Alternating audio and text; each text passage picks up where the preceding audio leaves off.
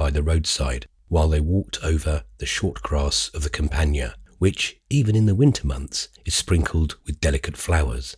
This was almost a daily habit with Isabel, who was fond of a walk and had a swift length of step, though not so swift a one as on her first coming to Europe. It was not the form of exercise that Pansy loved best, but she liked it because she liked everything, and she moved with a shorter undulation beside her father's wife, who afterwards, on their return to Rome, paid a tribute to her preferences by making the circuit of the Pincian or the Villa Borghese. She had gathered a handful of flowers in a sunny hollow far from the walls of Rome, and on reaching Palazzo Roccanera, she went straight to her room to put them into water. Isabel passed into the drawing room, the one she herself usually occupied, the second in order from the large antechamber which was entered from the staircase, and in which even Gilbert Osmond's rich devices had not been able to correct a look of rather grand nudity.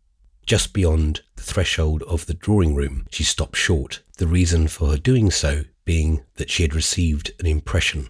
The impression had, in strictness, nothing unprecedented, but she felt it as something new, and the soundlessness of her step gave her time to take in the scene before she interrupted it. Madame Merle was there in her bonnet, and Gilbert Osmond was talking to her. For a minute they were unaware she had come in. Isabel had often seen that before, certainly, but what she had not seen, or at least had not noticed, was that their colloquy had for a moment converted itself into a sort of familiar silence, from which she instantly perceived that her entrance would startle them. Madame Merle was standing on the rug, a little way from the fire. Osmond was in a deep chair, leaning back and looking at her.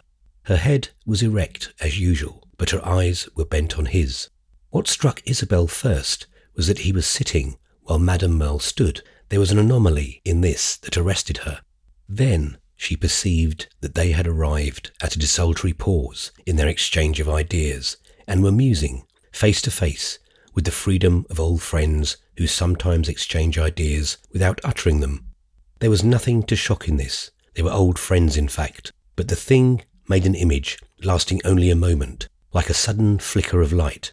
Their relative positions, their absorbed mutual gaze, struck her as something detected, but it was all over by the time she had fairly seen it. Madame Merle had seen her and had welcomed her without moving.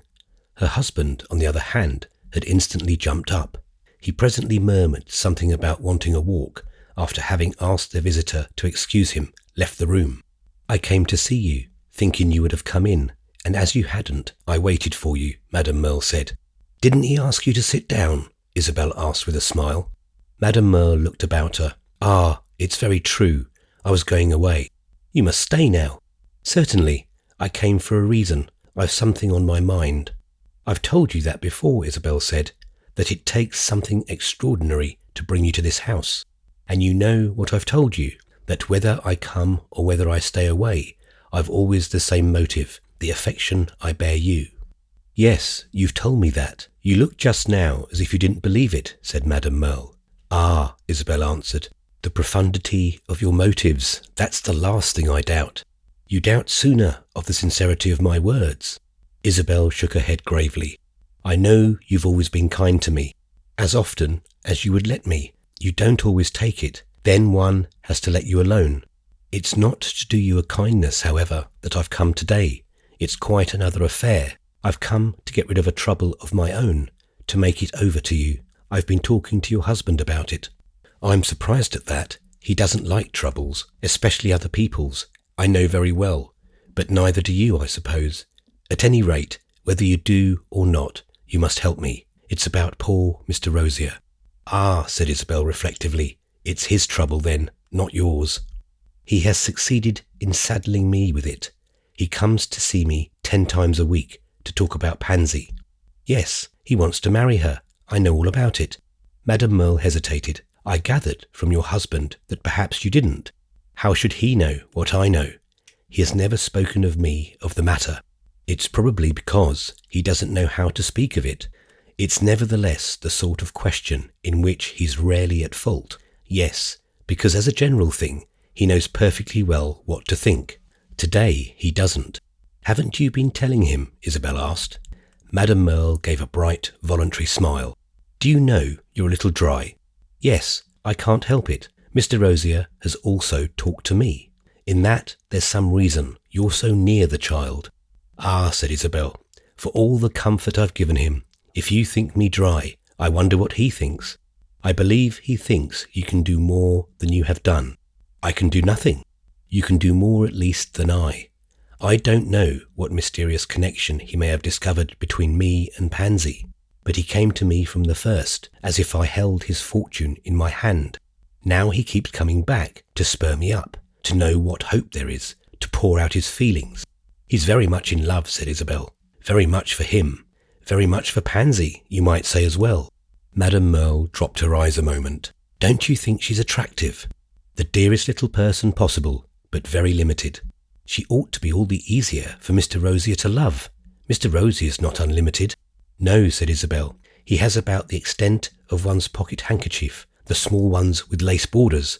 Her humour had lately turned a good deal to sarcasm, but in a moment she was ashamed of exercising it on so innocent an object as Pansy's suitor. He's very kind, very honest, she presently added, and he's not such a fool as he seems. He assures me that she delights in him, said Madame Merle. I don't know. I've not asked her. You've never sounded her a little. It's not my place. It's her father's. Ah, you're too literal, said Madame Merle. I must judge for myself. Madame Merle gave her smile again. It isn't easy to help you. To help me, said Isabel very seriously. What do you mean? It's easy to displease you. Don't you see how wise I am to be careful? I notify you, at any rate, as I notified Osmond, that I wash my hands of the love affairs of Miss Pansy and Mr. Edward Rosier. Je n'ai point rien, moi. I can't talk to Pansy about him, especially, added Madame Merle, as I don't think him a paragon of husbands. Isabel reflected a little, after which, with a smile, You don't wash your hands then, she said, after which again she added in another tone, You can't, you're too much interested. Madame Merle slowly rose. She had given Isabel a look as rapid as the intimation that had gleamed before our heroine a few moments before, only this time the latter saw nothing. Ask him the next time, and you'll see. I can't ask him. He has ceased to come to the house. Gilbert has let him know that he's not welcome. Ah, yes, said Madame Merle. I forgot that, though it's the burden of his lamentation. He says Osmond has insulted him. All the same, she went on, Osmond doesn't dislike him so much as he thinks. She had got up as if to close the conversation, but she lingered, looking about her, and had evidently more to say. Isabel perceived this and even saw the point she had in view, but Isabel also had her own reasons for not opening the way. That must have pleased him, if you've told him, she answered, smiling. Certainly I've told him. As far as that goes, I've encouraged him. I've preached patience, have said that his case isn't desperate if he'll only hold his tongue and be quiet. Unfortunately, he has taken it into his head to be jealous. Jealous? Jealous of Lord Warburton, who, he says, is always here. Isabel, who was tired, had remained sitting, but at this she also rose. Ah, she exclaimed simply, moving slowly to the fireplace. Madame Merle observed her as she passed, and while she stood a moment before the mantel glass and pushed into its place a wandering tress of hair. Poor Mr. Rosier keeps saying there's nothing impossible in Lord Warburton's falling in love with Pansy, Madame Merle went on. Isabel was silent a little. She turned away from the glass. It's true, there's nothing impossible, she returned at last, gravely and more gently. So I've had to admit to Mr. Rosier. So too your husband thinks. That I don't know. Ask him and you'll see. I shall not ask him, said Isabel. Pardon me, I forgot you had pointed that out. Of course, Madame Merle added, you've had infinitely more observation of Lord Warburton's behaviour than I. I see no reason why I shouldn't tell you that he likes my stepdaughter very much. Madame Merle gave one of her quick looks again. Likes her? You mean Mr. Rosier means? I don't know how Mr. Rosier means, but Lord Warburton has let me know that he's charmed with Pansy. And you've never told Osmond? This observation was immediate, precipitate. It almost burst from Madame Merle's lips. Isabel's eyes rested on her. I suppose he'll know in time. Lord Warburton has a tongue and knows how to express himself. Madame Merle instantly became conscious that she had spoken more quickly than usual, and the reflection brought the colour to her cheek. She gave the treacherous impulse time to subside, and then she said, as if she had been thinking it over a little, "That would be better than marrying poor Mr. Rosier. Much better, I think. It would be very delightful. It would be a great marriage. It's really very kind of him." "Very kind of him? To drop his eyes on a simple little girl? I don't see that. It's very good of you, but after all, Pansy Osmond's the most attractive person he has ever known," Isabel exclaimed. Madame Merle stared, and indeed she was justly bewildered. "Ah, a moment ago I thought you seemed rather to disparage her. I said she was limited, and so she is, and so's Lord Warburton. So are we all, if you come to that. If it's no more than Pansy deserves, all the better. But if she fixes her affections on Mr. Rosier, I won't admit that she deserves it. That will be too perverse." "Mr. Rosier's a nuisance," Isabel cried abruptly. "I quite agree with you, and I'm delighted to know that I'm not expected to feel his flame. For the future, when he calls on me, my door shall be closed to him." And gathering her mantle together, Madame Merle prepared to depart.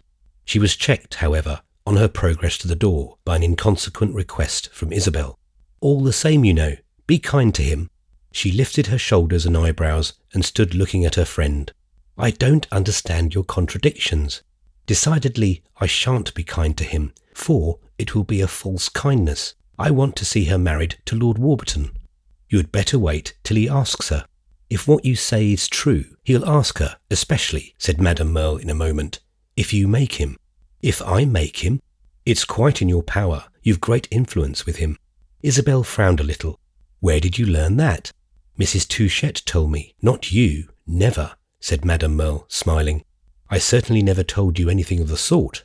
You might have done far as opportunity went, when we were by way of being confidential with each other, but you really told me very little. I've often thought so since." Isabel had thought so too, and sometimes with a certain satisfaction, but she didn't admit it now, perhaps, because she wished not to appear to exult in it. "You seem to have had an excellent informant in my aunt," she simply returned.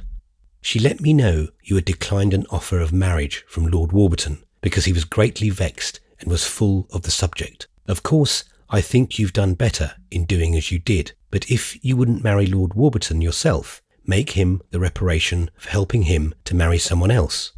Isabel listened to this with a face that persisted in not reflecting the bright expressiveness of Madame Merle's, but in a moment she said, reasonably and gently enough, "I should be very glad indeed if, as regards Pansy, it could be arranged." Upon which her companion, who seemed to regard this as a speech of good omen, embraced her more tenderly than might have been expected and triumphantly withdrew.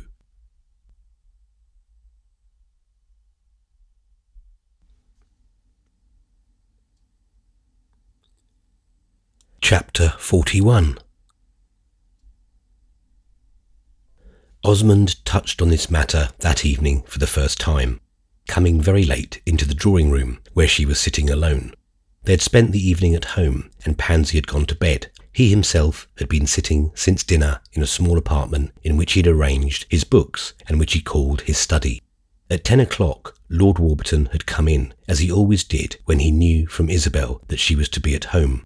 He was going somewhere else, and he sat for half an hour. Isabel, after asking him for news of Ralph, said very little to him on purpose. She wished him to talk with her stepdaughter. She pretended to read, and even went after a little to the piano. She asked herself if she mightn't leave the room. She had come little by little to think well of the idea of Pansy's becoming the wife of the master of beautiful Lockley, though at first it had not presented itself in a manner to excite her enthusiasm. Madame Merle that afternoon had applied the match to an accumulation of inflammable material. When Isabel was unhappy, she always looked about her, partly from impulse and partly by theory, for some form of positive exertion. She could never rid herself of the sense that unhappiness was a state of disease, of suffering as opposed to doing. To do, it hardly mattered what, would therefore be an escape, perhaps in some degree a remedy. Besides, she wished to convince herself that she had done everything possible to content her husband. She was determined not to be haunted by visions of his wife's limpness under appeal. It would please him greatly to see Pansy married to an English nobleman, and justly please him, since this nobleman was so sound a character. It seemed to Isabel that if she could make it her duty to bring about such an event, she should play the part of a good wife. She wanted to be that. She wanted to be able to believe sincerely, and with proof of it, that she had been that. Then such an undertaking had other recommendations.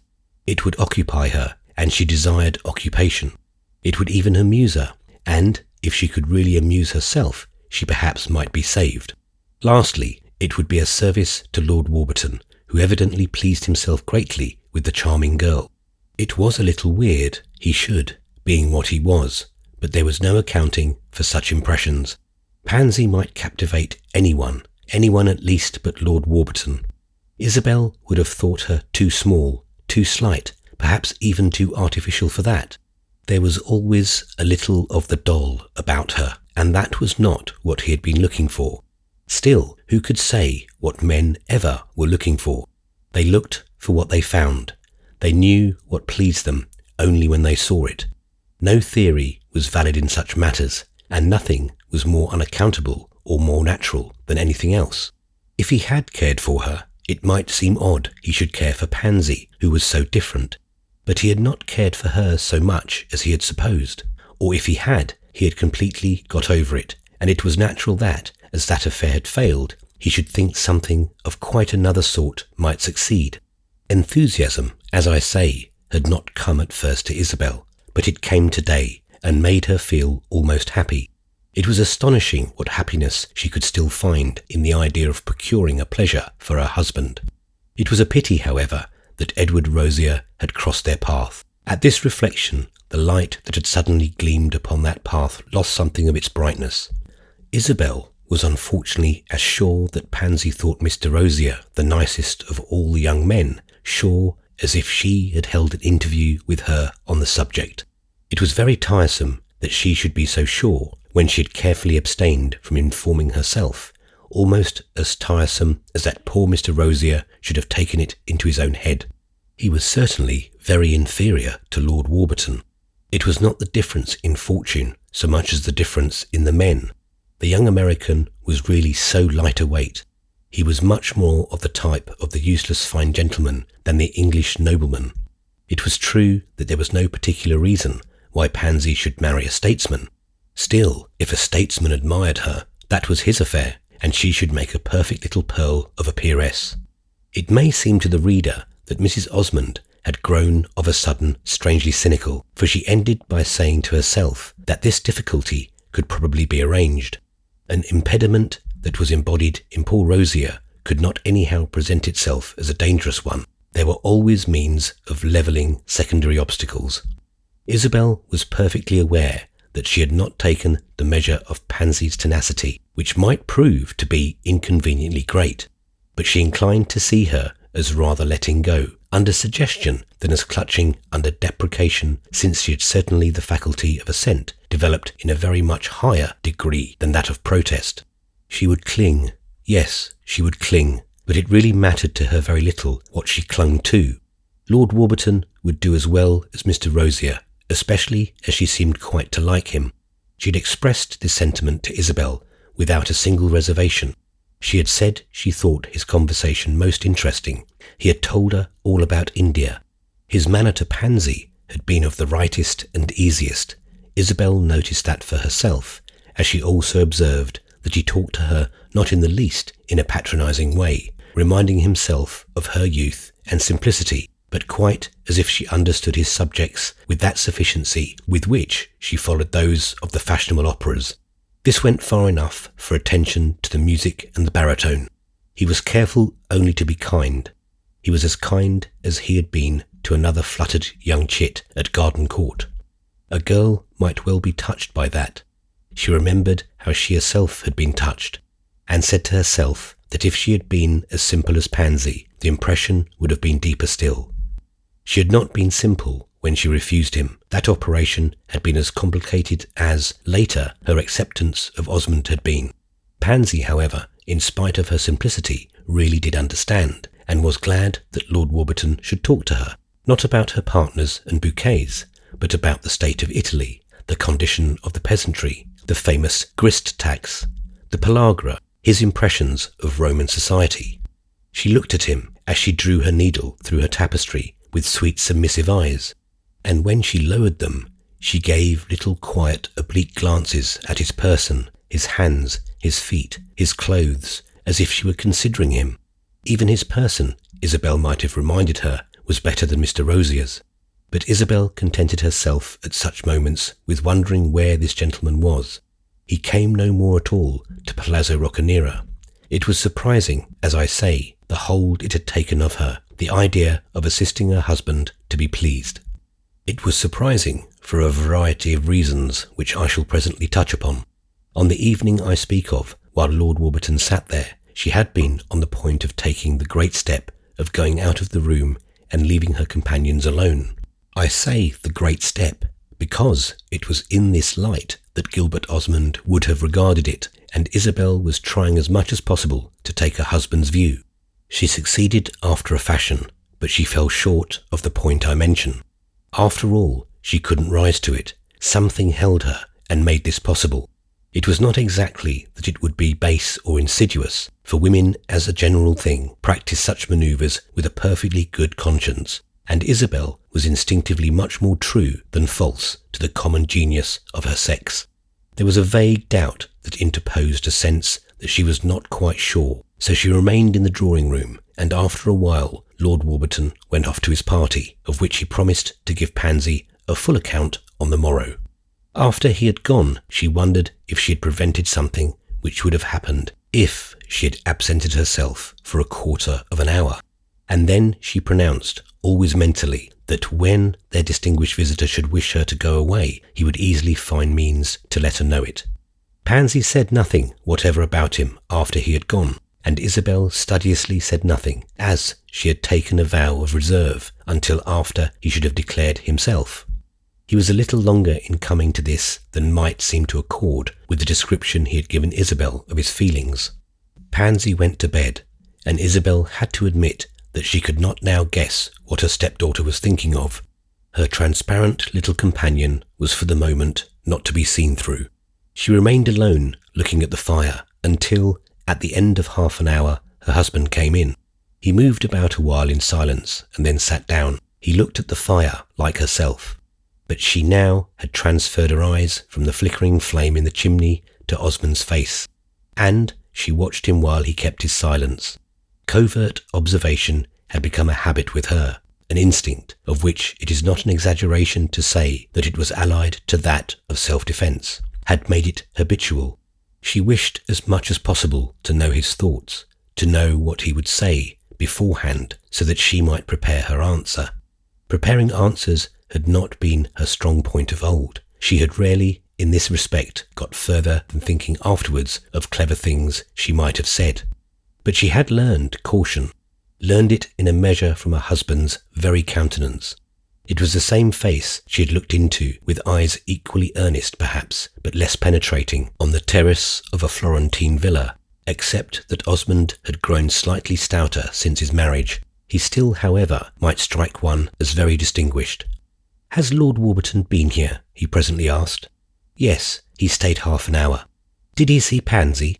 "Yes, he sat on the sofa beside her." "Did he talk with her much?" "He talked almost only to her." "It seems to me he's attentive. Isn't that what you call it?"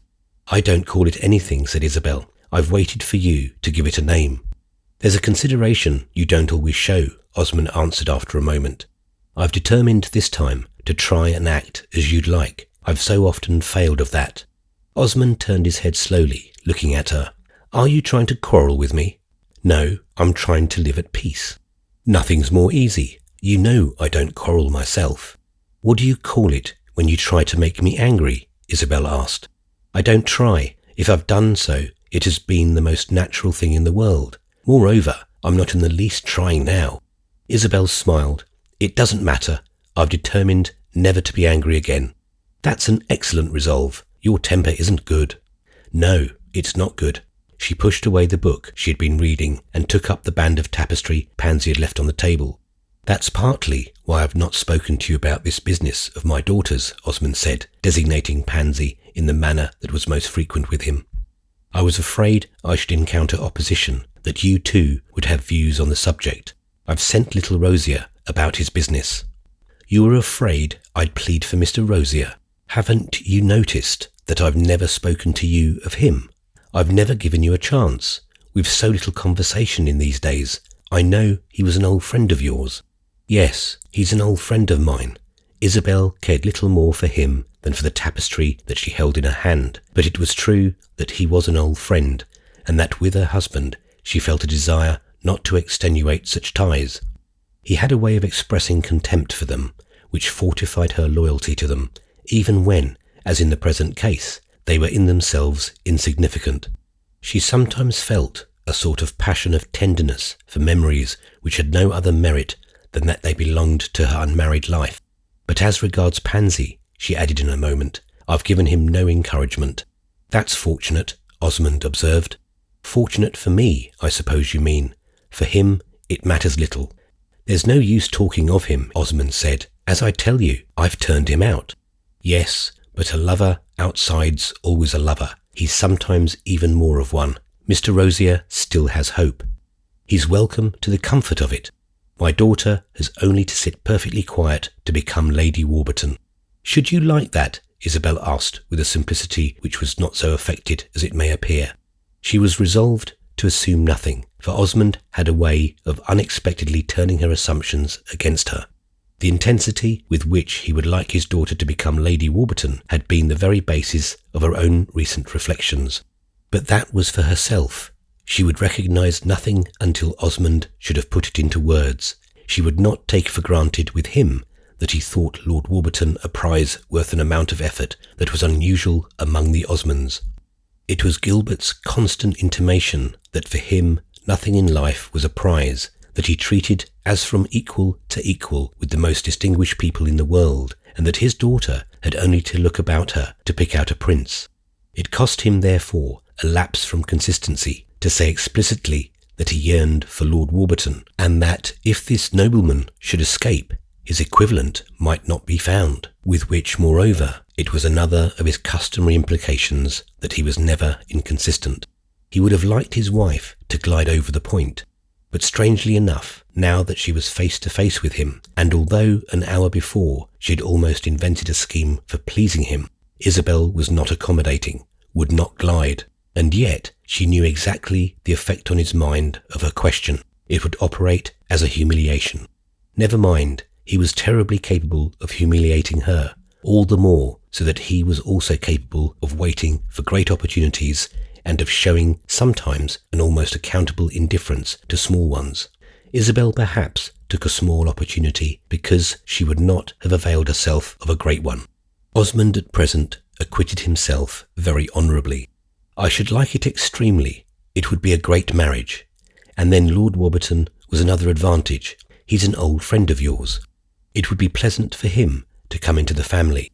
It's very odd Pansy's admirers should all be your old friends. It's natural that they should come to see me. In coming to see me, they see Pansy. Seeing her, it's natural they should fall in love with her. So I think, but you're not bound to do so. If she should marry Lord Warburton, I should be very glad, Isabel went on frankly. He's an excellent man. You say, however, that she has only to sit perfectly still. Perhaps she won't sit perfectly still. If she loses Mr. Rosier, she may jump up. Osmond appeared to give no heed to this. He sat gazing at the fire. Pansy would like to be a great lady, he remarked in a moment with a certain tenderness of tone. She wishes above all to please, he added. To please Mr. Rosier, perhaps? No, to please me. Me too a little, I think, said Isabel. Yes, she has a great opinion of you, but she'll do what I like. If you're sure of that, it's very well, she went on.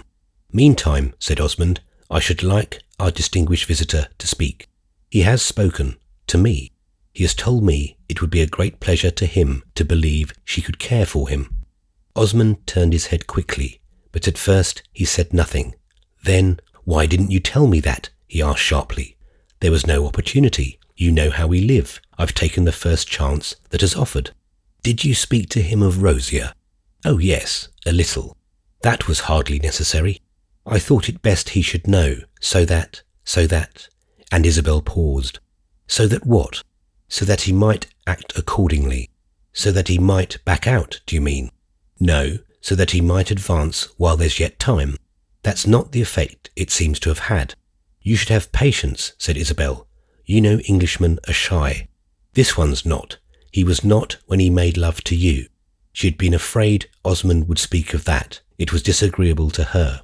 I beg your pardon. He was extremely so, she returned. He answered nothing for some time. He took up a book and fingered the pages while she sat silent and occupied herself with Pansy's tapestry. You must have a great deal of influence with him, Osmond went on at last. The moment you really wish it, you can bring him to the point. This was more offensive still, but she felt the great naturalness of his saying it, and it was after all extremely like what she had said to herself. Why should I have influence, she asked. What have I ever done to put him under an obligation to me? You refused to marry him, said Osmond, with eyes on his book. I must not presume too much on that, she replied. He threw down the book presently and got up, standing before the fire with his hands behind him. Well, I hold that it lies in your hands, and I shall leave it there. With a little goodwill, you may manage it. Think that over, and remember how much I count on you. He waited a little to give her time to answer, but she answered nothing, and he presently strolled out of the room.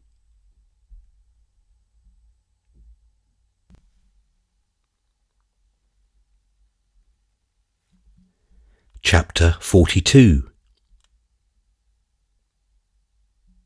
She had answered nothing because his words had put the situation before her, and she was absorbed in looking at it. There was something in them that suddenly made vibrations deep, so that she had been afraid to trust herself to speak. After he had gone, she leaned back in her chair and closed her eyes, and for a long time, far into the night and still further, she sat in the still drawing-room, given up to her meditation. A servant came in to attend to the fire, and she bade him bring fresh candles and then go to bed. Osmond had told her to think of what he had said, and she did so indeed, and of many other things. The suggestion from another that she had a definite influence on Lord Warburton. This had given her the start that accompanies unexpected recognition.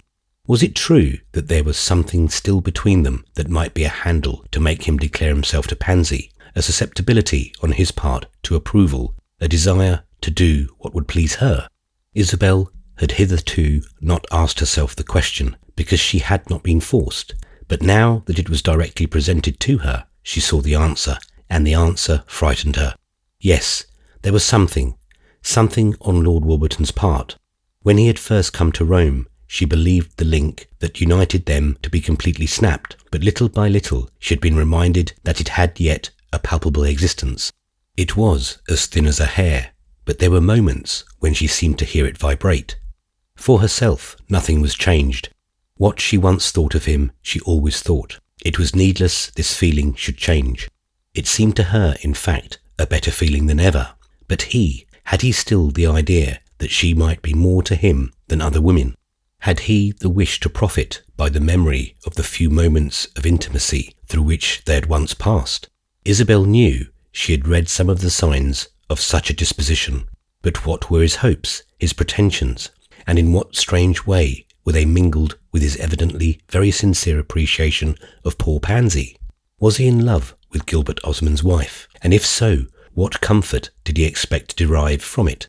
If he was in love with Pansy, he was not in love with her stepmother, and if he was in love with her stepmother, he was not in love with Pansy.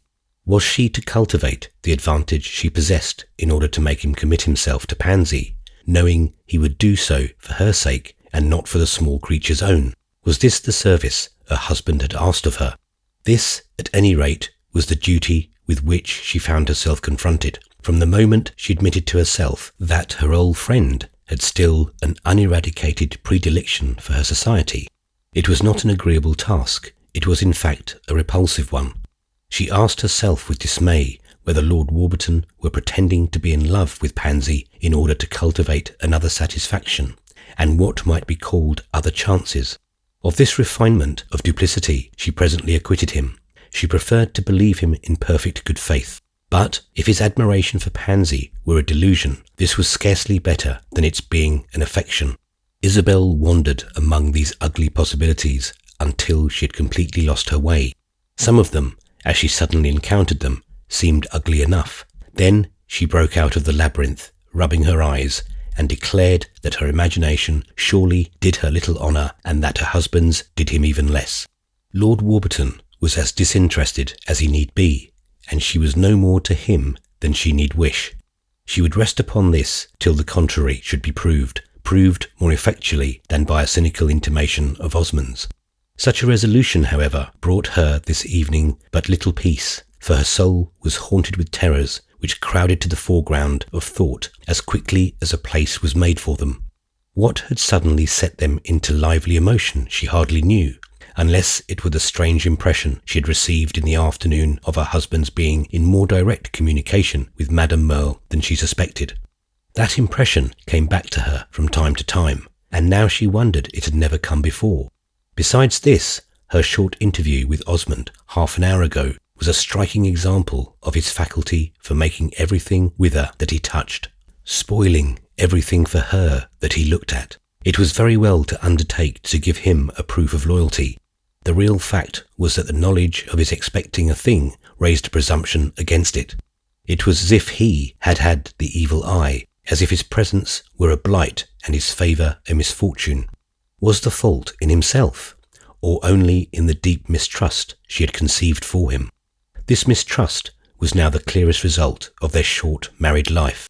A gulf had opened between them, over which they looked at each other with eyes that were on either side a declaration of the deception suffered. It was a strange opposition, of the like of which she had never dreamed, an opposition in which the vital principle of the one was a thing of contempt to the other.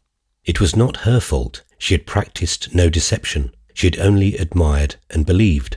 She had taken all the first steps in the purest confidence, and then she had suddenly found the infinite vista of a multiplied life to be a dark, narrow alley with a dead wall at the end.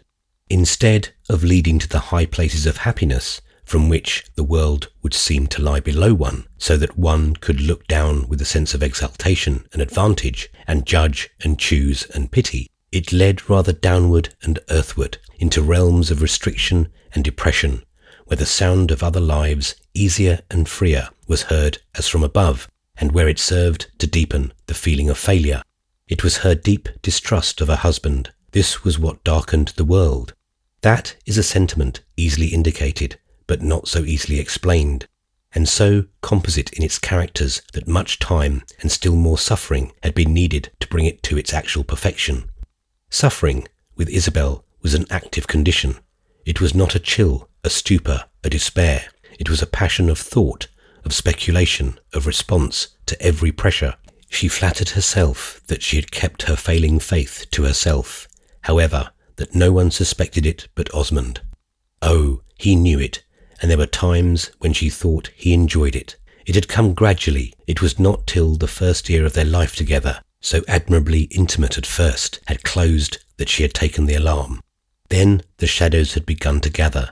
It was as if Osmond deliberately, almost malignantly, had put the lights out one by one. The dusk at first was vague and thin, and she could still see her way in it, but it steadily deepened, and if now and again it had occasionally lifted, there were certain corners of her prospect that were impenetrably black. These shadows were not an emanation from her own mind. She was very sure of that. She had done her best to be just and temperate, to see only the truth. They were apart. They were a kind of creation and consequence of her husband's very presence. They were not his misdeeds, his turpitudes. She accused him of nothing. That is but of one thing, which was not a crime. She knew of no wrong he had done. He was not violent. He was not cruel. She simply believed he hated her. That was all she accused him of, and the miserable part of it was precisely that it was not a crime, for against a crime she might have found redress. He had discovered that she was so different, that she was not what he had believed she would prove to be. He had thought at first he could change her, and she had done her best to be what he would like. But she was, after all, herself. She couldn't help that, And now there was no use pretending, wearing a mask or a dress, for he knew her and had made up his mind. She was not afraid of him. She had no apprehension he would hurt her, for the ill will he bore her was not of that sort. He would, if possible, never give her a pretext, never put himself in the wrong. Isabel, scanning the future with dry, fixed eyes, saw that he would have the better of her there. She would give him many pretexts. She would often put herself in the wrong. There were times when she almost pitied him, for if she had not deceived him in intention, she understood how completely she must have done so in fact. She had effaced herself when he first knew her. She had made herself small, pretending there was less of her than there really was. It was because she had been under the extraordinary charm that he, on his side, had taken pains to put forth. He was not changed. He had not disguised himself during the year of his courtship any more than she, but she had seen only half his nature then, as one saw the disk of the moon when it was partly masked by the shadow of the earth. She saw the full moon now. She saw the whole man. She had kept still, as it were, so that he should have a free field, and yet, in spite of this, she had mistaken a part for the whole. Ah, she had been immensely under the charm. It had not passed away. It was there still. She still knew perfectly what it was that made Osmond delightful when he chose to be. He had wished to be when he made love to her, and as she had wished to be charmed, it was not wonderful he had succeeded. He had succeeded because he had been sincere. It never occurred to her now to deny him that. He admired her. He had told her why. Because she was the most imaginative woman he had known. It might very well have been true, for during those months she had imagined a world of things that had no substance. She had had a more wondrous vision of him, fed through charmed senses, and oh, such a stirred fancy, she had not read him right. A certain combination of features had touched her, and in them she had seen the most striking of figures. That he was poor and lonely, and yet that somehow he was noble, that was what had interested her and seemed to give her opportunity. There had been an indefinable beauty about him, in his situation, in his mind, in his face. She had felt at the same time that he was helpless and ineffectual, but the feeling had taken the form of a tenderness which was the very flower of respect. He was like a sceptical voyager, strolling on the beach while he waited for the tide, looking seaward, yet not putting to sea. It was in all this she had found her occasion. She would launch his boat for him. She would be his providence. It would be a good thing to love him. And she had loved him. She had so anxiously and yet so ardently given herself, a good deal for what she found in him, but a good deal also for what she brought him and what might enrich the gift. As she looked back at the passion of those full weeks, she perceived it in a kind of maternal strain, the happiness of a woman who felt that she was a contributor, that she came with charged hands. But for her money, as she saw today, she would never have done it. And then her mind wandered off to poor Mr. Touchette, sleeping under English turf, the beneficent author of infinite woe. For this was the fantastic fact. At bottom, her money had been a burden, had been on her mind, which was filled with the desire to transfer the weight of it to some other conscience, to some more prepared receptacle. What would lighten her own conscience more effectually than to make it over to the man with the best taste in the world? Unless she should have given it to a hospital, there would have been nothing better she could do with it, and there was no charitable institution in which she had been as much interested as in Gilbert Osmond. He would use her fortune in a way that would make her think better of it and rub off a certain grossness attaching to the good luck of an unexpected inheritance. There had been nothing very delicate in inheriting £70,000. The delicacy had been all in Mr. Touchette's leaving them to her, but to marry Gilbert Osmond and bring him such a portion, in that there would be delicacy for her as well. There would be less for him, that was true, but that was his affair, and if he loved her, he wouldn't object to her being rich. Had he not had the courage to say he was glad she was rich? Isabel's cheek burned when she asked herself if she had really married on the facetious theory in order to do something finely appreciable with her money. But she was able to answer quickly enough that this was only half the story. It was because a certain ardour took possession of her, a sense of the earnestness of his affection and a delight in his personal qualities. He was better than anyone else. This supreme conviction had filled her life for months, and enough of it still remained to prove to her that she could not have done otherwise. The finest, in the sense of being the subtlest, manly organism she had ever known, had become her property, and the recognition of her having but to put out her hands and take it had been originally a sort of act of devotion. She had not been mistaken about the beauty of his mind. She knew that organ perfectly now. She had lived with it. She had lived in it almost. It appeared to have become her habitation. If she had been captured, it had taken a firm hand to seize her. That reflection perhaps had some worth. A mind more ingenious, more pliant, more cultivated, more trained to admirable exercises she had not encountered, and it was this exquisite instrument she had now to reckon with. She lost herself in infinite dismay when she thought of the magnitude of his deception. It was a wonder, perhaps, in view of this, that he didn't hate her more. She remembered perfectly the first sign he had given of it. It had been like the bell that was to ring up the curtain upon the real drama of their life. He had said to her one day that she had too many ideas and that she must get rid of them. He had told her that already, before their marriage, but then she had not noticed it. It had come back to her only afterwards. This time she might well have noticed it, because he had really meant it. The words had been nothing superficially, but when in the light of a deepening experience she had looked into them, they had then appeared portentous. He had really meant it. He would have liked her to have nothing of her own but a pretty appearance. She had known she had too many ideas. She had even more than he had supposed, many more than she had expressed to him when he had asked her to marry him. Yes, she had been hypocritical. She had liked him so much. She had too many ideas for herself. But that was just one married for, to share them with someone else. One couldn't pluck them up by the roots, though of course one might suppress them, be careful not to utter them. It had not been this, however, his objecting to her opinions. This had been nothing.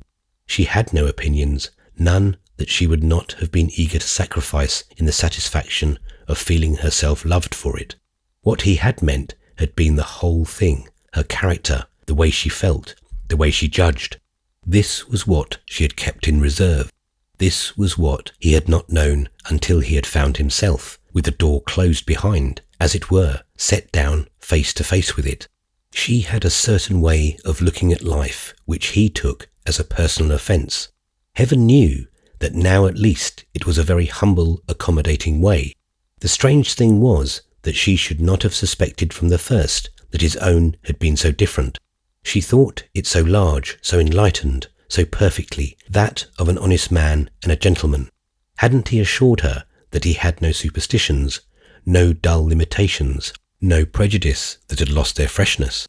Hadn't he all the appearance of a man living in the open air of the world, indifferent to small considerations, caring only for the truth and knowledge, and believing that two intelligent people ought to look for them together, and, whether they found them or not, find at least some happiness in the search? He had told her he loved the conventional, but there was a sense in which this seemed a noble declaration. In that sense, that of the love of harmony and order and decency and of all the stately offices of life, she went with him freely, and his warning had contained nothing ominous. But when, as the months had elapsed, she had followed him further and he had led her into the mansion of his own habitation, then she had seen where she really was. She could live it over again, the incredulous terror with which she had taken the measure of her dwelling. Between those four walls she had lived ever since. They were to surround her for the rest of her life. It was the house of darkness, the house of dumbness, the house of suffocation. Osmond's beautiful mind gave it neither light nor air. Osmond's beautiful mind, indeed, seemed to peep down from a small high window and mock at her. Of course, it had not been physical suffering. For physical suffering there might have been a remedy. She could come and go, and had her liberty. Her husband was perfectly polite. He took himself so seriously, it was something appalling. Under all his culture, his cleverness, his amenity, under his good nature, his facility, his knowledge of life, His egotism lay hidden like a serpent in a bank of flowers. She had taken him seriously, but she had not taken him so seriously as that. How could she, especially when she had known him better? She was to think of him as he thought of himself, as the first gentleman in Europe. So it was that she had thought of him at first, and that indeed was the reason she had married him. But when she began to see what it implied, she drew back. There was more in the bond than she had meant to put a name to. It implied a sovereign contempt for every one but some 3 or 4 very exalted people whom he envied, and for everything in the world but half a dozen ideas of his own. That was very well. She would have gone with him even there a long distance, for he pointed out to her so much of the baseness and the shabbiness of life, opened her eyes so wide to the stupidity, the depravity, the ignorance of mankind, that she had been properly impressed with the infinite vulgarity of things and of the virtue of keeping oneself unspotted by it. But this base, ignoble world, it appeared, was after all what one was to live for.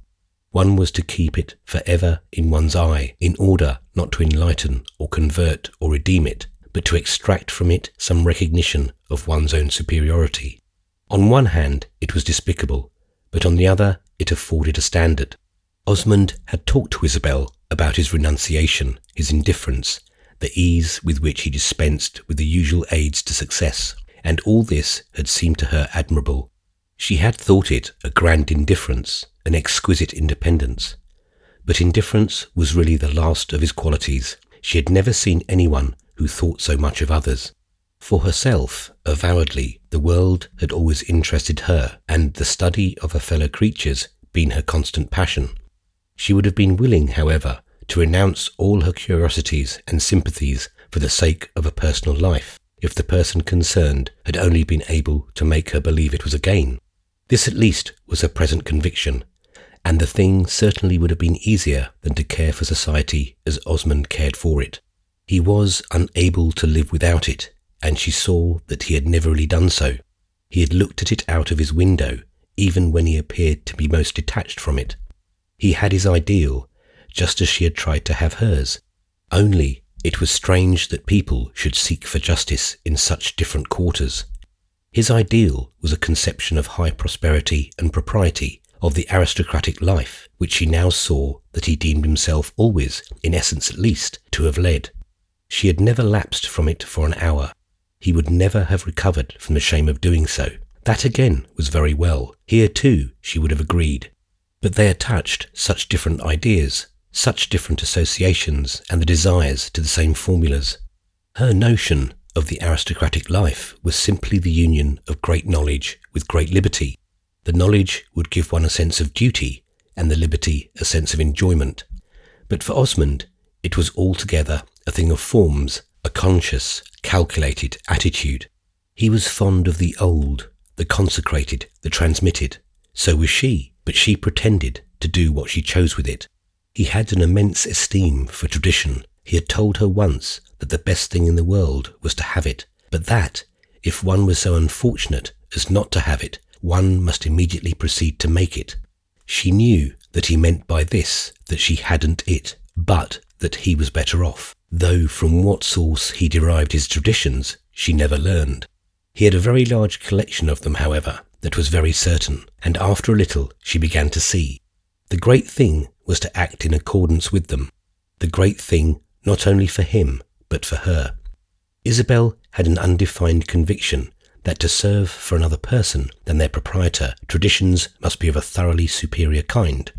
But she nevertheless assented to this intimation that she too must march to the stately music that floated down from unknown periods in her husband's past. She who, of old, had been so free of step, so desultory, so devious, so much the reverse of processional. There were certain things they must do, a certain posture they must take, certain people they must know and not know. When she saw this rigid system close about her, draped though it was in pictured tapestries, that sense of darkness and suffocation of which I have spoken took possession of her. She seemed shut up with an odour of mould and decay. She had resisted, of course, at first very humorously, ironically, tenderly. Then, As the situation grew more serious, eagerly, passionately, pleadingly, she had pleaded the cause of freedom, of doing as they chose, of not caring for the aspect and denomination of their life, the cause of other instincts and longings, of quite another ideal. Then it was that her husband's personality, touched as it never had been, stepped forth and stood erect. The things she had said were answered only by his scorn, and she could see he was ineffably ashamed of her. Did he think of her that she was base, vulgar, ignoble? He at least knew now that she had no traditions. It had not been in his prevision of things that she should reveal such flatness. Her sentiments were worthy of a radical newspaper or a Unitarian preacher. The real offence, as she ultimately perceived, was her having a mind of her own at all. Her mind was to be his, attached to his own like a small garden plot to a deer park. He would rake the soil gently and water the flowers. He would weed the beds and gather an occasional nosegay. It would be a pretty piece of property for a proprietor already far-reaching. He didn't wish her to be stupid. On the contrary, it was because she was clever that she had pleased him. But he expected her intelligence to operate altogether in his favour, and so far from desiring her mind to be a blank, he had flattered himself that it would be richly receptive. He had expected his wife to feel with him and for him, to enter into his opinions, his ambitions, his preferences, and Isabel was obliged to confess that this was no great insolence on the part of a man so accomplished and a husband originally at least so tender. But there were certain things she could never take in. To begin with, they were hideously unclean. She was not a daughter of the Puritans, but for all that she believed in such a thing as chastity and even as decency, it would appear that Osmond was far from doing anything of the sort. Some of his traditions made her push back her skirts. Did all women have lovers? Did they all lie, and even the best have their price? Were there only 3 or 4 that didn't deceive their husbands? When Isabel heard such things, she felt a greater scorn for them than for the gossip of a village parlour, a scorn that kept its freshness in a very tainted air. There was the taint of her sister-in-law. Did her husband judge only by the Countess Gemini? This lady very often lied, and she had practised deceptions that were not simply verbal. It was enough to find these facts assumed among Osmond's traditions. It was enough without giving them such a general extension. It was her scorn of his assumptions. It was this that made him draw himself up. He had plenty of contempt, and it was proper his wife should be as well furnished. But that she should turn the hot light on a disdain upon his own conception of things, this was a danger he had not allowed for. He believed he should have regulated her emotions before she came to it, and Isabel could easily imagine how his ears had scorched on his discovering he had been too confident. When one had a wife who gave one that sensation, there was nothing left but to hate her. She was morally certain now that this feeling of hatred, when at first had been a refuge and a refreshment, had become the occupation and comfort of his life. The feeling was deep because it was sincere. He had had the revelation that she could after all dispense with him. If, to herself, the idea was startling, if it presented itself at first as a kind of infidelity, a capacity for pollution, what infinite effect might it not be expected to have had upon him? It was very simple. He despised her. She had no traditions and the moral horizon of a Unitarian minister. Poor Isabel, who had never been able to understand Unitarianism. There was the certitude that she had been living with now for a time that she had ceased to measure. What was coming? What was before them? That was her constant question. What would he do? What ought she to do? When a man hated his wife, what did it lead to? She didn't hate him, that she was sure of. For every little while she felt a passionate wish to give him a pleasant surprise. Very often, however, she felt afraid, and it used to come over her, as I have intimated, that she had deceived him at the very first. They were strangely married at all events, and it was a horrible life. Until that morning he had scarcely spoken to her for a week. His manner was as dry as a burned-out fire. She knew there was a special reason. He was displeased at Ralph Touchette's staying on in Rome. He thought she saw too much of her cousin. He had told her a week before it was indecent she should go to him at his hotel. He would have said more than this if Ralph's invalid state had not appeared to make it brutal to denounce him, but having had to contain himself had only deepened his disgust. Isabel read all this as she would have read the hour on the clock face. She was as perfectly aware that the sight of her interest in her cousin stirred her husband's rage as if Osmond had locked her into a room, which she was sure was what he wanted to do. It was her honest belief that on the whole she was not defiant, but she certainly couldn't pretend to be indifferent to Ralph. She believed he was dying at last, and that she should never see him again, and this gave her a tenderness for him that she had never known before. Nothing was a pleasure to her now. How could anything be a pleasure to a woman who knew that she had thrown away her life? There was an everlasting weight on her heart. There was a livid light on everything. But Ralph's little visit was a lamp in the darkness. For the hour that she sat with him, her ache for herself became somehow her ache for him. She felt today as if he had been her brother. She had never had a brother, but if she had, and she were in trouble and he were dying, he would be dear to her as Ralph was. Ah yes, if Gilbert were jealous of her, there was perhaps some reason. It didn't make Gilbert look better to sit for half an hour with Ralph. It was not that they talked of him. It was not that she complained. His name was never uttered between them. It was simply that Ralph was generous and that her husband was not. There was something in Ralph's talk, in his smile, in the mere fact of his being in Rome, that made the blasted circle round which she walked more spacious. He made her feel the good of the world. He made her feel what might have been. He was after all as intelligent as Osmond, quite apart from his being better, and thus it seemed to her an act of devotion to conceal her misery from him. She concealed it elaborately. She was perpetually in their talk, hanging out curtains and arranging screens. It lived before her again. It had never had time to die. That morning in the garden at Florence, when he had warned her against Osmond, she had only to close her eyes to see the place, to hear his voice, to feel the warm, sweet air. How could he have known?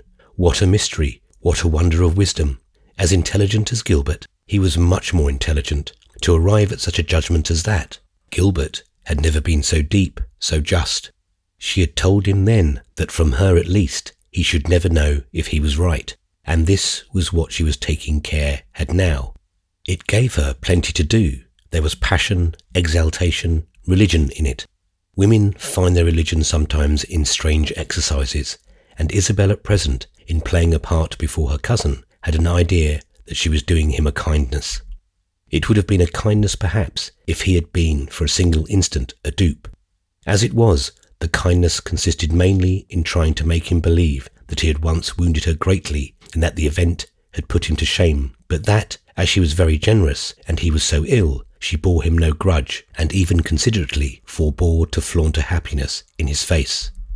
Ralph smiled to himself as he lay on his sofa at this extraordinary form of consideration, but he forgave her for having forgiven him. She didn't wish him to have the pain of knowing she was unhappy. That was the great thing, and it didn't matter that such knowledge would rather have righted him. For herself, she lingered in the soundless saloon long after the fire had gone out. There was no danger of her feeling the cold. She was in a fever. She heard the small hours strike, and then the great ones. But her vigil took no heed of time. Her mind, assailed by visions, was in a state of extraordinary activity, and her visions might as well come to her there, where she sat up to meet them, as on her pillow to make a mockery of rest. As I have said, she believed she was not defiant, and what could be a better proof of it than that she should linger there half the night, trying to persuade herself that there was no reason why Pansy shouldn't be married as you would put a letter in the post office. When the clock struck 4, she got up. She was going to bed at last, for the lamp had long since gone out and the candles burned down to their sockets. But even then she stopped again in the middle of the room and stood there gazing at a remembered vision, that of her husband and Madame Merle, unconsciously and familiarly associated.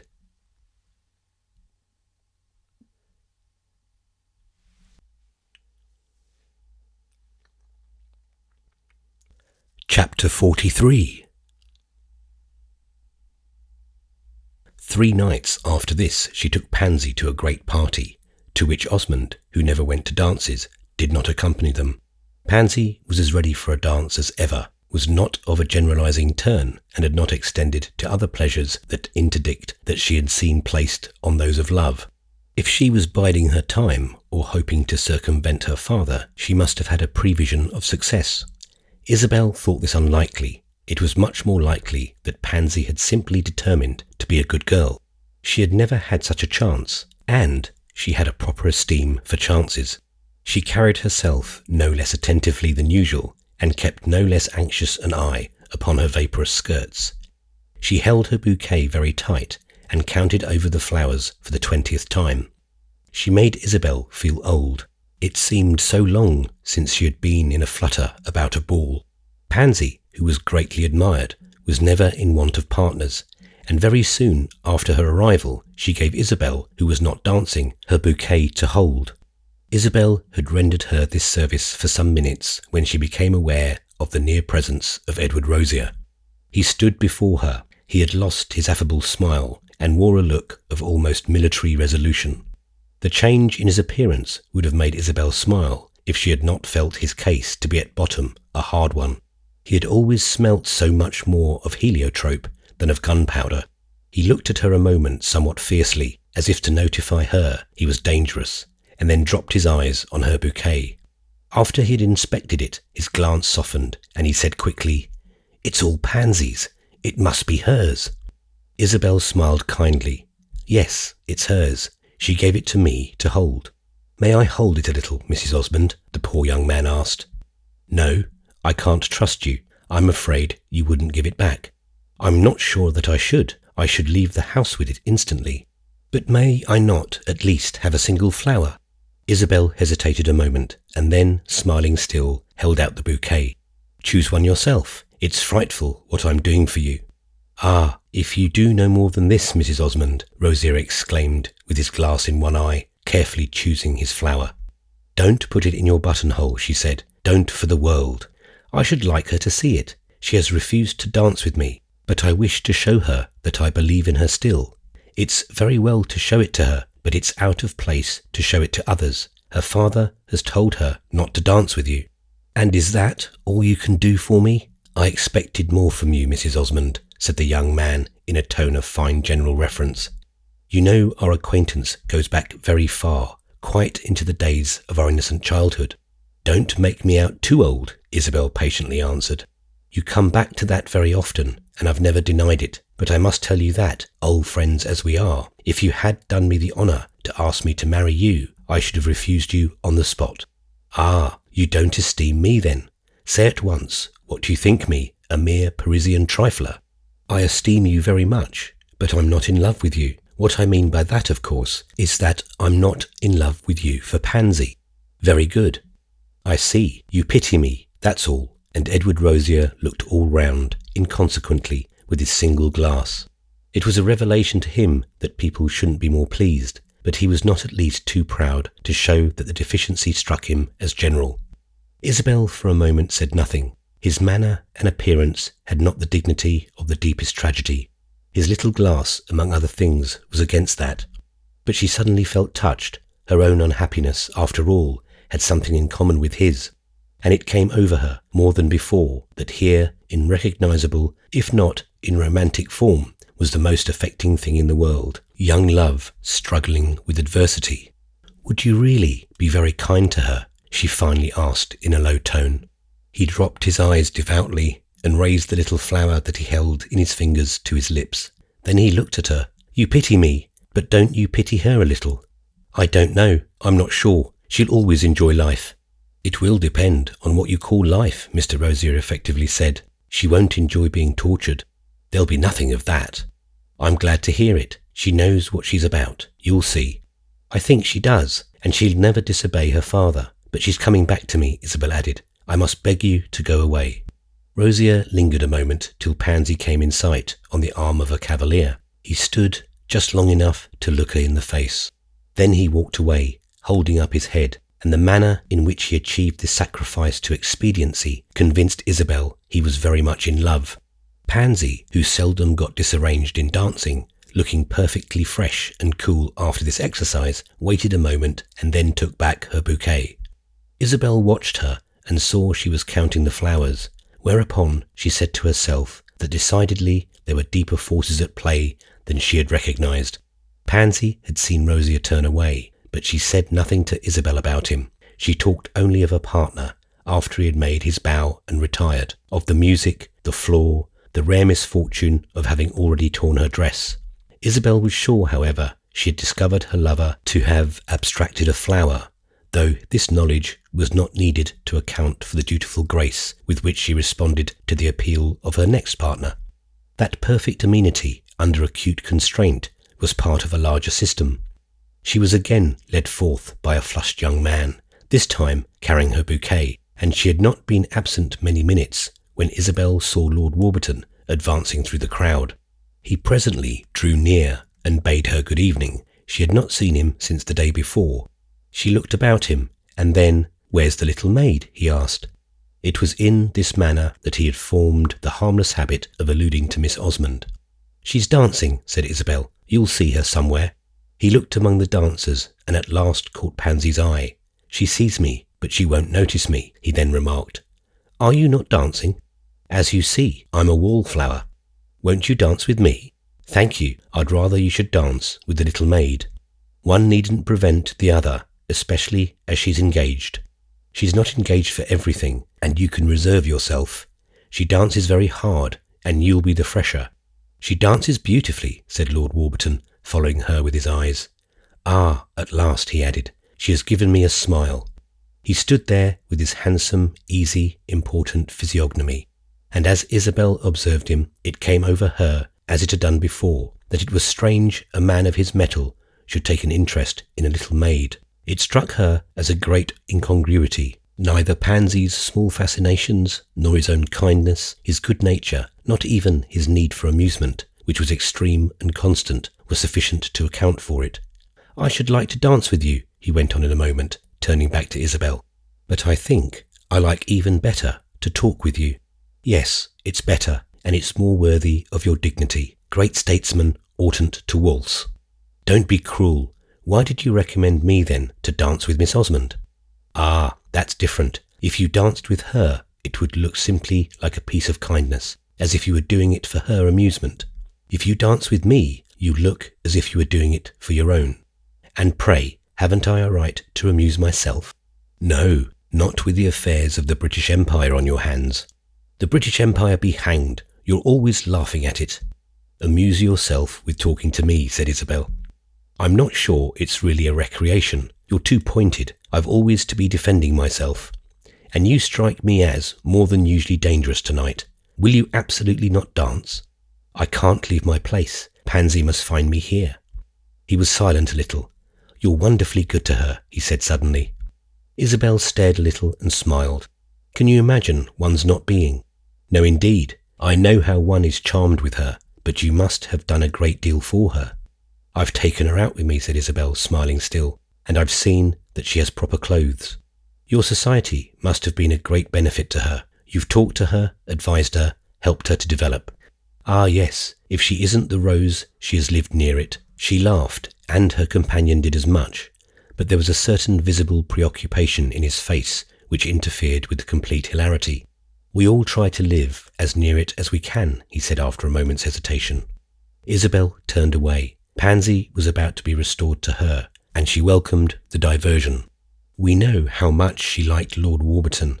She thought him pleasanter even than the sum of his merits warranted. There was something in his friendship that appeared a kind of resource in case of indefinite need. It was like having a large balance at the bank. She felt happier when he was in the room. There was something reassuring in his approach. The sound of his voice reminded her of the beneficence of nature. Yet, for all that, it didn't suit her that he should be too near her, that he should take too much of her goodwill for granted. She was afraid of that. She averted herself from it. She wished he wouldn't. She felt that if he should come too near, as it were, it might be in her to flash out and bid him keep his distance. Pansy came back to Isabel with another rent in her skirt, which was the inevitable consequence of the first, and which she displayed to Isabel with serious eyes. There were too many gentlemen in uniform, and they wore those dreadful spurs which were fatal to the dresses of little maids. It hereupon became apparent the resources of women are innumerable. Isabel devoted herself to Pansy's desecrated drapery. She fumbled for a pin and repaired the injury. She smiled and listened to her account of her adventures. Her attention, her sympathy were immediate and active, and they were in direct proportion to a sentiment with which they were in no way connected, a lively conjecture as to whether Lord Warburton might be trying to make love to her. It was not simply his words just then, it was others as well. It was the reference and the continuity. This was what she thought about while she pinned up Pansy's dress. If it were so, as she feared, he was of course unwitting. He himself had not taken account of his intention. But this had made it none the more auspicious, made the situation none the less impossible. The sooner he should get back into right relations with things, the better.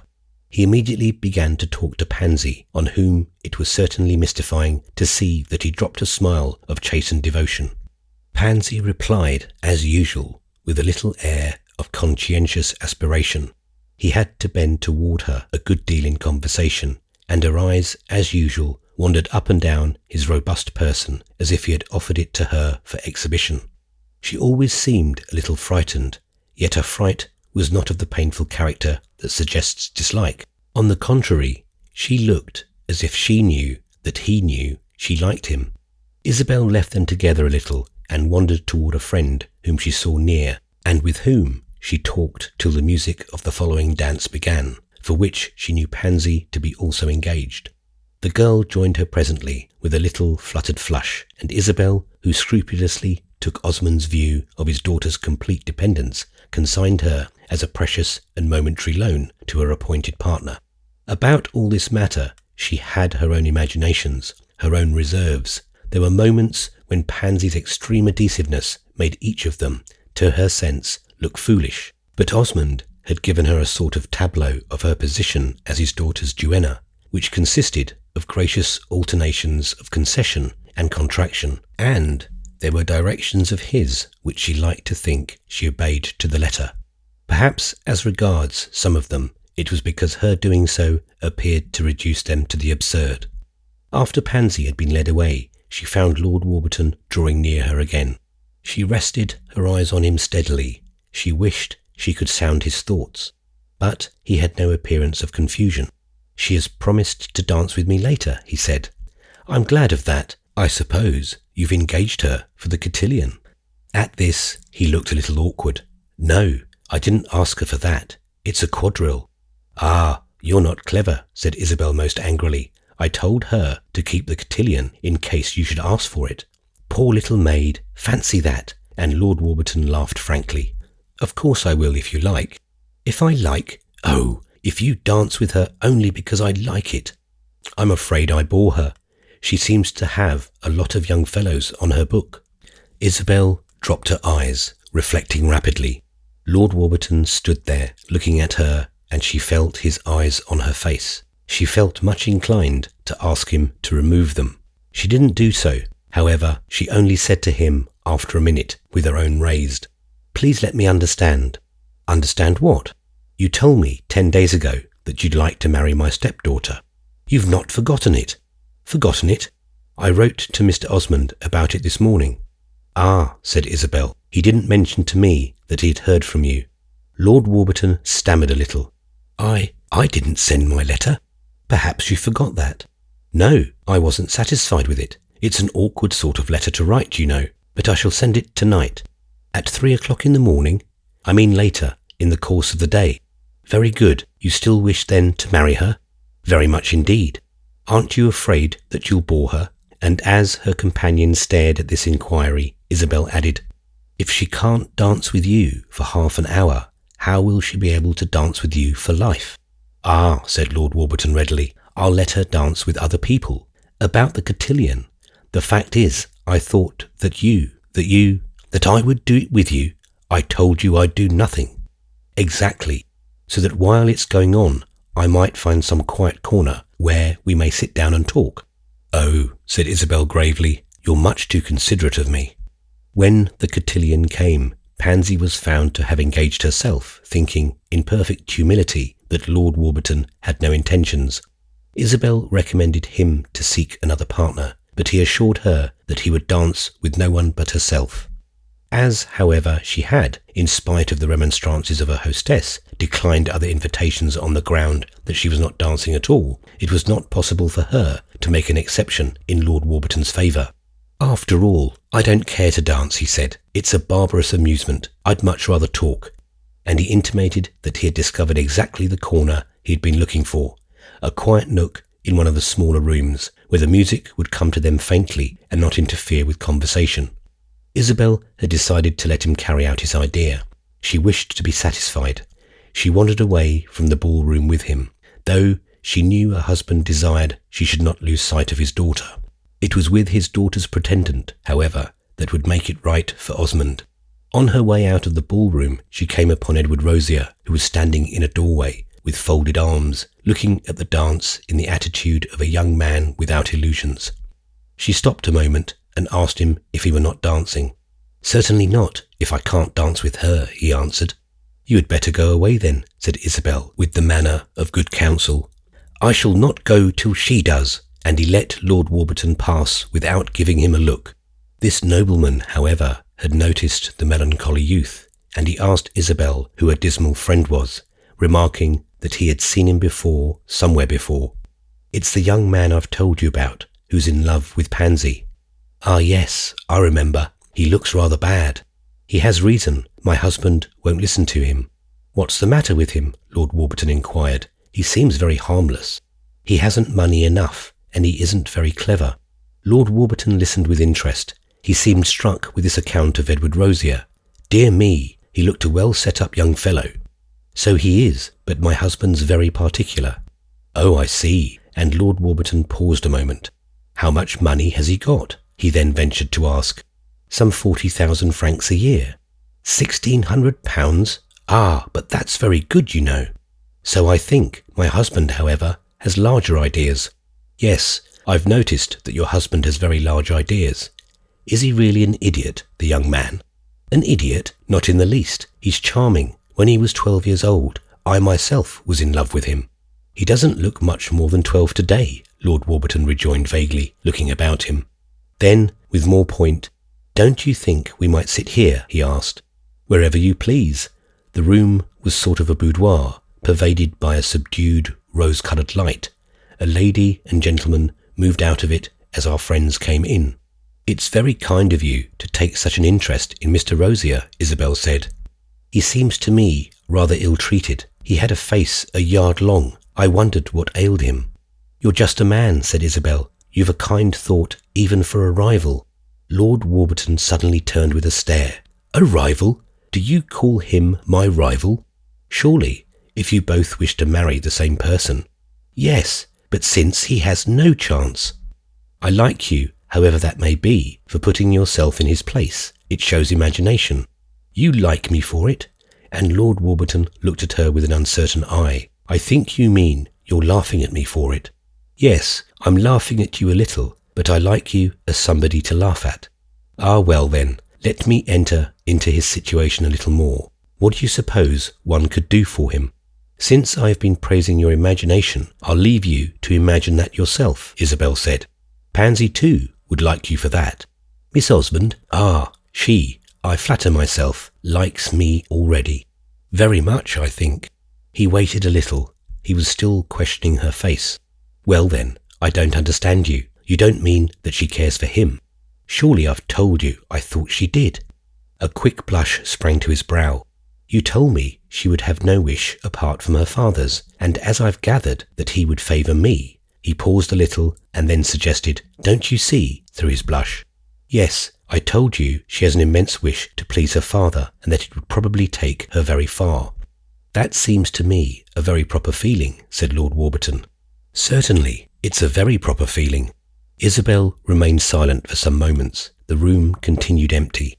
The sound of the music reached them with its richness, softened by the interposing apartments. Then at last she said, "But it hardly strikes me as the sort of feeling to which a man would wish to be indebted for a wife." "I don't know. If the wife's a good one and he thinks she does well." "Yes, of course, you must think that." I do. I can't help it. You call that very British, of course.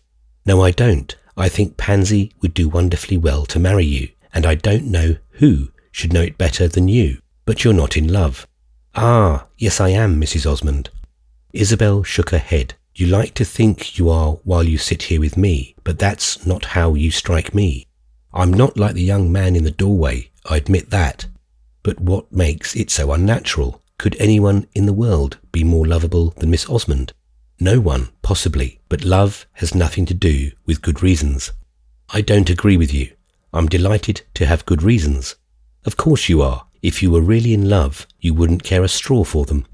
Ah, really in love, Lord Warburton exclaimed, folding his arms, leaning back his head and stretching himself a little. You must remember that I'm 42 years old. I won't pretend I'm as I once... Well, if you're sure, said Isabel, it's all right. He answered nothing. He sat there with his head back, looking before him. Abruptly, however, he changed his position. He turned quickly to his friend. Why are you so unwilling, so sceptical? She met his eyes, and for a moment they looked straight at each other. If she wished to be satisfied, she saw something that satisfied her.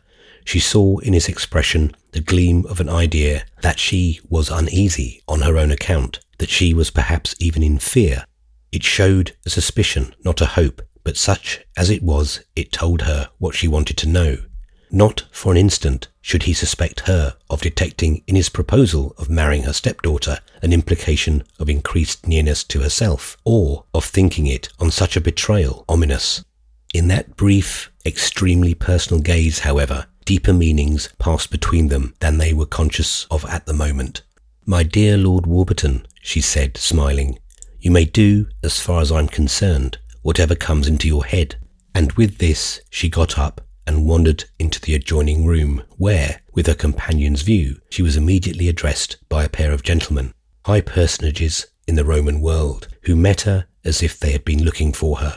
While she talked with them, she found herself regretting she had moved. It looked a little like running away, all the more as Lord Warburton didn't follow her.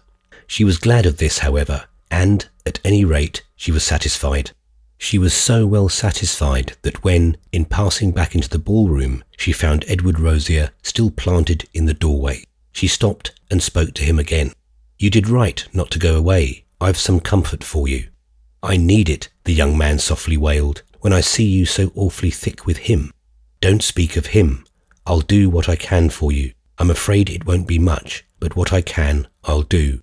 He looked at her with gloomy obliqueness. What has suddenly brought you round? The sense that you are an inconvenience in doorways, she answered, smiling as she passed him. Half an hour later she took leave with Pansy, and at the foot of the staircase the two ladies, with many other departing guests, waited a while for their carriage. Just as it approached, Lord Warburton came out of the house and assisted them to reach their vehicle. He stood a moment at the door, asking Pansy if she had amused herself, and she, having answered him, fell back with a little air of fatigue. Then Isabel, at the window, detaining him by a movement of her finger, murmured gently, "Don't forget to send your letter to her father."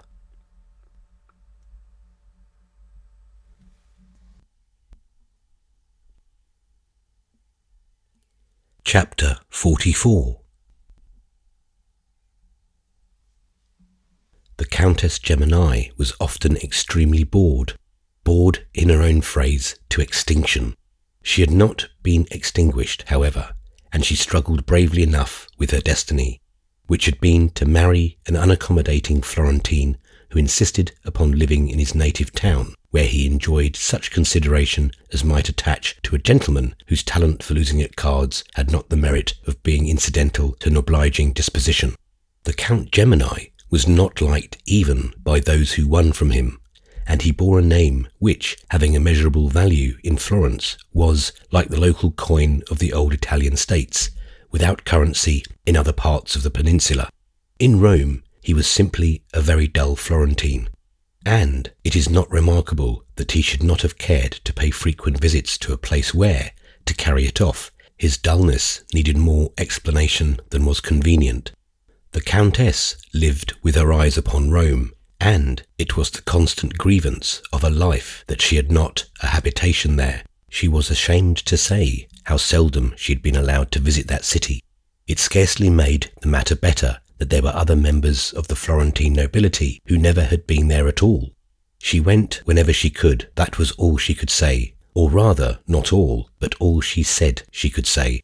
In fact, she had much more to say about it, and had often set forth the reasons why she hated Florence and wished to end her days in the shadow of St. Peter's.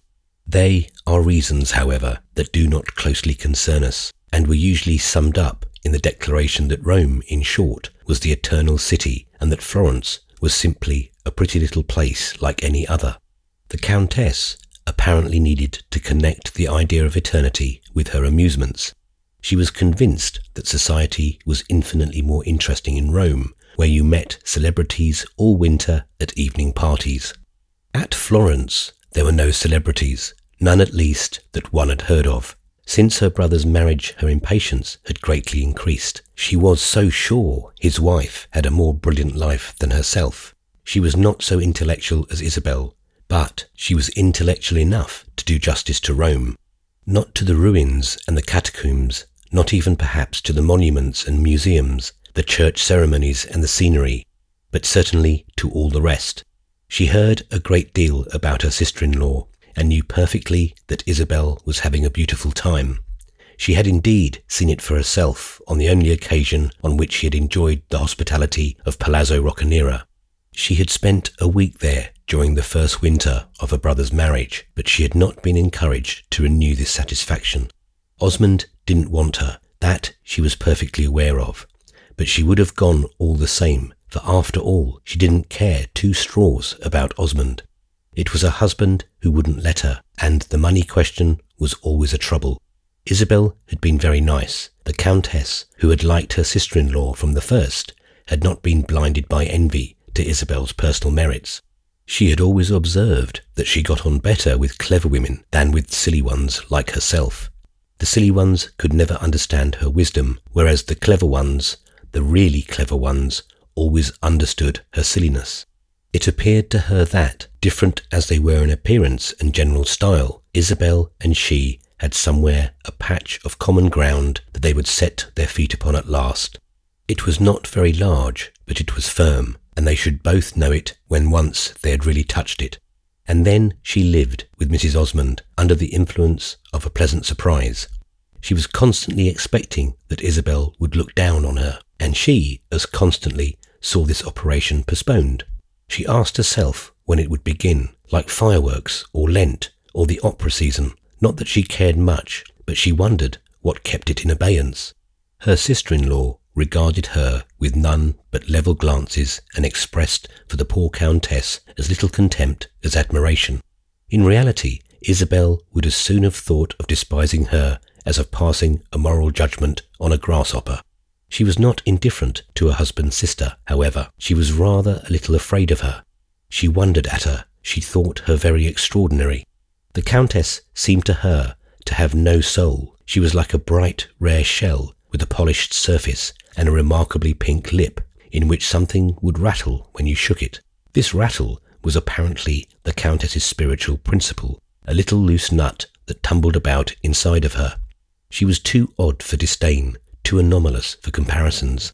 Isabel would have invited her again. There was no question of inviting the Count, but Osmond, after his marriage, had not scrupled to say frankly that Amy was a fool of the worst species, a fool whose folly had the irrepressibility of genius. He said at another time that she had no heart, and he added in a moment that she had given it all away in small pieces like a frosted wedding cake. The fact of not having been asked was of course another obstacle to the Countess's going again to Rome, but at the period with which this history has now to deal, she was in receipt of an invitation to spend several weeks at Palazzo Roccanera. The proposal had come from Osmond himself, who wrote to his sister that she must be prepared to be very quiet. Whether or no she found in this phrase all the meaning he had put into it, I am unable to say, but she accepted the invitation on any terms. She was curious, moreover, for one of the impressions of her former visit had been that her brother had found his match. Before the marriage, she had been sorry for Isabel, so sorry as to have had serious thoughts, if any of the Countess's thoughts were serious, of putting her on her guard. But she had let that pass, and after a little she was reassured. Osmond was as lofty as ever, but his wife would not be an easy victim.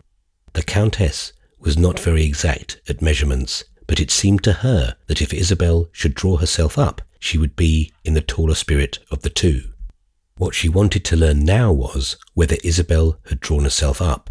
It would give her immense pleasure to see Osmond overtopped.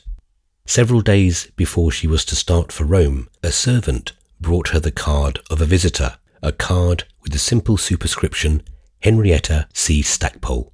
The Countess pressed her fingertips to her forehead. She didn't remember to have known any such Henrietta as that. The servant then remarked that the lady had requested him to say that if the Countess should not recognize her name, she would know her well enough on seeing her. By the time she appeared before her visitor, she had in fact reminded herself that there was once a literary lady at Mrs. Touchette's, the only woman of letters she had ever encountered. That is, the only modern one, since she was the daughter of a defunct poetess. She recognized Miss Stackpole immediately, the more so that Miss Stackpole seemed perfectly unchanged, and the Countess, who was thoroughly good-natured, thought it rather fine to be called on by a person of that sort of distinction. She wondered if Miss Stackpole had come on account of her mother, whether she had heard of the American Corinne. Her mother was not at all like Isabel's friend. The Countess could see at a glance that this lady was much more contemporary, and she received an impression of the improvements that were taking place, chiefly in distant countries, in the professional character of literary ladies. Her mother had been used to wear a Roman scarf thrown over a pair of shoulders timorously bared of their tight black velvet. Oh, the old clothes, and a gold laurel wreath set upon a multitude of glossy ringlets. She had spoken softly and vaguely, with the accent of her Creole ancestors, and she always confessed she sighed a great deal and was not at all enterprising. But Henrietta, the Countess could see, was always closely buttoned and compactly braided. There was something brisk and businesslike in her appearance. Her manner was almost conscientiously familiar. It was as impossible to imagine her ever vaguely sighing as to imagine a letter posted without its address. The Countess could not but feel that the correspondent of the Interviewer was much more in the movement than the American Corinne. She explained that she had called on the Countess because she was the only person she knew in Florence, and that when she visited a foreign city, she liked to see something more than the superficial travellers. She knew Mrs. Touchette, but Mrs. Touchette was in America, and even if she had been in Florence, Henrietta would not have put herself out for her, since Mrs. Touchette was not one of her admirations. "Do you mean by that I am?" the Countess graciously asked. "Well, I like you better than I do her," said Miss Stackpole. "I seem to remember that when I saw you before, you were very interesting. I don't know whether it was an accident or whether it's your usual style. At any rate, I was a good deal struck with what you said. I made use of it afterwards in print." "Dear me," cried the Countess, staring and half alarmed. "I had no idea I ever said anything remarkable. I wish I had known it at the time." "It was about the position of women in this city," Miss Stackpole remarked. "You threw a good deal of light upon it." "The position of women's very uncomfortable. Is that what you mean? And you wrote it down and published it?" the Countess went on. "Ah, do let me see it." "I'll write to them to send you the paper if you like," Henrietta said. "I didn't mention your name. I only said a lady of high rank, and then I quoted your views." The Countess threw herself hastily backward, tossing up her clasped hands. "Do you know, I'm rather sorry you didn't mention my name. I should have rather liked to see my name in the papers. I forgot what my views were. I have so many, but I'm not ashamed of them. I'm not at all like my brother. I suppose you know my brother. He thinks it a kind of scandal to be put in the papers. If you were to quote him, he'd never forgive you." "He needn't be afraid. I shall never refer to him," said Miss Stackpole with bland dryness. "That's another reason," she added, "why I wanted to come to see you. You know Mr. Osmond married my dearest friend." "Ah, yes, you were a friend of Isabel's. I was trying to think what I knew about you." "I'm quite willing to be known by that," Henrietta declared, "but that isn't what your brother likes to know me by. He has tried to break up my relations with Isabel. Don't permit it, said the Countess. That's what I want to talk about. I'm going to Rome. So am I, the Countess cried. We'll go together. With great pleasure, and when I write about my journey, I'll mention you by name as my companion. The Countess sprang from a chair and came and sat on the sofa beside her visitor. Ah, you must send me the paper. My husband won't like it, but he need never see it. Besides, he doesn't know how to read. Henrietta's large eyes became immense. Doesn't know how to read? May I put that into my letter? Into your letter? In the Interviewer, that's my paper. Oh yes, if you like, with his name. Are you going to stay with Isabel? Henrietta held up her head, gazing a little in silence at her hostess. She has not asked me. I wrote to her I was coming, and she answered that she would engage a room for me at a pension. She gave no reason. The Countess listened with extreme interest. The reasons, Osmond, she pregnantly remarked. Isabel ought to make a stand, said Miss Stackpole. I'm afraid she has changed a great deal. I told her she would. I'm sorry to hear it. I hope she would have her own way. Why doesn't my brother like you? The Countess ingeniously added. I don't know, and I don't care. He's perfectly welcome not to like me. I don't want everyone to like me. I should think less of myself if some people did. A journalist can't hope to do much good unless he gets a good deal hated. That's the way he knows how his work goes on.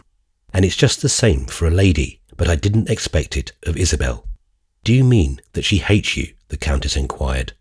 I don't know. I want to see. That's what I'm going to Rome for. Dear me, what a tiresome errand, the Countess exclaimed. She doesn't write to me in the same way.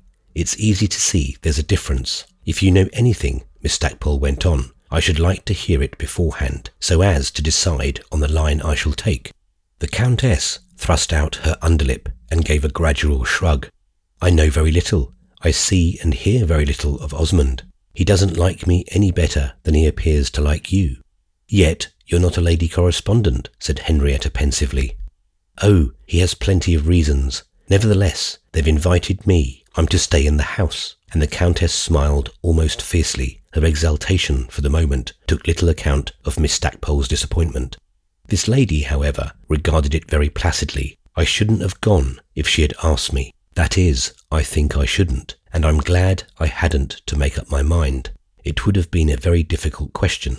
I shouldn't have liked to turn away from her, and yet I shouldn't have been happy under her roof.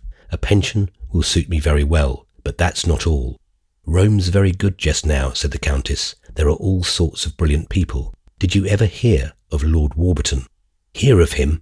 I know him very well. Do you consider him very brilliant? Henrietta inquired. I don't know him, but I'm told he's extremely grand seigneur. He's making love to Isabel. Making love to her? So I'm told. I don't know the details, said the Countess lightly, but Isabel's pretty safe. Henrietta gazed earnestly at her companion. For a moment she said nothing. When do you go to Rome? She inquired abruptly. Not for a week, I'm afraid. I shall go tomorrow, Henrietta said. I think I'd better not wait. Dear me, I'm sorry. I'm having some dresses made. I'm told Isabel receives immensely, but I shall see you there. I shall call on you at your pension. Henrietta sat still. She was lost in thought, and suddenly the Countess cried, Ah, but if you don't go with me, you can't describe our journey. Miss Stackpole seemed unmoved by this consideration. She was thinking of something else, and presently expressed it. I'm not sure that I understand you about Lord Warburton. Understand me? I mean he's very nice, that's all. Do you consider it nice to make love to married women? Henrietta inquired with unprecedented distinctness. The Countess stared, and then, with a little violent laugh, It's certain all the nice men do it. Get married and you'll see, she added. That idea would be enough to prevent me, said Miss Stackpole. I should want my own husband. I shouldn't want anyone else's. Do you mean that Isabel's guilty? Guilty, and she paused a little, choosing her expression. Do I mean she's guilty? Oh dear no, not yet, I hope. I only mean that Osmond's very tiresome, and that Lord Warburton, as I hear, is a great deal at the house. I'm afraid you're scandalised. No, I'm just anxious, Henrietta said. Ah, you're not very complimentary to Isabel. You should have more confidence. I'll tell you, the Countess added quickly. If it will be a comfort to you, I engage to draw him off." Miss Stackpole answered at first only with the deeper solemnity of her gaze. "You don't understand me," she said after a while. "I haven't the idea you seem to suppose. I'm not afraid for Isabel in that way. I'm only afraid she's unhappy. That's what I want to get at." The Countess gave a dozen turns of the head. She looked impatient and sarcastic. "That may very well be. For my part, I should like to know whether Osmond is." Miss Stackpole had begun a little to bore her. "If she's really changed, that must be at the bottom of it," Henrietta went on. "You'll see, she'll tell you," said the Countess. "Ah, she may not tell me. That's what I'm afraid of." "Well, if Osmond isn't amusing himself in his own old way, I flatter myself I shall discover it," the Countess rejoined. "I don't care for that," said Henrietta. "I do immensely. If Isabel's unhappy, I'm very sorry for her, but I can't help it. I might tell her something that would make her worse, but I can't tell her anything that would console her. What did she go and marry him for? If she had listened to me, she'd have got rid of him. I'll forgive her, however, if I find she has made things hot for him. If she has simply allowed him to trample upon her, I don't know that I shall even pity her, but I don't think that's very likely. I count upon finding that if she's miserable, she at least has made him so." Henrietta got up. These seemed to her, naturally, very dreadful expectations. She honestly believed she had no desire to see Mr. Osmond unhappy, and indeed he could not be, for her, the subject of a flight of fancy. She was, on the whole, rather disappointed in the Countess, whose mind moved in a narrower circle than she had imagined, though with a capacity for coarseness even there. "It will be better if they love each other," she said for edification. "They can't. He can't love anyone." I presumed that was the case, but it only aggravates my fear for Isabel. I shall positively start tomorrow. "Isabel certainly has devotees," said the Countess, smiling very vividly. "I declare I don't pity her." "It may be I can't assist her," Miss Stackpole pursued, as if it were well not to have illusions. "You can have wanted to, at any rate. That's something. I believe that's what you came to America for," the Countess suddenly added. "Yes, I wanted to look after her," Henrietta said serenely. Her hostess stood there smiling at her, with small bright eyes and an eager-looking nose, with cheeks into each of which a flush had come. "Ah, that's very pretty. C'est bien gentil. Isn't it what they call friendship?" "I don't know what they call it. I thought I'd better come." "She's very happy. She's very fortunate," the Countess went on. "She has others besides." And then she broke out passionately. "She's more fortunate than I. I'm as unhappy as she. I've a very bad husband. He's a great deal worse than Osmond. And I've no friends. I thought I had, but they're gone. No one, man or woman, would do for me what you've done for her." Henrietta was touched. There was nature in this bitter effusion. She gazed at her companion a moment, and then, "Look here, Countess, I'll do anything for you that you like. I'll wait over and travel with you." "Never mind," the Countess answered with a quick change of tone. "Only describe me in the newspaper." Henrietta, before leaving her, however, was obliged to make her understand that she could give no fictitious representation of her journey to Rome. Miss Stackpole was a strict, veracious reporter. On quitting her, she took the way to the Lung Arno, the sunny quay beside the Yellow River, where the bright-faced inns familiar to tourists stand all in a row. She had learned her way before this through the streets of Florence. She was very quick in such matters, and was therefore able to turn with great decision of step out of the little square which forms the approach to the bridge of the Holy Trinity. She proceeded to the left toward the Ponte Vecchio and stopped in front of one of the hotels which overlook that delightful structure. Here she drew forth a small pocket-book, took from it a card and a pencil, and, after meditating a moment, wrote a few words. It is our privilege to look over her shoulder, and if we exercise it, we may read the brief query. "Could I see you this evening for a few moments on a very important matter?" Henrietta added that she should start on the morrow for Rome. Armed with this little document, she approached the porter, who now had taken up his station in the doorway, and asked if Mr. Goodwood were at home. The porter replied, as porters always reply, that he had gone out about 20 minutes before, whereupon Henrietta presented her card and begged it might be handed him on his return. She left the inn and pursued her course along the quay to the severe portico of the Uffizi, through which she presently reached the entrance of the famous gallery of paintings. Making her way in, she ascended the high staircase which leads to the upper chambers. The long corridor, glazed on one side and decorated with antique busts, which gives admission to these apartments, presented an empty vista in which the bright winter light twinkled upon the marble floor. The gallery is very cold, and during the midwinter weeks but scantily visited. Miss Stackpole may appear more ardent in her quest of artistic beauty than she has hitherto struck us as being, but she had after all her preferences and admirations. One of the latter was the little Correggio of the Tribune, the Virgin kneeling down before the sacred infant, who lies in a litter of straw and clapping her hands to him while he delightedly laughs and crows. Henrietta had a special devotion to this intimate scene. She thought it the most beautiful picture in the world. On her way at present from New York to Rome, she was spending but 3 days in Florence, and yet reminded herself that they must not elapse without her paying another visit to her favourite work of art. She had a great sense of beauty in all ways, and it involved a good many intellectual obligations. She was about to turn into the Tribune when a gentleman came out of it, whereupon she gave a little exclamation and stood there before Caspar Goodwood. "I've just been to your hotel," she said. "I left a card for you." "I'm very much honoured," Caspar Goodwood answered, as if he really meant it. "It was not to honour you I did it. I've called on you before, and I know you don't like it. It was to talk to you a little about something." He looked for a moment at the buckle in her hat. "I shall be very glad to hear what you wish to say." "You don't like to talk with me," said Henrietta, "but I don't care for that. I don't talk for your amusement. I wrote a word to ask you to come and see me, but since I've met you here, this will do as well." "I was just going away," Goodwood stated, "but of course I'll stop." He was civil, but not enthusiastic. Henrietta, however, never looked for great professions, and she was so much in earnest that she was thankful he would listen to her on any terms.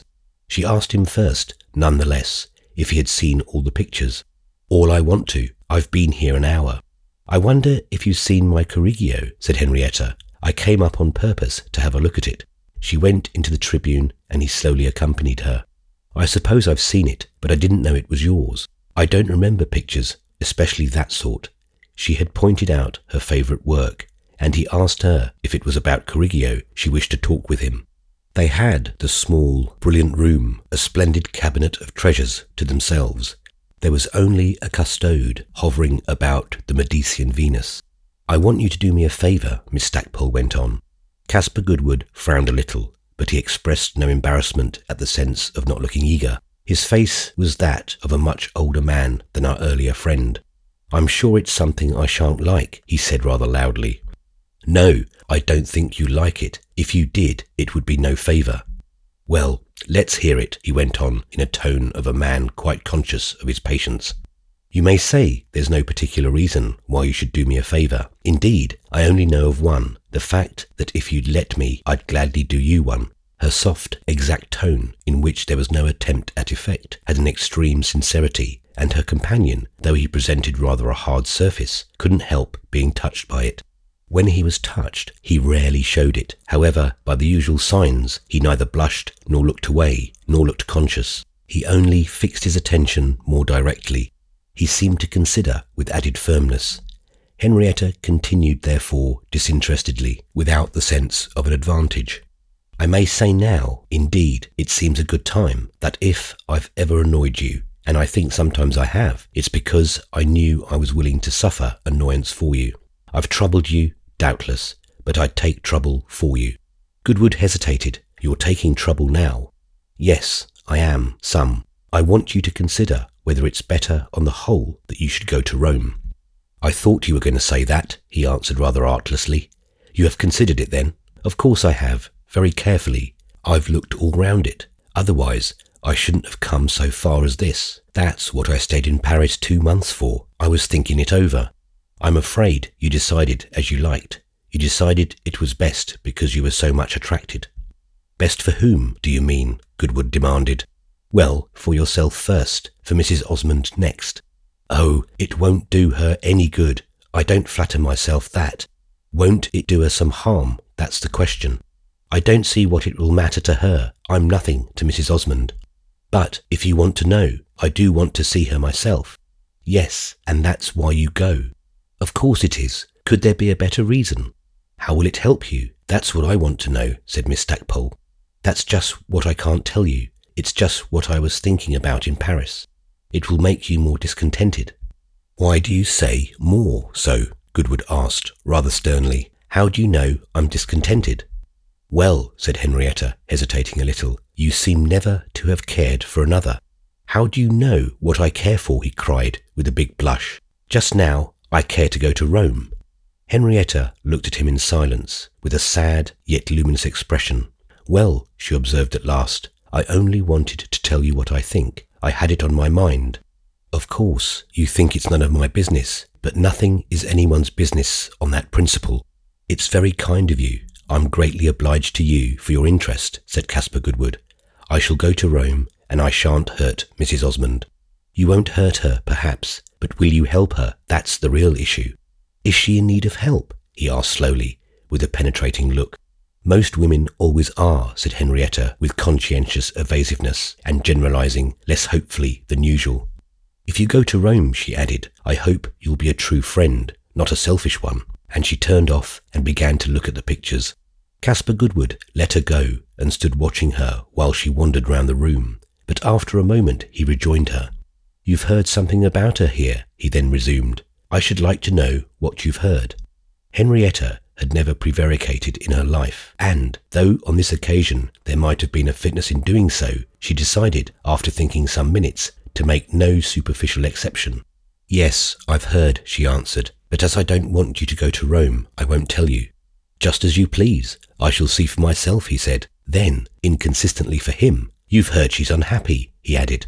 Oh, you won't see that, Henrietta exclaimed. I hope not. When do you start? Tomorrow, by the evening train. And you? Goodwood hung back. He had no desire to make his journey to Rome in Miss Stackpole's company. His indifference to this advantage was not of the same character as Gilbert Osmond's, but it had, at this moment, an equal distinctness. It was rather a tribute to Miss Stackpole's virtues than a reference to her faults. He thought her very remarkable, very brilliant, and he had, in theory, no objection to the class to which she belonged. Lady correspondence appeared to him a part of the natural scheme of things in a progressive country, and though he had never read their letters, he supposed that they ministered somehow to social prosperity. But it was this very eminence of their position that made him wish Miss Stackpole didn't take so much for granted. She took for granted that he was always ready for some allusion to Mrs. Osmond. She had done so when they met in Paris 6 weeks after his arrival in Europe, and she had repeated the assumption with every successive opportunity. He had no wish whatever to allude to Mrs. Osmond. He was not always thinking of her. He was perfectly sure of that. He was the most reserved, the least colloquial of men, and this inquiring authoress was constantly flashing her lantern into the quiet darkness of his soul. He wished she didn't care so much. He even wished, though it might seem rather brutal of him, that she would leave him alone. In spite of this, however, he just now made other reflections, which show how widely different, in effect, his ill humour was from Gilbert Osmond's.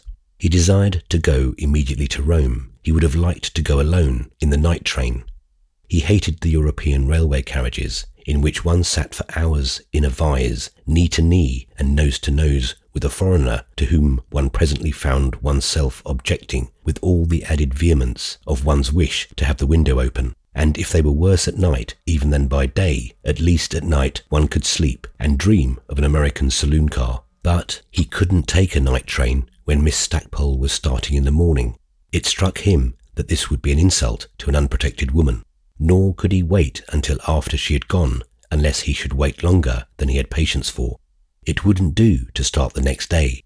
She worried him, she oppressed him. The idea of spending the day in a European railway carriage with her offered a complication of irritations. Still, she was a lady travelling alone. It was his duty to put himself out for her. There could be no two questions about that. It was a perfectly clear necessity. He looked extremely grave for some moments, and then said, wholly without the flourish of gallantry, but in a tone of extreme distinctness, "Of course, if you're going tomorrow, I'll go too, as I may be of assistance to you." "Well, Mr. Goodwood, "I should hope so," Henrietta returned imperturbably.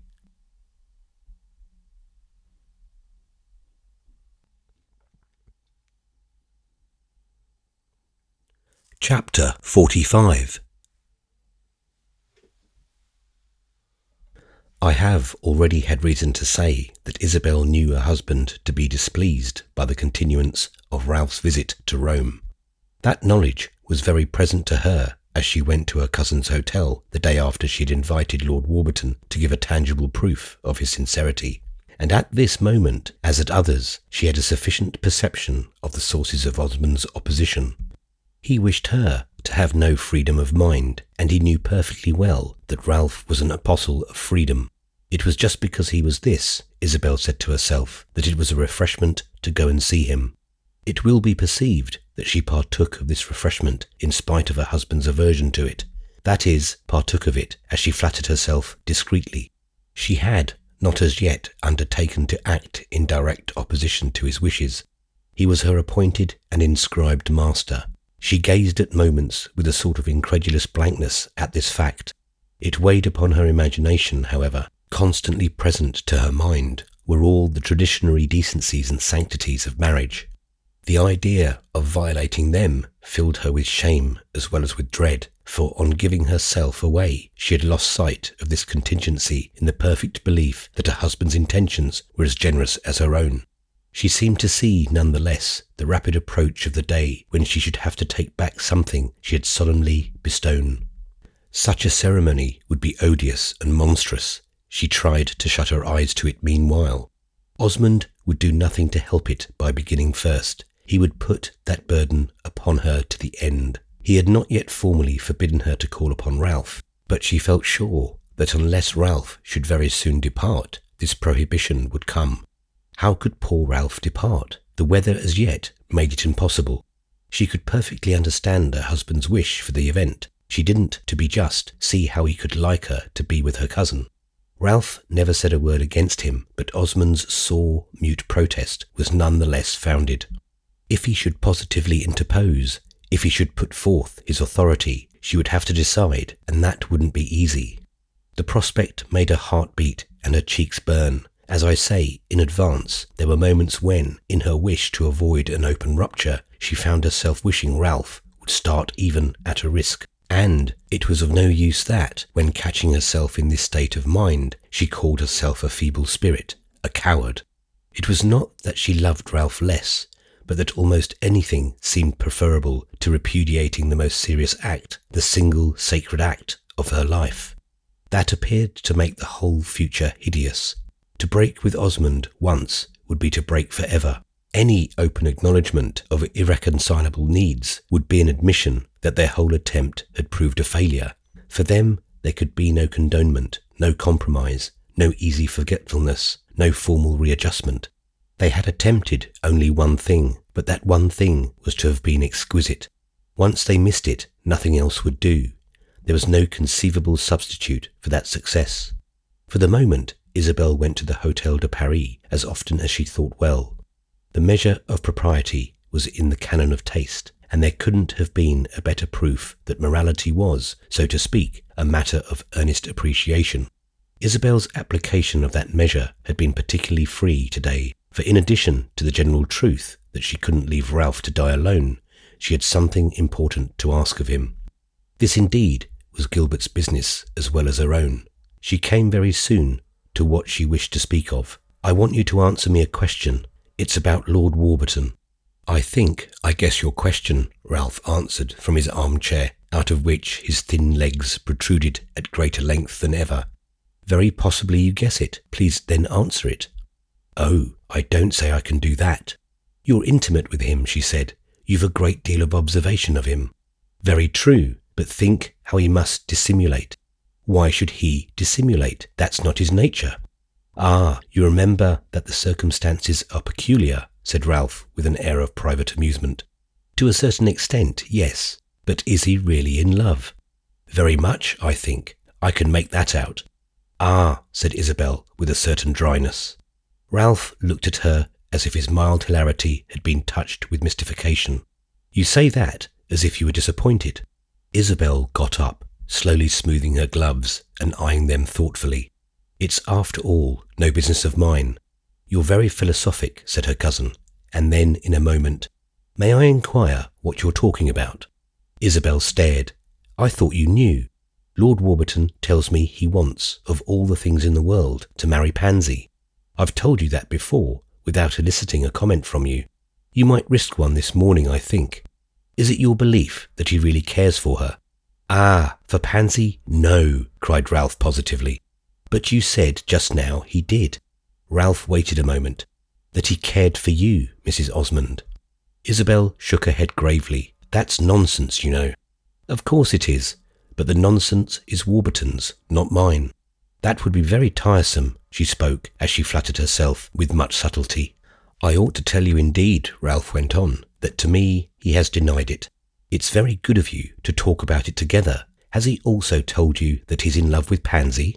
"He has spoken very well of her, very properly. He has let me know, of course, that he thinks she would do very well at Lockley." "Does he really think it?"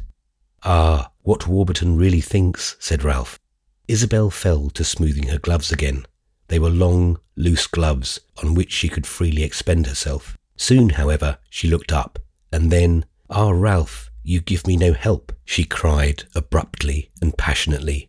It was the first time she'd alluded to the need for help, and the words shook her cousin with their violence. He gave a long murmur of relief, of pity, of tenderness. It seemed to him that at last the gulf between them had been bridged. It was this that made him exclaim in a moment, "How unhappy you must be!" He had no sooner spoken than she recovered her self-possession, and the first use she made of it was to pretend she had not heard him.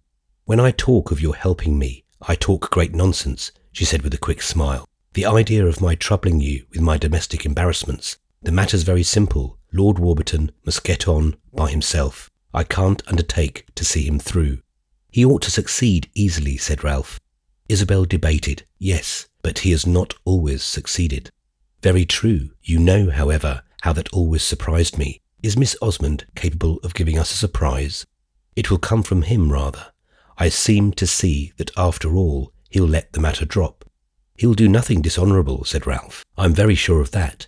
Nothing can be more honourable than for him to leave the poor child alone. She cares for another person, and it's a cruel attempt to bribe her by magnificent offers to give him up." "Cruel to the other person, perhaps, the one she cares for, but Warburton isn't obliged to mind that." "No, cruel to her," said Isabel. "She would be very unhappy if she were to allow herself to be persuaded to desert poor Mr. Rosier." "The idea seems to amuse you. Of course, you're not in love with him." "He has the merit for Pansy of being in love with Pansy. She can see at a glance that Lord Warburton isn't." "He'd be very good to her," said Ralph. "He has been good to her already. Fortunately, however, he has not said a word to disturb her. He could come and bid her goodbye tomorrow with perfect propriety." "How would your husband like that?" "Not at all, and he may be right in not liking it. Only he must obtain satisfaction himself." "Has he commissioned you to obtain it?" Ralph ventured to ask. It was natural that as an old friend of Lord Warburton's, older friend, that is, than Gilbert, I should take an interest in his intentions. "Take an interest in renouncing them, you mean?" Isabel hesitated, frowning a little. "Let me understand. Are you pleading his cause?" "Not in the least. I'm very glad he shouldn't become your stepdaughter's husband." "It makes such a queer relation to you," said Ralph, smiling. "But I'm rather nervous lest your husband should think you haven't pushed him enough." Isabel found herself able to smile as well as he. "He knows me well enough not to have expected me to push. He himself has no intention of pushing, I presume." "I'm not afraid I shall not be able to justify myself," she said lightly. Her mask had dropped for an instant, but she had put it on again, to Ralph's infinite disappointment. He had caught a glimpse of her natural face, and he wished immensely to look into it. He had an almost savage desire to hear her complain of her husband, hear her say that she should be held accountable for Lord Warburton's defection. Ralph was certain that this was her situation. He knew by instinct, in advance, the form that in such an event Osmond's displeasure would take. It could only take the meanest and cruelest. He would have liked to warn Isabel of it, to let her see at least how he judged for her and how he knew. It little mattered that Isabel would know much better. It was for his own satisfaction more than for hers that he longed to show her he was not deceived. He tried and tried again to make her betray Osmond. He felt cold-blooded, cruel, dishonourable almost, in doing so, but it scarcely mattered, for he only failed. What had she come for then, and why did she seem almost to offer him a chance to violate their tacit convention? Why did she ask him his advice if she gave him no liberty to answer her? How could they talk of her domestic embarrassments, as it pleased her humorously to designate them, if the principal factor was not to be mentioned? These contradictions were themselves but an indication of her trouble, and her cry for help just before was the only thing he was bound to consider. "You'll be decidedly at variance all the same," he said in a moment, and as she answered nothing, looking as if she scarce understood, "You'll find yourselves thinking very differently," he continued. "That may easily happen among the most united couples." She took up her parasol. He saw she was nervous, afraid of what he might say. "It's a matter we can hardly quarrel about, however," she added, "for almost all the interest is on his side. That's very natural. Pansy's, after all, his daughter, not mine," and she put out her hand to wish him goodbye. Ralph took an inward resolution that she shouldn't leave him without his letting her know that he knew everything. It seemed too great an opportunity to lose. "Do you know what his interest will make him say?" he asked as he took her hand. She shook her head rather dryly, not discouragingly, and he went on. "It will make him say that your want of zeal is owing to jealousy." He stopped a moment. Her face made him afraid. To jealousy? To jealousy of his daughter? She blushed red and threw back her head. "You're not kind," she said in a voice that he had never heard on her lips. "Be frank with me and you'll see," he answered. But she made no reply. She only pulled her hand out of his own, which he tried still to hold, and rapidly withdrew from the room. She made up her mind to speak to Pansy, and she took an occasion on the same day, going to the girl's room before dinner. Pansy was already dressed. She was always in advance of the time. It seemed to illustrate her pretty patience and the graceful stillness with which she could sit and wait. At present she was seated in her fresh array before the bedroom fire. She had blown out her candles on the completion of her toilet, in accordance with the economical habits in which she had been brought up, and which she was now more careful than ever to observe, so that the room was lighted only by a couple of logs. The rooms in Palazzo Roccanera were as spacious as they were numerous, and Pansy's virginal bower was an immense chamber with a dark, heavily timbered ceiling. Its diminutive mistress in the midst of it appeared but a speck of humanity, and, as she got up with quick deference to welcome Isabel, the latter was more than ever struck with her shy sincerity. Isabel had a difficult task. The only thing was to perform it as simply as possible. She felt bitter and angry, but she warned herself against betraying this heat. She was afraid even of looking too grave, or at least too stern. She was afraid of causing alarm. But Pansy seemed to have guessed she had come more or less as a confessor, for after she had moved the chair in which she had been sitting a little nearer to the fire, and Isabel had taken her place in it, she kneeled down on a cushion in front of her, looking up and resting her clasped hands on her stepmother's knees. What Isabel wished to do was to hear from her own lips that her mind was not occupied with Lord Warburton, but if she desired the assurance, she felt herself by no means at liberty to provoke it. The girl's father would have qualified this as rank treachery, and indeed Isabel knew that if Pansy should display the smallest germ of a disposition to encourage Lord Warburton, her own duty was to hold her tongue. It was difficult to interrogate without appearing to suggest. Pansy's supreme simplicity, and innocence even more complete than Isabel had yet judged it, gave to the most tentative inquiry something of the effect of an admonition.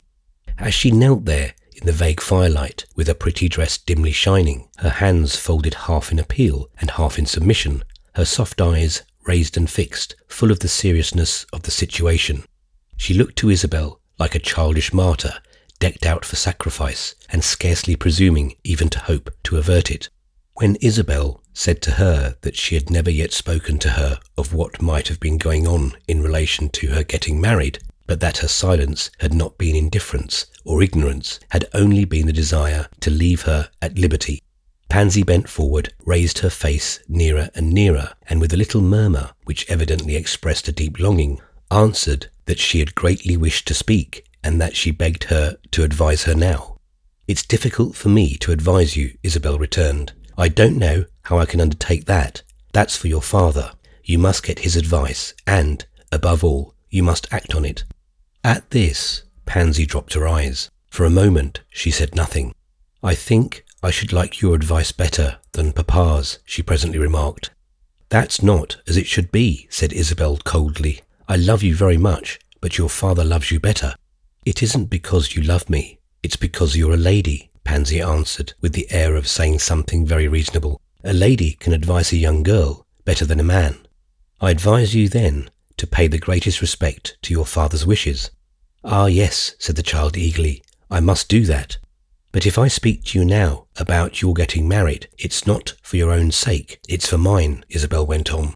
"If I try to learn from you what you expect, what you desire, it's only that I may act accordingly." Pansy stared, and then very quickly, "Will you do everything I want?" she asked. "Before I say yes, I must know what such things are." Pansy presently told her that the only thing she wanted in life was to marry Mr. Rosier. He had asked her, and she had told him she would do so if her papa would allow it. Now her papa wouldn't allow it. "Very well then, it's impossible," Isabel pronounced. "Yes, it's impossible," said Pansy without a sigh, and with the same extreme attention in her clear little face. "You must think of something else then," Isabel went on. But Pansy, sighing at this, told her that she'd attempted that feat without the least success. "You think of those who think of you," she said with a faint smile. "I know Mr. Rosier thinks of me." "He ought not to," said Isabel loftily. "Your father has expressly requested he shouldn't. He can't help it because he knows I think of him. You shouldn't think of him. There's some excuse for him perhaps, but there's none for you." "I wish you would try to find one," the girl exclaimed, as if she were praying to the Madonna. "I should be very sorry to attempt it," said the Madonna with unusual frigidity. "If you knew someone else was thinking of you, would you think of him?" "No one can think of me as Mr. Rosier does. No one has the right." "Ah, but I don't admit Mr. Rosier's right," Isabel hypocritically cried. Pansy only gazed at her, evidently much puzzled, and Isabel, taking advantage of it, began to represent to her the wretched consequences of disobeying her father. At this, Pansy stopped her with the assurance that she would never disobey him, would never marry without his consent. And she announced in the serenest, simplest tone that though she might never marry Mr. Rosier, she would never cease to think of him. She appeared to have accepted the idea of eternal singleness, but Isabel, of course, was free to reflect that she had no conception of its meaning. She was perfectly sincere. She was prepared to give up her lover. This might seem an important step toward taking another, but for Pansy, evidently, it failed to lead in that direction. She felt no bitterness toward her father. There was no bitterness in her heart. There was only the sweetness of fidelity to Edward Rosier, and a strange, exquisite intimation that she could prove it better by remaining single than even by marrying him. "Your father would like you to make a better marriage," said Isabel. "Mr. Rosier's fortune is not at all large." "How do you mean better, if that would be good enough? And I have myself so little money, why should I look for a fortune?" "Your having so little is a reason for looking for more," with which Isabel was grateful for the dimness of the room. She felt as if her face were hideously insincere. It was what she was doing for Osmond. It was what one had to do for Osmond. Pansy's solemn eyes, fixed on her own, almost embarrassed her. She was ashamed to think she had made so light of the girl's preference. "What should you like me to do?" her companion softly demanded. The question was a terrible one, and Isabel took refuge in timorous vagueness. "To remember all the pleasure it's in your power to give your father." "To marry someone else, you mean, if he should ask me?"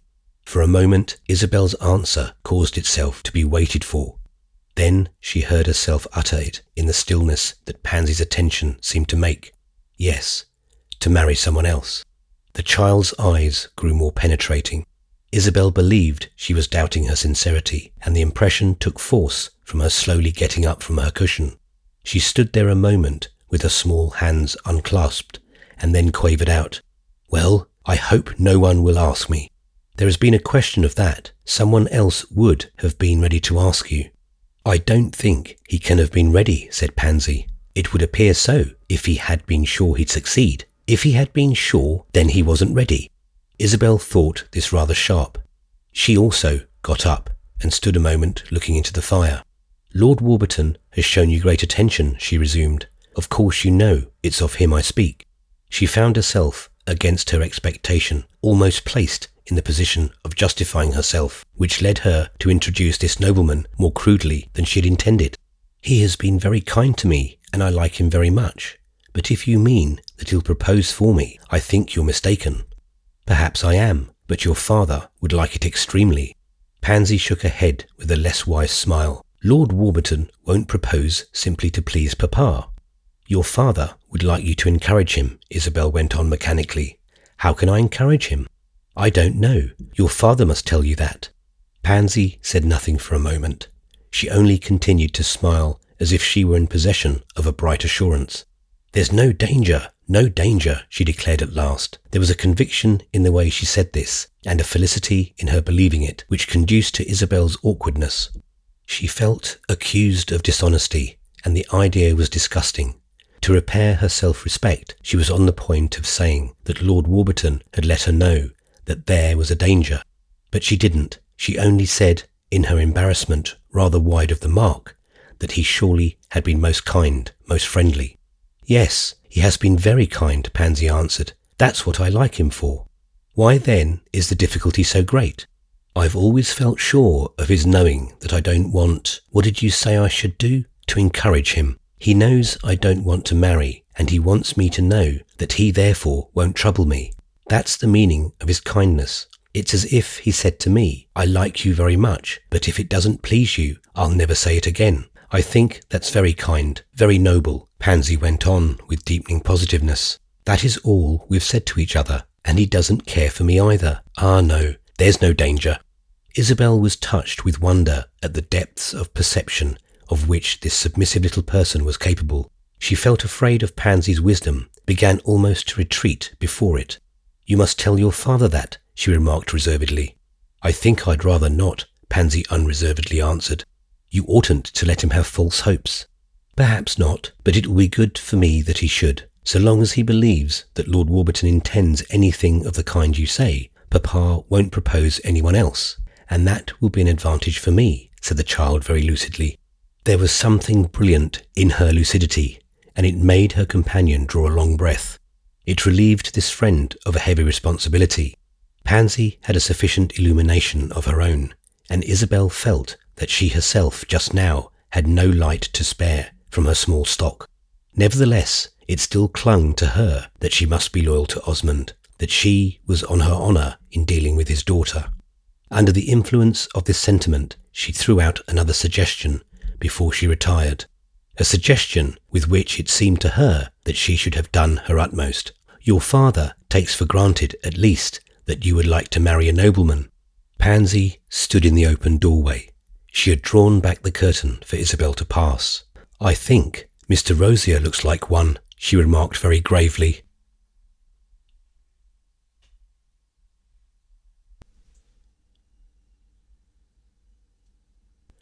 Chapter 46. Lord Warburton was not seen in Mrs. Osmond's drawing-room for several days, and Isabel couldn't fail to observe that her husband said nothing to her about having received a letter from him. She couldn't fail to observe either that Osmond was in a state of expectancy, and that, though it was not agreeable to him to betray it, he thought their distinguished friend kept him waiting quite too long. At the end of 4 days, he alluded to his absence. What has become of Warburton? What does he mean by treating one like a tradesman with a bill?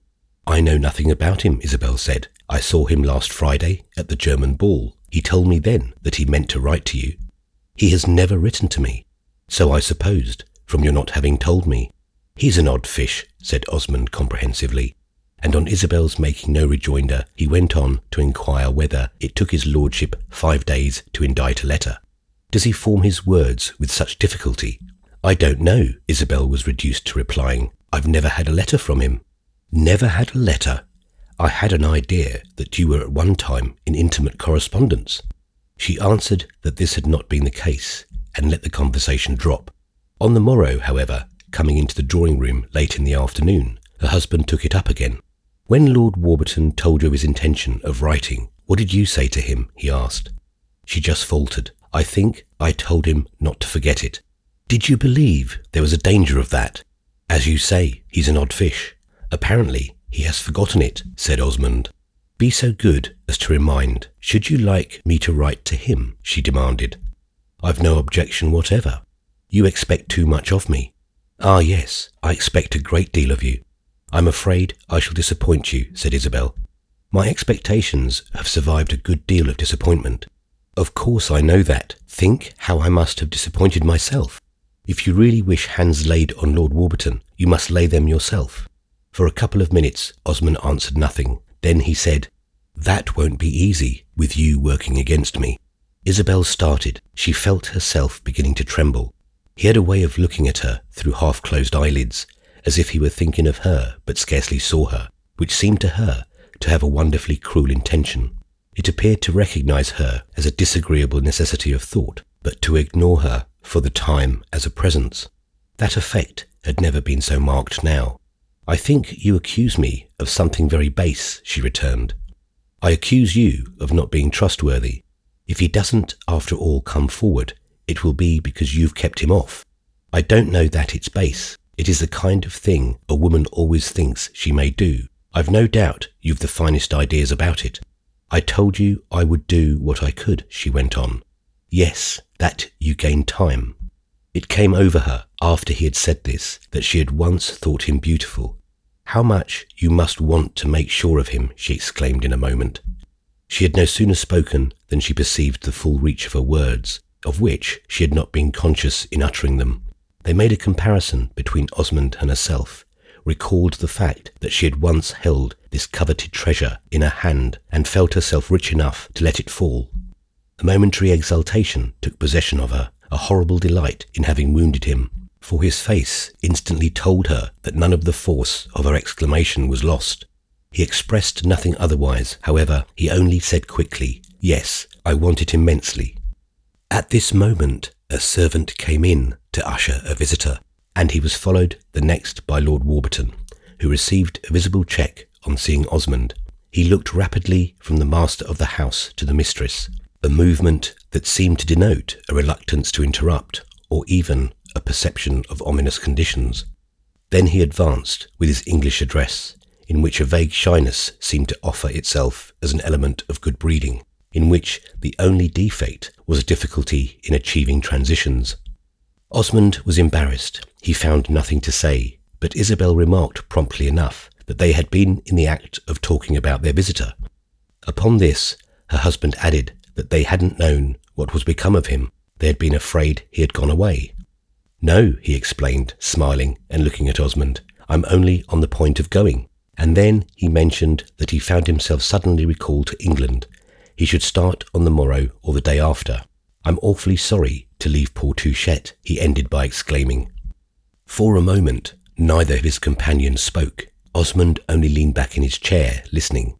Isabel didn't look at him. She could only fancy how he looked. Her eyes were on their visitor's face, where they were the more free to rest that those of his lordship carefully avoided them. Yet Isabel was sure that had she met his glance, she would have found it expressive. "You had better take poor Touchette with you," she heard her husband say lightly enough in a moment. "He had better wait for warmer weather," Lord Warburton answered. "I shouldn't advise him to travel just now." He sat there a quarter of an hour, talking as if he might not soon see them again, unless, indeed, they should come to England, a course he strongly recommended. Why shouldn't they come to England in the autumn? That struck him as a very happy thought. It would give him such pleasure to do what he could for them, to have them come and spend a month with him. Osmond, by his own admission, had been to England but once, which was an absurd state of things for a man of his leisure and intelligence. It was just the country for him. He would be sure to get on well there. Then Lord Warburton asked Isabel if she remembered what a good time she had had there, and if she didn't want to try it again. Didn't she want to see Garden Court once more? Garden Court was really very good. Touchette didn't take proper care of it, but it was a sort of place you could hardly spoil by letting it alone. Why didn't they come and pay Touchet a visit? He surely must have asked them. Hadn't asked them? What an ill-mannered wretch, and Lord Warburton promised to give the master of Gardencourt a piece of his mind. Of course, it was a mere accident. He would be delighted to have them. Spending a month with Touchet and a month with himself, and seeing all the rest of the people they must know there, they really wouldn't find it half bad. Lord Warburton added that it would amuse Miss Osmond as well, who had told him that she had never been to England, and whom he had assured it was a country she deserved to see. Of course, she didn't need to go to England to be admired. That was her fate everywhere. But she would be an immense success there. She certainly would, if that was any inducement. He asked if she were not at home. Couldn't he say goodbye? Not that he liked goodbyes. He always funked them. When he left England the other day, he hadn't said goodbye to a two-legged creature. He had had half a mind to leave Rome without troubling Mrs. Osmond for a final interview. What could be more dreary than final interviews? One never said the things one wanted. One remembered them all an hour afterwards. On the other hand, one usually said a lot of things one shouldn't, simply from a sense that one had to say something. Such a sense was upsetting. It muddled one's wits. He had it at present, and that was the effect it produced on him. If Mrs. Osmond didn't think he spoke as he ought, she must set it down to agitation. It was no light thing to part with Mrs. Osmond. He was really very sorry to be going. He had thought of writing to her instead of calling, but he could write to her at any rate to tell her a lot of things that would be sure to occur to him as soon as he had left the house. They must think seriously about coming to Lochley. If there was anything awkward in the conditions of his visit or in the announcement of his departure, it failed to come to the surface. Lord Warburton talked about his agitation, but he showed it in no other manner, and Isabel saw that since he had determined on a retreat, he was capable of executing it gallantly. She was very glad for him. She liked him quite well enough to wish him to appear to carry a thing off. He would do that on any occasion, not from impudence, but simply from the habit of success, and Isabel felt it out of her husband's power to frustrate this faculty. A complex operation, as she sat there, went on in her mind. On one side, she listened to their visitor, said what was proper to him, read more or less between the lines of what he said himself, and wondered how he would have spoken if he had found her alone. On the other, she had a perfect consciousness of Osmond's emotion. She felt almost sorry for him. He was condemned to the sharp pain of loss without the relief of cursing. He had had a great hope, and now, as he saw it vanish into smoke, he was obliged to sit and smile and twiddle his thumbs. Not that he troubled himself to smile very brightly. He treated their friend, on the whole, to as vacant a countenance as so clever a man could very well wear. It was indeed a part of Osmond's cleverness that he could look consummately uncompromised. His present appearance, however, was not a confession of disappointment. It was simply a part of Osmond's habitual system, which was to be inexpressive exactly in proportion as he was really intent. He had been intent on this prize from the first, but he had never allowed his eagerness to irradiate his refined face. He had treated his possible son-in-law as he treated everyone, with an air of being interested in him only for his own advantage, not for any profit to a person already so generally, so perfectly provided as Gilbert Osmond. He would give no sign now of an inward rage which was the result of a vanished prospect of gain, not the faintest nor subtlest. Isabel could be sure of that, if it was any satisfaction to her. Strangely, very strangely, it was a satisfaction. She wished Lord Warburton to triumph before her husband, and, at the same time, she wished her husband to be very superior before Lord Warburton. Osmond, in his way, was admirable. He had, like their visitor, the advantage of an acquired habit. It was not that of succeeding, but it was something almost as good, that of not attempting. As he leaned back in his place, listening but vaguely to the other's friendly offers and suppressed explanations, if it were only proper to assume that they were addressed essentially to his wife, he had at least, since so little else was left him, the comfort of thinking how well he personally had kept out of it, and how the air of indifference, which he was now able to wear, had the added beauty of consistency. It was something to be able to look as if the leave-taker's movements had no relation to his own mind. The latter did well, certainly, but Osmond's performance was, in its very nature, more finished. Lord Warburton's position was, after all, an easy one. There was no reason in the world why he shouldn't leave Rome. He had had beneficent inclinations, but they had stopped short of fruition. He had never committed himself, and his honour was safe. Osmond appeared to take but a moderate interest in the proposal that they should go and stay with him, and in his allusion to the success Pansy might extract from their visit. He murmured a recognition, but left Isabel to say that it was a matter requiring grave consideration. Isabel, even while she made this remark, could see the great vista which had suddenly opened out in her husband's mind, with Pansy's little figure marching up the middle of it. Lord Warburton had asked leave to bid goodbye to Pansy, but neither Isabel nor Osmond had made any motion to send for her. He had the air of giving out that his visit must be short.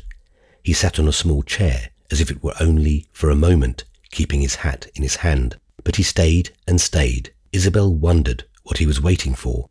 She believed it was not to see Pansy. She had an impression that on the whole he would rather not see Pansy. It was of course to see herself alone. He had something to say to her. Isabel had no great wish to hear it, for she was afraid it would be an explanation, and she could perfectly dispense with explanations. Osmond, however, presently got up, like a man of good taste to whom it had occurred that so inveterate a visitor might wish to say just the last word of all to the ladies. "I've a letter to write before dinner," he said. "You must excuse me. I'll see if my daughter's disengaged, and if she is, she shall know you're here. Of course, when you come to Rome, you'll always look us up. Mrs. Osmond will talk to you about the English expedition. She decides all those things." The nod with which, instead of a handshake, he wound up his little speech was perhaps rather a meagre form of salutation, but on the whole it was all the occasion demanded. Isabel reflected that after he left the room, Lord Warburton would have no pretext for saying, "Your husband's very angry," which would have been extremely disagreeable to her. Nevertheless, if he had done so, she would have said, "Oh, don't be anxious. He doesn't hate you. It's me that he hates." It was only when they had been left alone together that her friend showed a certain vague awkwardness, sitting down in another chair, handling 2 or 3 of the objects that were near him. "I hope he'll make Miss Osmond come," he presently remarked. "I want very much to see her." "I'm glad it's the last time," said Isabel. "So am I. She doesn't care for me." "No, she doesn't care for you." "I don't wonder at it," he returned. Then he added, with inconsequence, "You'll come to England, won't you?" "I think we had better not." "Ah, you owe me a visit. Don't you remember that you were to have come to Lockley once, and you never did?" "Everything's changed since then," said Isabel. "Not changed for the worse, surely, as far as we're concerned. To see you under my roof," and he hung fire but an instant, "would be a great satisfaction." She had feared an explanation, but that was the only one that occurred. They talked a little of Ralph, and in another moment Pansy came in, already dressed for dinner, and with a little red spot on either cheek. She shook hands with Lord Warburton and stood looking up into his face with a fixed smile, a smile that Isabel knew, though his lordship probably never suspected it, to be near akin to a burst of tears. "I'm going away," he said. "I want to bid you goodbye." "Goodbye, Lord Warburton." Her voice perceptibly trembled. "And I want to tell you how much I wish you may be very happy." "Thank you, Lord Warburton," Pansy answered. He lingered a moment and gave a glance at Isabel. "You ought to be very happy. You've got a guardian angel." "I'm sure I shall be happy," said Pansy, in the tone of a person whose certainties were always cheerful. "Such a conviction as that will take you a great way. But if it ever should fail you, remember, and her interlocutor stammered a little. "Think of me sometimes, you know," he said with a vague laugh. Then he shook hands with Isabel in silence, and presently he was gone. When he had left the room, she expected an effusion of tears from her stepdaughter, but Pansy, in fact, treated her to something very different. "I think you are my guardian angel," she exclaimed very sweetly. Isabel shook her head. "I'm not an angel of any kind. I'm at most your good friend." "You're a very good friend, then, to have asked Papa to be gentle with me." "I've asked your father nothing," said Isabel, wondering. "He told me just now to come to the drawing-room, and then he gave me a very kind kiss. Ah, said Isabel, that was quite his own idea. She recognised the idea perfectly. It was very characteristic, and she was to see a great deal more of it. Even with Pansy, he couldn't put himself the least in the wrong. They were dining out that day, and after their dinner they went to another entertainment, so that it was not till late in the evening that Isabel saw him alone. When Pansy kissed him before going to bed, he returned her embrace with even more than his usual munificence, and Isabel wondered if he meant it as a hint that his daughter had been injured by the machinations of her stepmother. It was a partial expression, at any rate, for what he continued to expect of his wife. She was about to follow Pansy, but he remarked that he wished she would remain. He had something to say to her. Then he walked about the drawing-room a little while she stood waiting in her cloak. "I don't understand what you wish to do," he said in a moment. "I should like to know so that I may know how to act. Just now I wish to go to bed. I'm very tired. Sit down and rest. I shall not keep you long. Not there. Take a comfortable place." And he arranged a multitude of cushions that were scattered in picturesque disorder upon a vast divan. This was not, however, where she seated herself. She dropped into the nearest chair. The fire had gone out. The lights in the great room were few. She drew her cloak about her. She felt mortally cold. "I think you're trying to humiliate me," Osmond went on. "It's a most absurd undertaking." "I haven't the least idea what you mean," she returned. "You've played a very deep game. You've managed it beautifully." "What is it that I've managed?" "You've not quite settled it, however. We shall see him again." And he stopped in front of her with his hands in his pockets, looking down at her thoughtfully in his usual way, which seemed meant to let her know that she was not an object, but only a rather disagreeable incident of thought.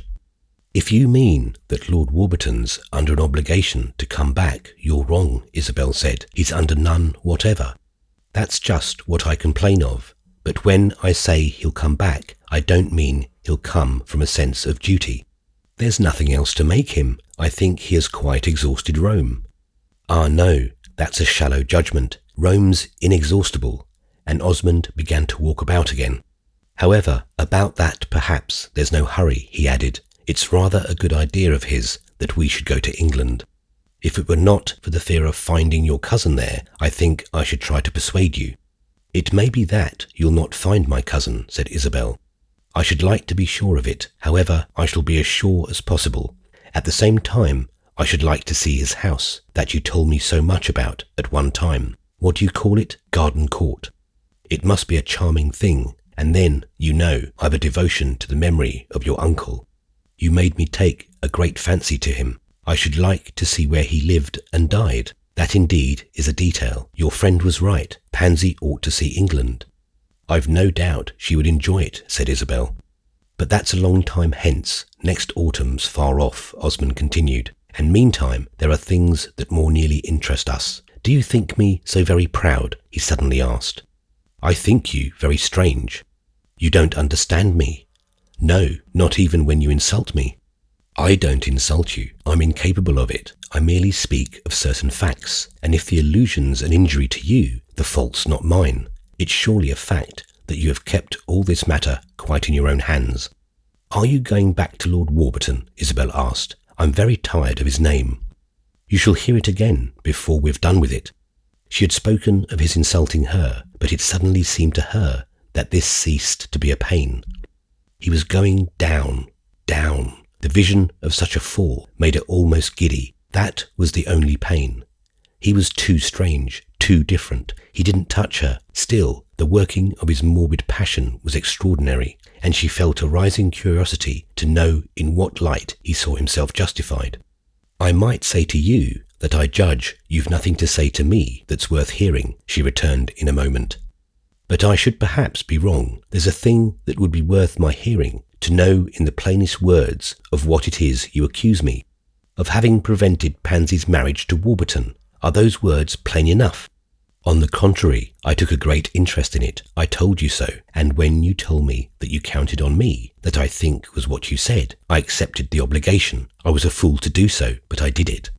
You pretended to do it, and you even pretended reluctance to make me more willing to trust you. Then you began to use your ingenuity to get him out of the way. "I think I see what you mean," said Isabel. "Where's the letter you told me he had written me?" her husband demanded. "I haven't the least idea. I haven't asked him." "You stopped it on the way," said Osmond. Isabel slowly got up, standing there in her white cloak which covered her to her feet. She might have represented the angel of disdain, first cousin of that of pity. "Oh, Gilbert, for a man who was so fine," she exclaimed in a long murmur. "I was never so fine as you. You've done everything you wanted. You've got him out of the way without appearing to do so, and you've placed me in the position in which you wish to see me, that of a man who has tried to marry his daughter to a lord, but has grotesquely failed. Pansy doesn't care for him. She's very glad he's gone," Isabel said. "That has nothing to do with the matter. And he doesn't care for Pansy. That won't do. You told me he did. I don't know why you wanted this particular satisfaction," Osmond continued. "You might have taken some other. It doesn't seem to me that I've been presumptuous, that I've taken too much for granted. I've been very modest about it, very quiet. The idea didn't originate with me. He began to show that he liked her before I ever thought of it. I left it all to you. Yes, you were very glad to leave it to me. After this, you must attend to such things yourself." He looked at her a moment, then he turned away. "I thought you were very fond of my daughter. I've never been more so than today. Your affection is attended with immense limitations. However, that perhaps is natural." "Is that all you wish to say to me?" Isabel asked, taking a candle that stood on one of the tables. "Are you satisfied? Am I sufficiently disappointed?" "I don't think that on the whole you're disappointed. You've had another opportunity to try to stupefy me. It's not that. It's proved that Pansy can aim high." "Poor little Pansy," said Isabel as she turned away with her candle.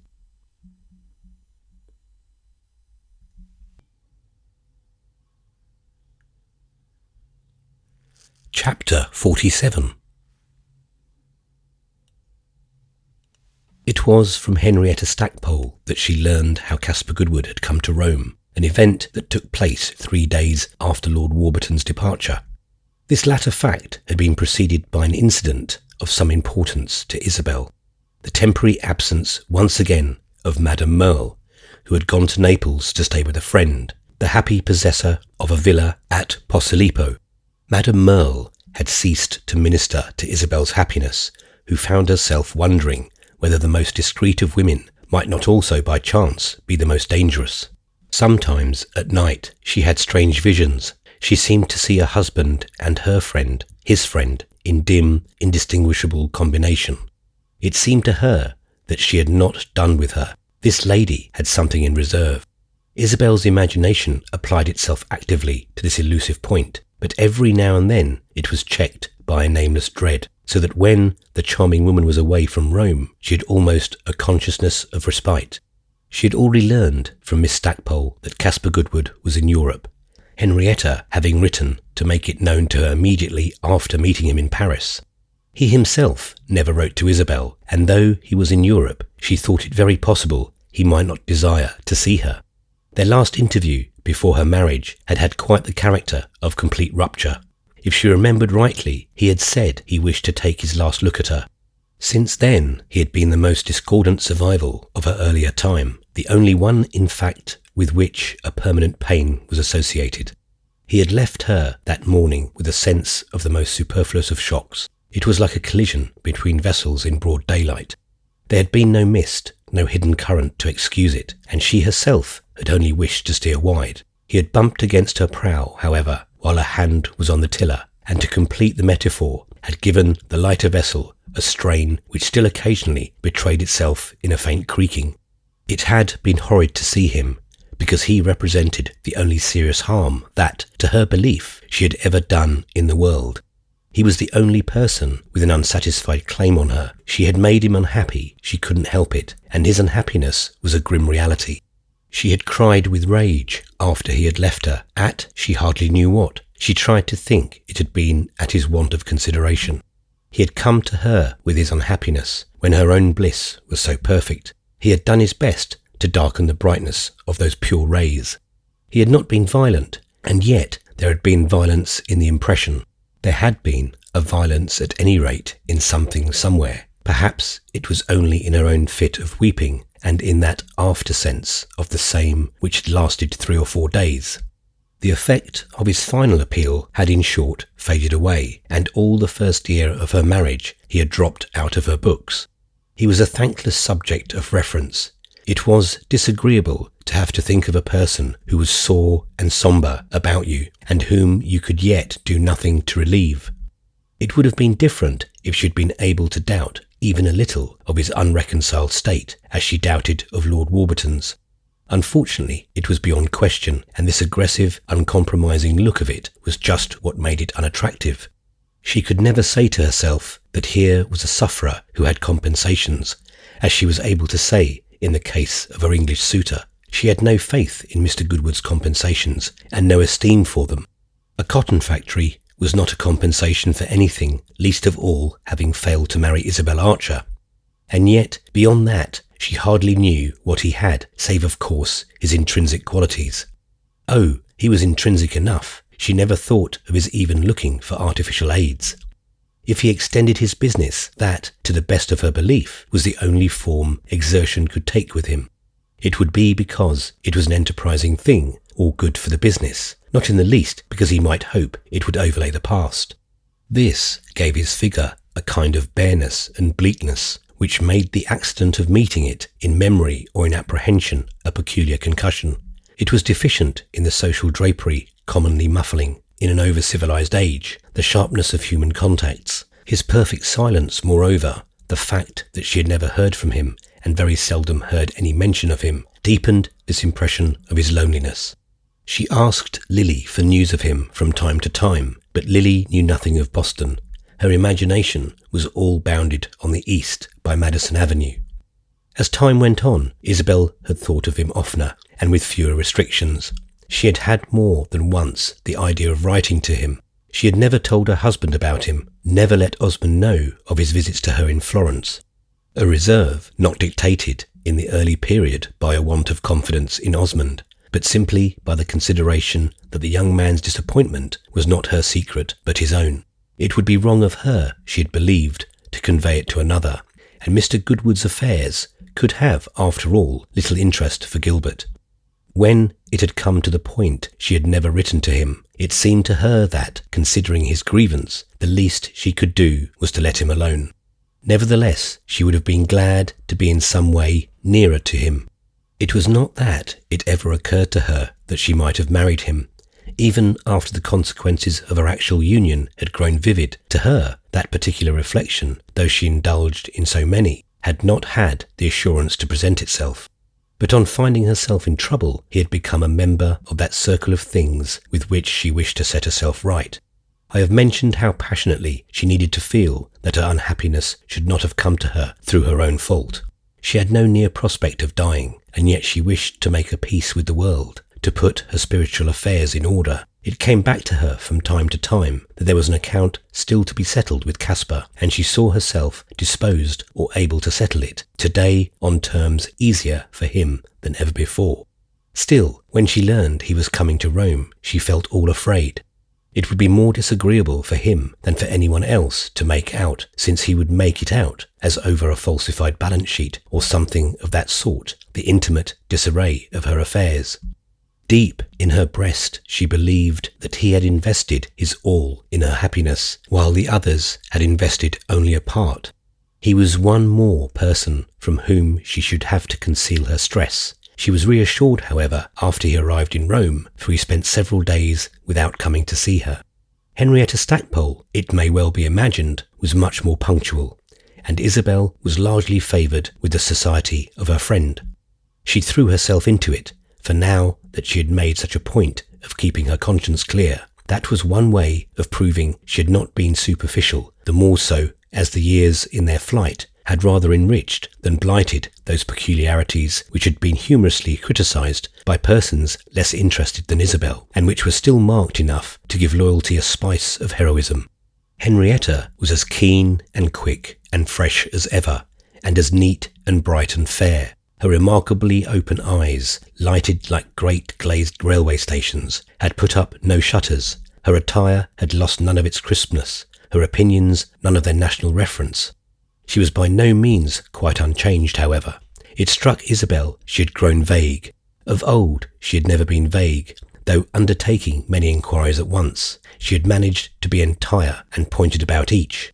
She had a reason for everything she did. She fairly bristled with motives. Formerly, when she came to Europe, it was because she wished to see it, but now, having already seen it, she had no such excuse. She didn't for a moment pretend that the desire to examine decaying civilizations had anything to do with her present enterprise. Her journey was rather an expression of her independence of the old world than of a sense of further obligations to it. "It's nothing to come to Europe," she said to Isabel. "It doesn't seem to me one needs so many reasons for that. It is something to stay at home. This is much more important." It was not therefore with a sense of doing anything very important that she treated herself to another pilgrimage to Rome. She had seen the place before and carefully inspected it. Her present act was simply a sign of familiarity, of her knowing all about it, of her having as good a right as anyone else to be there. This was all very well, and Henrietta was restless. She had a perfect right to be restless too, if one came to that. But she had after all a better reason for coming to Rome than that she cared for it so little. Her friend easily recognised it, and with it the worth of the other's fidelity. She had crossed the stormy ocean in midwinter because she had guessed that Isabel was sad. Henrietta guessed a great deal, but she had never guessed so happily as that. Isabel's satisfactions just now were few, but even if they had been more numerous, there would still have been something of individual joy in her sense of being justified in having always thought highly of Henrietta. She had made large concessions with regard to her, and yet insisted that, with all abatements, she was very valuable. It was not her own triumph, however, that she found good. It was simply the relief of confessing to this confidant, the first person to whom she had owned it, that she was not in the least at her ease. Henrietta had herself approached this point with the smallest possible delay, and had accused her face to face of being wretched. She was a woman, she was a sister, she was not Ralph, nor Lord Warburton, nor Caspar Goodwood, and Isabel could speak. "Yes, I'm wretched," she said very mildly. She hated to hear herself say it. She tried to say it as judiciously as possible. "What does he do to you?" Henrietta asked, frowning as if she were inquiring into the operations of a quack doctor. "He does nothing, but he doesn't like me." "He's very hard to please," cried Miss Stackpole. "Why don't you leave him?" "I can't change that way," Isabel said. "Why not? I should like to know. You won't confess that you've made a mistake. You're too proud." "I don't know whether I'm too proud, but I can't publish my mistake. I don't think that's decent. I'd much rather die." "You won't think so always," said Henrietta. "I don't know what great unhappiness might bring me to, but it seems to me I shall always be ashamed. One must accept one's deeds. I married him before all the world. I was perfectly free. It was impossible to do anything more deliberate. One can't change that way," Isabel repeated. "You have changed, in spite of the impossibility. I hope you don't mean to say you like him." Isabel debated. "No, I don't like him. I can tell you, because I'm wary of my secret. But that's enough. I can't announce it on the housetops." Henrietta gave a laugh. "Don't you think you're rather too considerate?" "It's not of him that I'm considerate. It's of myself," Isabel answered. It was not surprising Gilbert Osmond should not have taken comfort in Miss Stackpole. His instinct had naturally set him in opposition to a young lady capable of advising his wife to withdraw from the conjugal roof. When she arrived in Rome, he had said to Isabel that he hoped she would leave her friend, the interviewer, alone, and Isabel had answered that he at least had nothing to fear from her. She said to Henrietta that as Osmond didn't like her, she couldn't invite her to dine, but they could easily see each other in other ways. Isabel received Miss Stackpole freely in her own sitting room, and took her repeatedly to drive, face to face with Pansy, who, bending a little forward on the opposite seat of the carriage, gazed at the celebrated authoress with a respectful attention which Henrietta occasionally found irritating. She complained to Isabel that Miss Osmond had a little look as if she should remember everything one said. "I don't want to be remembered that way," Miss Stackpole declared. "I consider that my conversation refers only to the moment, like the morning papers. Your stepdaughter, as she sits there, looks as if she kept all the back numbers and would bring them out some day against me." She could not teach herself to think favourably of Pansy, whose absence of initiative, of conversation, of personal claims seemed to her, in a girl of 20, unnatural and even uncanny. Isabel presently saw that Osmond would have liked her to urge a little the cause of her friend, insist a little upon his receiving her, so that he might appear to suffer for good manners' sake. Her immediate acceptance of his objections put him too much in the wrong, it being in effect one of the disadvantages of expressing contempt that you cannot enjoy at the same time the credit of expressing sympathy. Osmond held to his credit, and yet he held to his objections, all of which were elements difficult to reconcile. The right thing would have been that Miss Stackpole should have come to dine at Palazzo Roccanera once or twice, so that, in spite of his superficial civility, always so great, she might judge for herself how little pleasure it gave him. From the moment, however, that both the ladies were so unaccommodating, there was nothing for Osmond but to wish the lady from New York would take herself off. It was surprising how little satisfaction he got from his wife's friends. He took occasion to call Isabel's attention to it.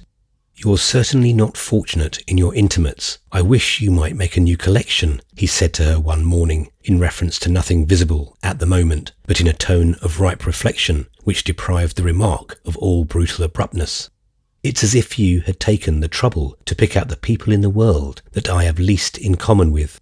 Your cousin I have always thought a conceited ass, besides his being the most ill-favoured animal I know. Then it's insufferably tiresome that one can't tell him so. One must spare him on account of his health. His health seems to me the best part of him. It gives him privileges enjoyed by no one else. If he's so desperately ill, there's only one way to prove it, but he seems to have no mind for that. I can't say much more for the great Warburton.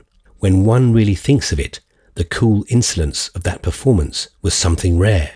He comes and looks at one's daughter as if she were a suite of apartments. He tries the door handles and looks out of the windows, raps on the walls, and almost thinks he'll take the place. Will you be so good as to draw up a lease? Then, on the whole, he decides that the rooms are too small. He doesn't think he could live on a third floor. He must look out for a piano noble, and he goes away after having got a month's lodging in a poor little apartment for nothing.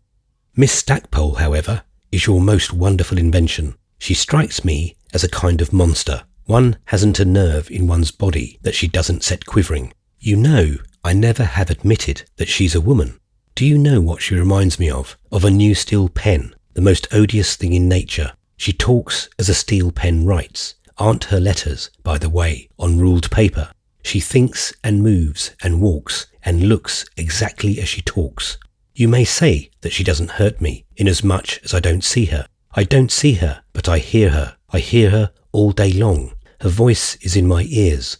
I can't get rid of it. I know exactly what she says, and every inflection of the tone in which she says it. She says charming things about me, and they give you great comfort. I don't like at all to think she talks about me. I feel as I should feel if I knew the footman were wearing my hat.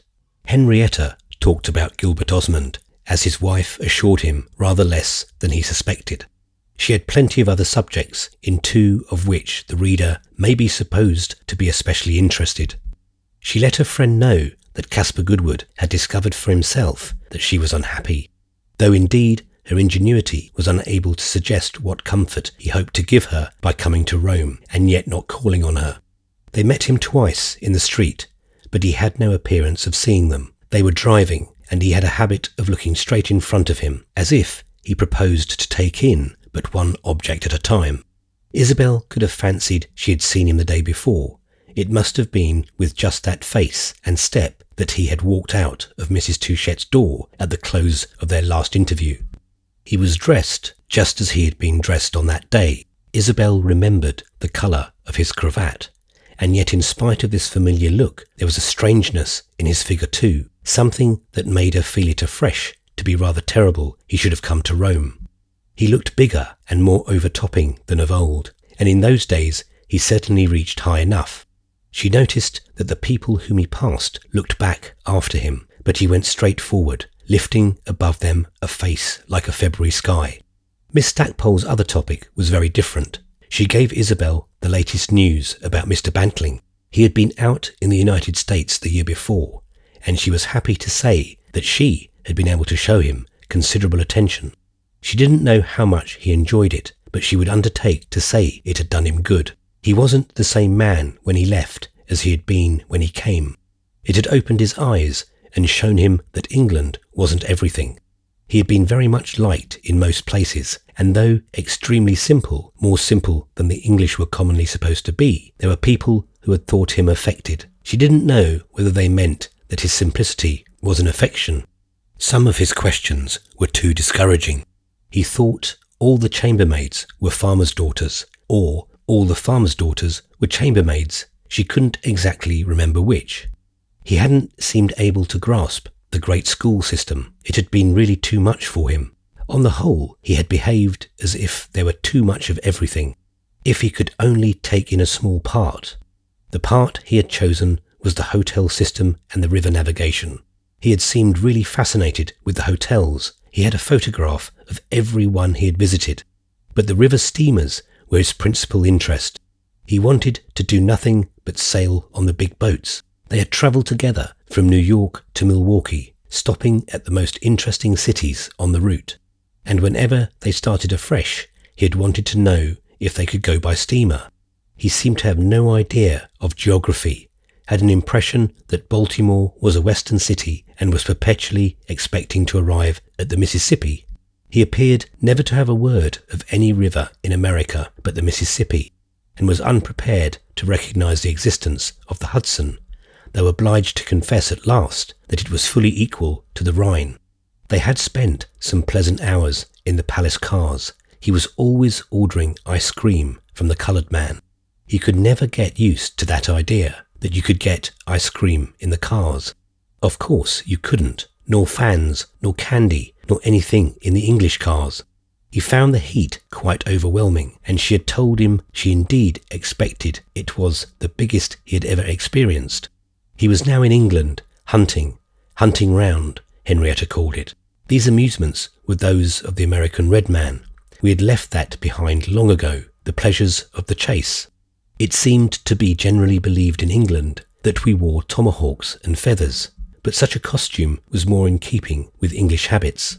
Mr. Bantling would not have time to join her in Italy, but when she should go to Paris again, he expected to come over. He wanted very much to see Versailles again, and was very fond of the ancient regime. They didn't agree about that, but that was what she liked Versailles for, that you could see the ancient regime had been swept away.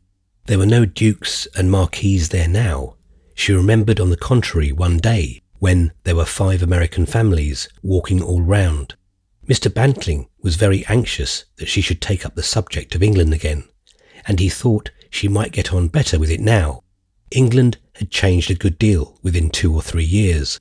He was determined that if she went there, he should go to see his sister, Lady Pensil, and that this time the invitation should come to her straight. The mystery about that other one had never been explained. Caspar Goodwood came at last to Palazzo Roccanera. He had written Isabel a note beforehand to ask leave. This was promptly granted, and she would be at home at 6 o'clock that afternoon. She spent the day wondering what he was coming for, what good he expected to get out of it. He had presented himself hitherto as a person destitute of the faculty of compromise, who would take what he had asked for or take nothing. Isabel's hospitality, however, raised no questions, and she found no great difficulty in appearing happy enough to deceive him. It was her conviction, at least, that she deceived him, made him say to himself that he had been misinformed. But she also saw, so she believed, that he was not disappointed, as some other men, she was sure, would have been. He had not come to Rome to look for an opportunity. She never found out what he had come for. He offered her no explanation. There could be none but the very simple one that he wanted to see her. In other words, he had come for his amusement. Isabel followed up this induction with a good deal of eagerness, and was delighted to have found a formula that would lay the ghost of this gentleman's ancient grievance. If he had come to Rome for his amusement, this was exactly what she wanted, for if he cared for amusement, he had got over his heartache. If he had got over his heartache, everything was as it should be, and her responsibilities were at an end. It was true that he took his recreation a little stiffly, but he had never been loose and easy, and she had every reason to believe he was satisfied with what he saw. Henrietta was not in his confidence, though he was in hers, and Isabel consequently received no sidelight upon his state of mind. He was open to little conversation on general topics. It came back to her that she had said of him once, years before, "Mr. Goodwood speaks a good deal, but he doesn't talk." He spoke a good deal now, but he talked perhaps as little as ever, considering, that is, how much there was in Rome to talk about. His arrival was not calculated to simplify her relations with her husband, for if Mr. Osmond didn't like her friends, Mr. Goodwood had no claim upon his attention, save as having been one of the first of them. There was nothing for her to say of him, but that he was the very oldest. This rather meagre synthesis exhausted the facts. She had been obliged to introduce him to Gilbert. It was impossible she should not ask him to dinner, to her Thursday evenings, of which she had grown very weary, but to which her husband still held for the sake not so much of inviting people as of not inviting them. To the Thursdays Mr. Goodwood came regularly, solemnly, rather early. He appeared to regard them with a good deal of gravity. Isabel every now and then had a moment of anger. There was something so literal about him. She thought he might know that she didn't know what to do with him, but she couldn't call him stupid. He was not that in the least. He was only extraordinarily honest. To be as honest as that made a man very different from most people. One had to be almost equally honest with him. She made this latter reflection at the very time she was flattering herself she had persuaded him that she was the most light-hearted of women. He never threw any doubt on this point, never asked her any personal questions. He got on much better with Osmond than seemed probable. Osmond had a great dislike to being counted on. In such a case, he had an irresistible need of disappointing you. It was in virtue of this principle that he gave himself the entertainment of taking a fancy to a perpendicular Bostonian, whom he had been depended upon to treat with coldness. He asked Isabel if Mr. Goodwood also had wanted to marry her, and expressed surprise at her not having accepted him. It would have been an excellent thing, like living under some tall belfry which would strike all the hours and make a queer vibration in the upper air. He declared he liked to talk with the great Goodwood. It wasn't easy at first. You had to climb up an interminable steep staircase up to the top of the tower, but when you got there you had a big view and felt a little fresh breeze. Osmond, as we know, had delightful qualities, and he gave Caspar Goodwood the benefit of them all. Isabel could see that Mr. Goodwood thought better of her husband than he had ever wished to. He had given her the impression that morning in Florence of being inaccessible to a good impression. Gilbert asked him repeatedly to dinner, and Mr. Goodwood smoked a cigar with him afterwards, and even desired to be shown his collections. Gilbert said to Isabel that he was very original. He was as strong and of as good a style as an English portmanteau. He had plenty of straps and buckles which would never wear out, and a capital patent lock.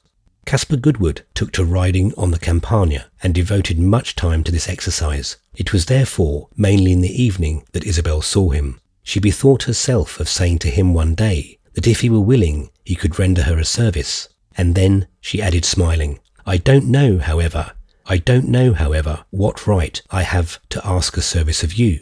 You're the person in the world who has most right, he answered.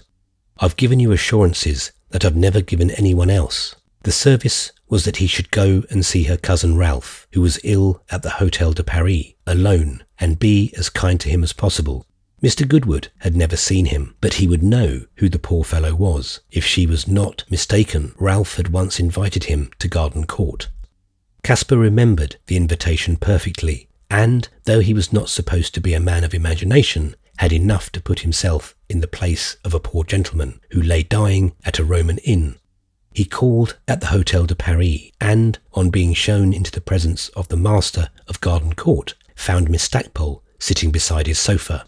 A singular change had in fact occurred in this lady's relations with Ralph Touchett. She had not been asked by Isabel to go and see him, but on hearing that he was too ill to come out, had immediately gone of her own motion. After this, she had paid him a daily visit, always under the conviction that they were great enemies. Oh yes, we're intimate enemies, Ralph used to say, and he accused her freely as the humour of it would allow, of coming to worry him to death.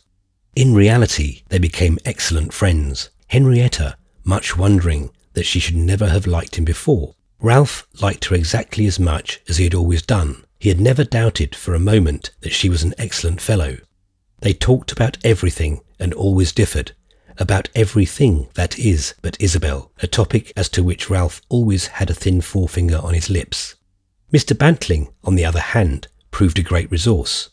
Ralph was capable of discussing Mr. Bantling with Henrietta for hours. Discussion was stimulated, of course, by their inevitable difference of view. Ralph having amused himself with taking the ground that the genial ex-guardsman was a regular Machiavelli. Caspar Goodwood could contribute nothing to such a debate, but after he'd been left alone with his host, he found there were various other matters they could take up. It must be admitted that the lady who had just gone out was not one of these.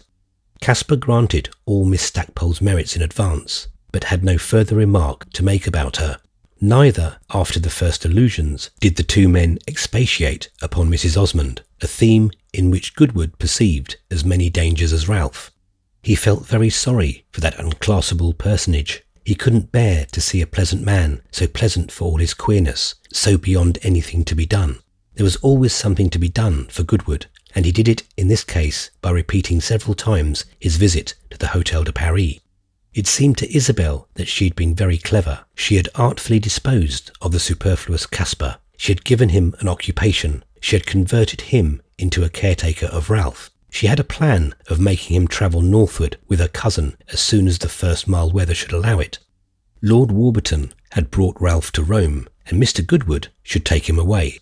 There seemed a happy symmetry in this, and she was now intensely eager that Ralph should depart.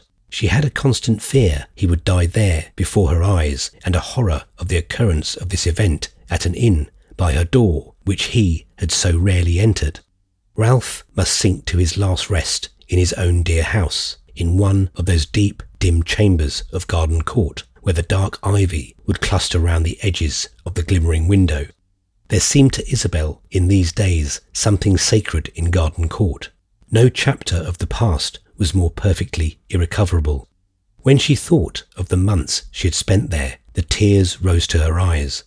She flattered herself, as I say, upon her ingenuity, but she had need of all she could muster, for several events occurred which seemed to confront and defy her. The Countess Gemini arrived from Florence, arrived with her trunks, her dresses, her chatter, her falsehoods, her frivolity, the strange, the unholy legend of the number of her lovers.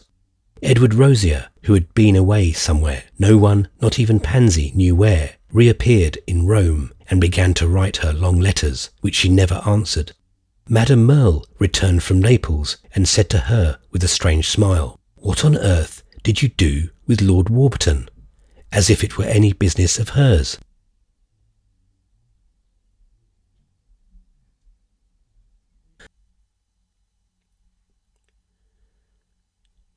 Chapter 48.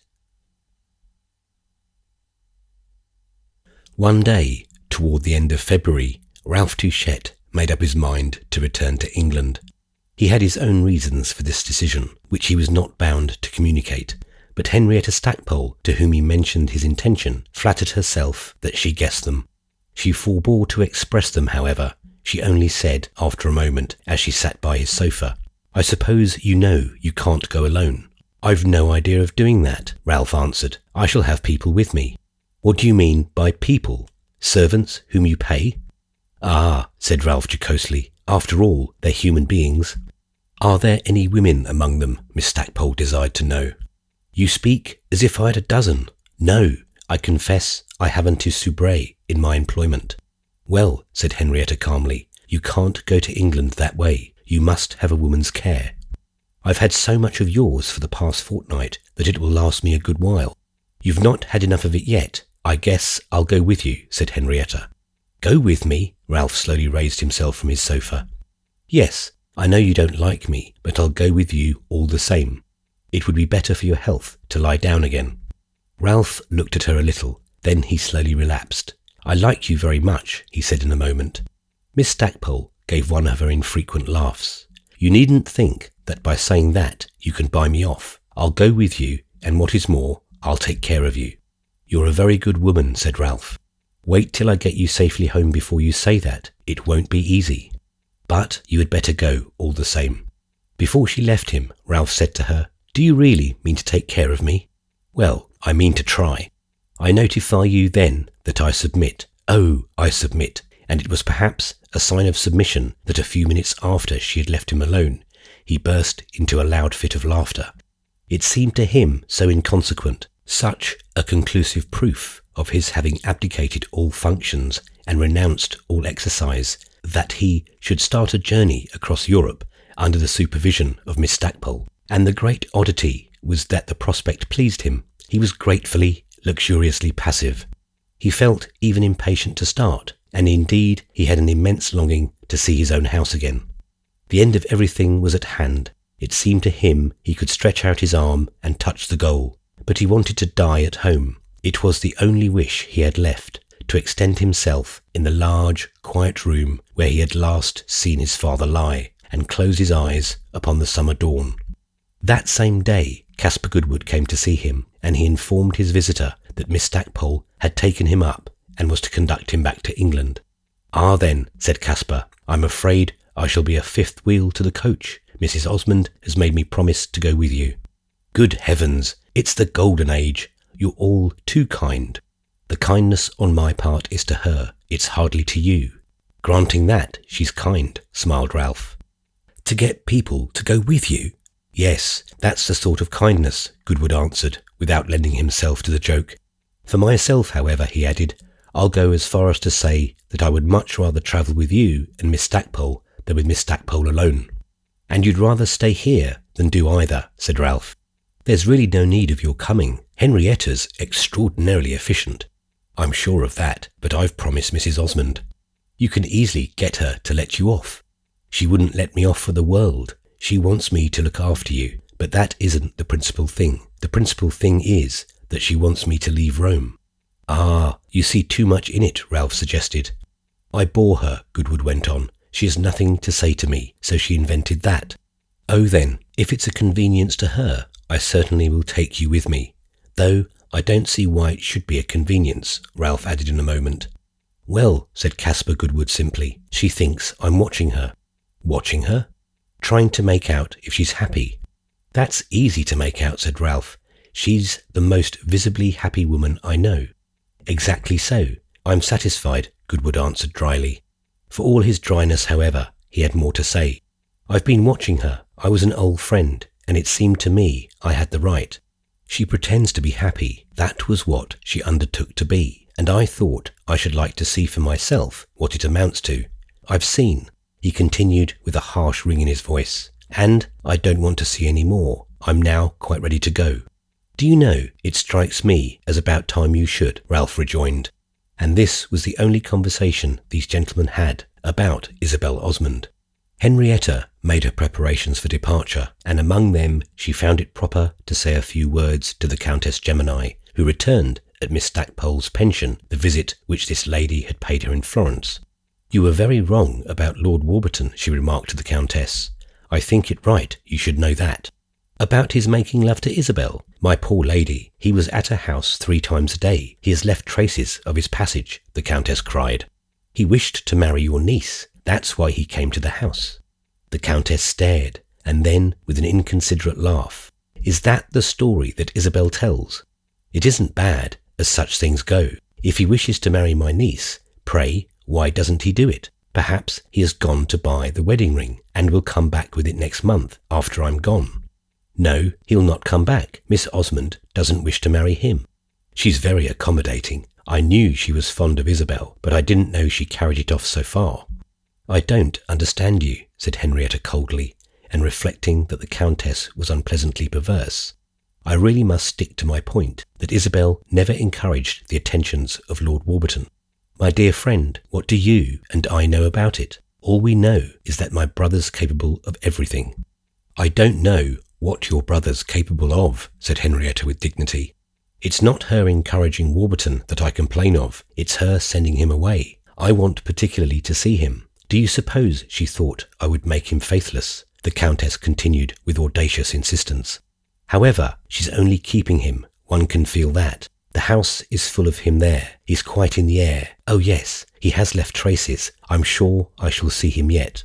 "Well," said Henrietta after a little, with one of those inspirations which had made the fortune of her letters to the interviewer, "perhaps he'll be more successful with you than with Isabel." When she told her friend of the offer she had made Ralph, Isabel replied that she could have done nothing that would have pleased her more. It had always been her faith that at bottom Ralph and this young woman were made to understand each other. "I don't care whether he understands me or not," Henrietta declared. "The great thing is that he shouldn't die in the cars." "He won't do that," Isabel said, shaking her head with an extension of faith. "He won't if I can help it. I see you want us all to go. I don't know what you want to do." "I want to be alone," said Isabel. "You won't be that so long as you've so much company at home." "Ah, they're part of the comedy. You others are spectators."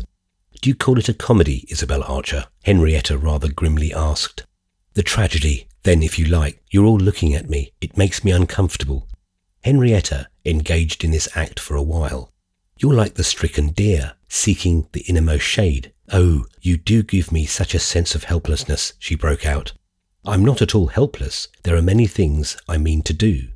It's not you I'm speaking of. It's myself. It's too much, having come on purpose to leave you just as I find you." "You don't do that. You leave me much refreshed," Isabel said. "Very mild refreshment, sour lemonade. I want you to promise me something." "I can't do that. I shall never make another promise. I made such a solemn one 4 years ago, and I've succeeded so ill in keeping it. You've had no encouragement. In this case, I should give you the greatest. Leave your husband before the worst comes. That's what I want you to promise." "The worst? What do you call the worst?" "Before your character gets spoiled." "Do you mean my disposition?" "It won't get spoiled," Isabel answered, smiling. "I'm taking very good care of it. I'm extremely struck," she added, turning away, "with the offhand way in which you speak of a woman's leaving her husband. It's easy to see you've never had one." "Well," said Henrietta, as if she were beginning an argument, "nothing is more common in our western cities, and it's to them, after all, that we must look in the future." Her argument, however, does not concern this history, which has too many other threads to unwind. She announced to Ralph Touchette that she was ready to leave Rome by any train he might designate, and Ralph immediately pulled himself together for departure.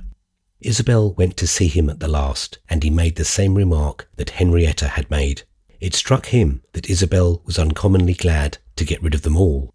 For all answer to this, she gently laid her hand on his and said in a low tone, with a quick smile, "My dear Ralph." It was answer enough, and he was quite contented, but he went on in the same way, jocosely, ingenuously. "I've seen less of you than I might, but it's better than nothing. And then I've heard a great deal about you. I don't know from whom, leading the life you've done. From the voices of the air. Oh, from no one else. I never let other people speak of you. They always say you're charming, and that's so flat." "I might have seen more of you certainly," Isabel said, "but when one's married, one has so much occupation." "Fortunately, I'm not married. When you come to see me in England, I shall be able to entertain you with all the freedom of a bachelor." He continued to talk as if they should certainly meet again, and succeeded in making the assumption appear almost just. He made no allusion to his term being near, to the probability that he should not outlast the summer. If he preferred it so, Isabel was willing enough. The reality was sufficiently distinct without their erecting finger-posts in conversation.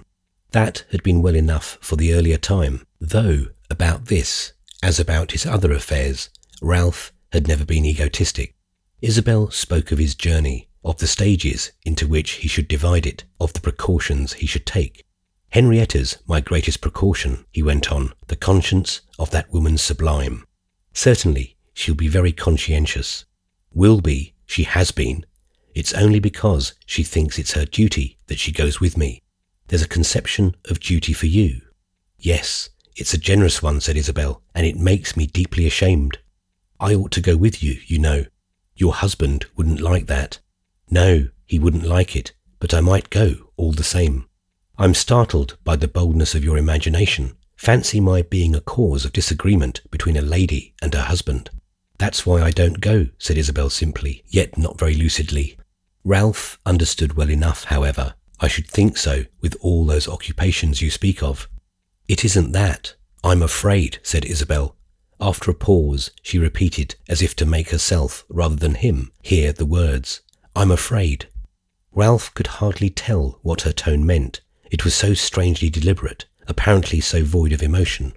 Did she wish to do public penance for a fault of which she had not been convicted? Or were her words simply an attempt at enlightened self-analysis? However this might be, Ralph could not resist so easy an opportunity. Afraid of your husband?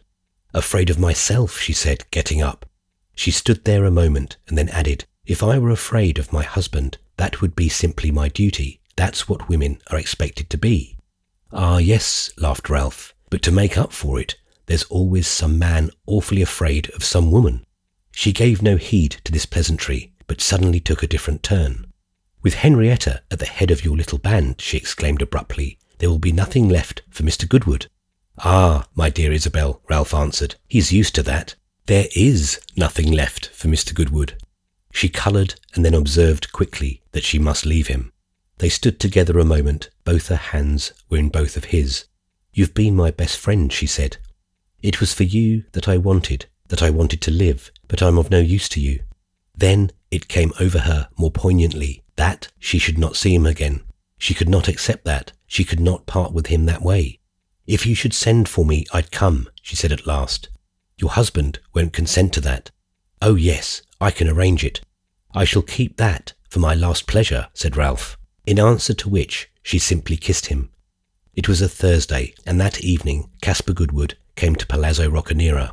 He was among the first to arrive, and he spent some time in conversation with Gilbert Osmond, who almost always was present when his wife received.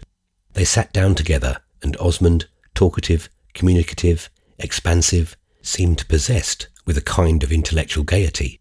He leaned back with his legs crossed, lounging and chatting, while Goodwood, more restless, but not at all lively, shifted his position, played with his hat, made the little sofa creak beneath him. Osmond's face wore a sharp, aggressive smile. He was as a man whose perceptions have been quickened by good news.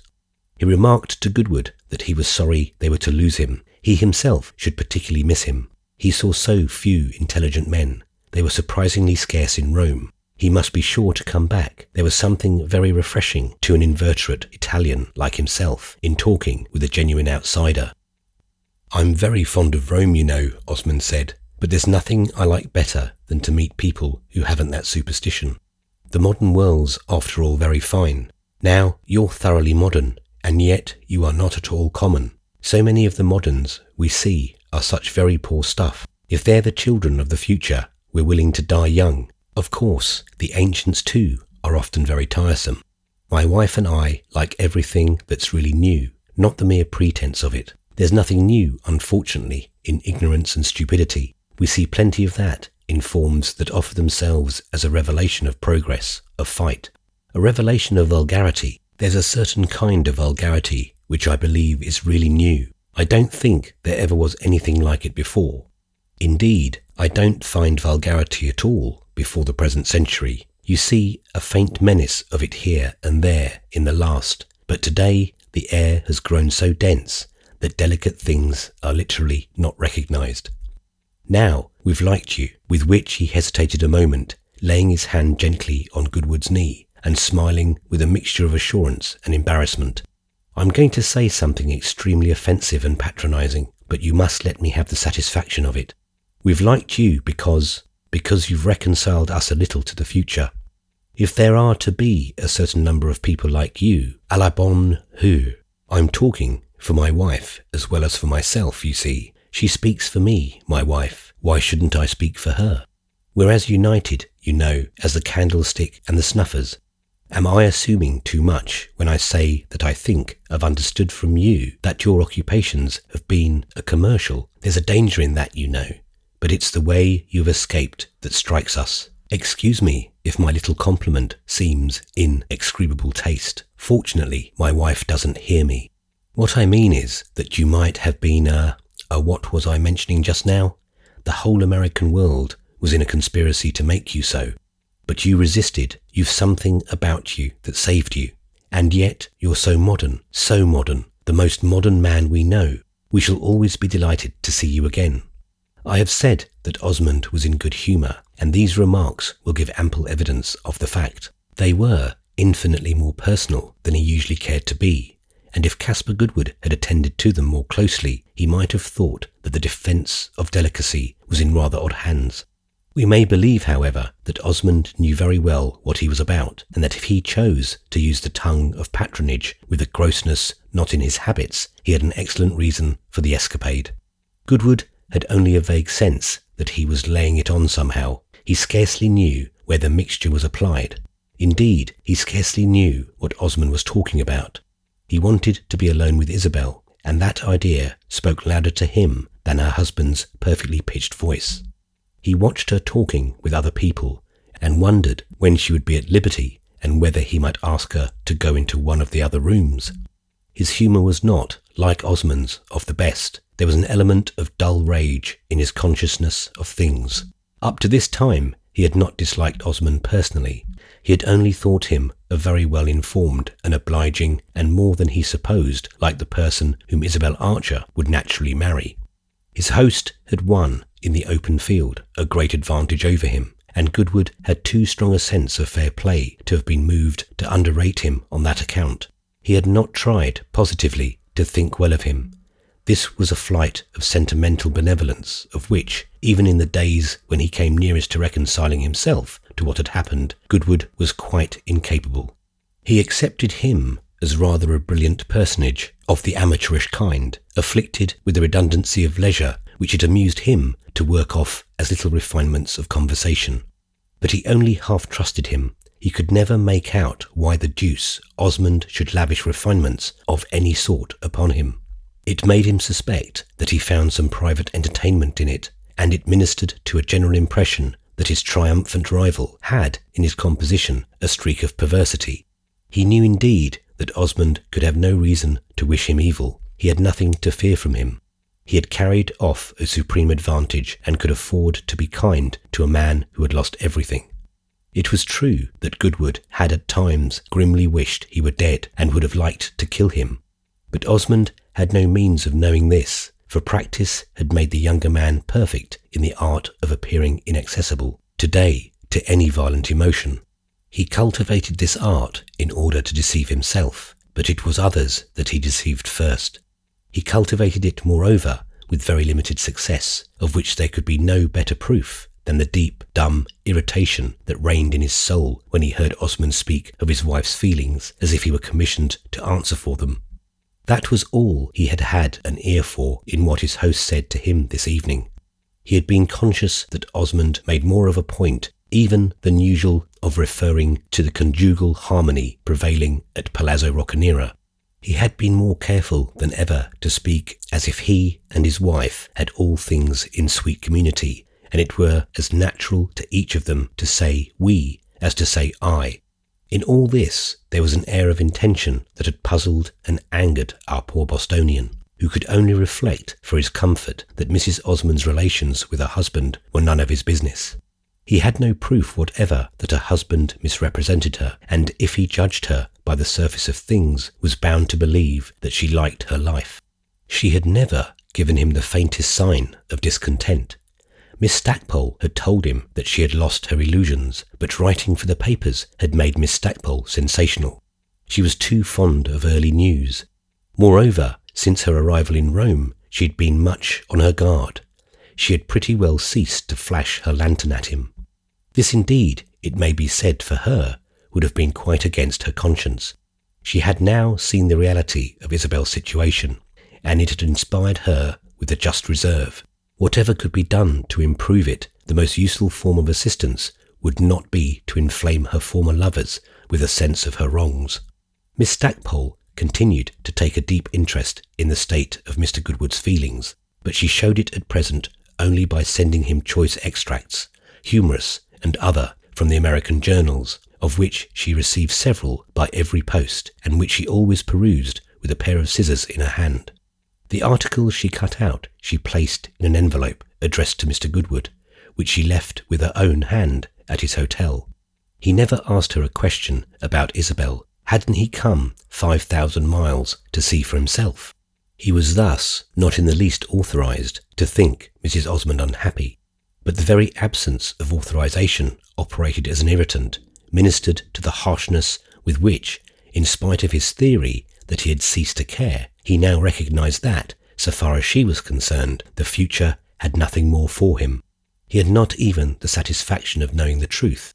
Apparently, he could not even be trusted to respect her if she were unhappy. He was hopeless, helpless, useless. To this last character she had called his attention by her ingenious plan for making him leave Rome. He had no objection whatever to doing what he could for her cousin, but it made him grind his teeth to think that of all the services she might have asked of him, this was the one she had been eager to select. There had been no danger of her choosing one that would have kept him in Rome. Tonight, what he was chiefly thinking of was that he was to leave her tomorrow, and that he had gained nothing by coming but the knowledge that he was as little wanted as ever. About herself he had gained no knowledge. She was imperturbable, inscrutable, impenetrable. He felt the old bitterness, which he had tried so hard to swallow, rise again in his throat. And he knew there are disappointments that last as long as life. Osmond went on talking. Goodwood was vaguely aware that he was touching again upon his perfect intimacy with his wife. It seemed to him for a moment that the man had a kind of demonic imagination. It was impossible that without malice he should have selected so unusual a topic. But what did it matter, after all, whether he were demonic or not, and whether she loved him or hated him? She might hate him to the death without one's gaining a straw oneself. "You travel by the by with Ralph Touchette," Osmond said. "I suppose that means you'll move slowly." "I don't know. I shall just do as he likes." "You're very accommodating. We're immensely obliged to you. You must really let me say it. My wife has probably expressed to you what we feel. Touchette has been on our minds all winter. It has looked more than once as if he would never leave Rome. He ought never to have come. It's worse than an imprudence for people in that state to travel. It's a kind of indelicacy. It wouldn't for the world be under such an obligation to Touchette as he has been to my wife and me. Other people inevitably have to look after him, and every one isn't so generous as you." "I've nothing else to do," Caspar said dryly. Osmond looked at him a moment askance. "You ought to marry, and then you'd have plenty to do. It's true that in that case you wouldn't be quite so available for deeds of mercy." "Do you find that as a married man you're so much occupied?" the young man mechanically asked. "Ah, you see, being married's in itself an occupation. It isn't always active, it's often passive, but that takes even more attention. Then my wife and I do so many things together. We read, we study, we make music, we walk, we drive, we talk even, as when we first knew each other. I delight to this hour in my wife's conversation. If you're ever bored, take my advice and get married. Your wife indeed may bore you. In that case, you'll never bore yourself. You'll always have something to say to yourself, always have a subject of reflection." "I'm not bored," said Goodwood. "I've plenty to think about and to say to myself." "More than to say to others?" Osmond exclaimed with a light laugh. "Where shall you go next? I mean, after you've consigned Touchette to his natural caretakers. I believe his mother's at last coming back to look after him. That little lady's superb. She neglects her duties with a finish. Perhaps you'll spend the summer in England." "I don't know. I've no plans." "Happy man, that's a little bleak, but it's very free." "Oh yes, I'm very free." "Free to come back to Rome, I hope," said Osmond, as he saw a group of new visitors enter the room. "Remember that when you do come, we count on you." Goodwood had meant to go away early, but the evening elapsed without his having a chance to speak to Isabel, otherwise than as one of several associated interlocutors. There was something perverse in the inveteracy with which she avoided him. His unquenchable rancour discovered an intention where there was certainly no appearance of one. There was absolutely no appearance of one. She met his eyes with her clear, hospitable smile, which seemed almost to ask that he would come and help her to entertain some of her visitors. To such suggestions, however, he opposed but a stiff impatience. He wandered about and waited. He talked to the few people he knew, who found him for the first time rather self-contradictory. This was indeed rare with Caspar Goodwood, though he often contradicted others. There was often music at Palazzo Roccanera, and it was usually very good. Under cover of the music, he managed to contain himself, but toward the end, when he saw the people beginning to go, he drew near to Isabel and asked her in a low tone if he might not speak to her in one of the other rooms, which he had just assured himself was empty. She smiled as if she wished to oblige him, but found herself absolutely prevented. "I'm afraid it's impossible. People are saying good night, and I must be where they can see me." "I shall wait till they are gone then." She hesitated a moment. "Ah, that will be delightful," she exclaimed. And he waited, though it took a long time yet. There were several people at the end who seemed tethered to the carpet. The Countess Gemini, who was never herself till midnight, as she said, displayed no consciousness that the entertainment was over. She had still a little circle of gentlemen in front of the fire, who every now and then broke into a united laugh. Osmond had disappeared. He never bade goodbye to people, and as the Countess was extending her range, according to her custom at this period of the evening, Isabel sent Pansy to bed. Isabel sat a little apart. She too appeared to wish her sister-in-law would sound a lower note and let the last loiterers depart in peace. "May I not say a word to you now?" Goodwood presently asked her. She got up immediately, smiling. "Certainly, we'll go somewhere else if you like."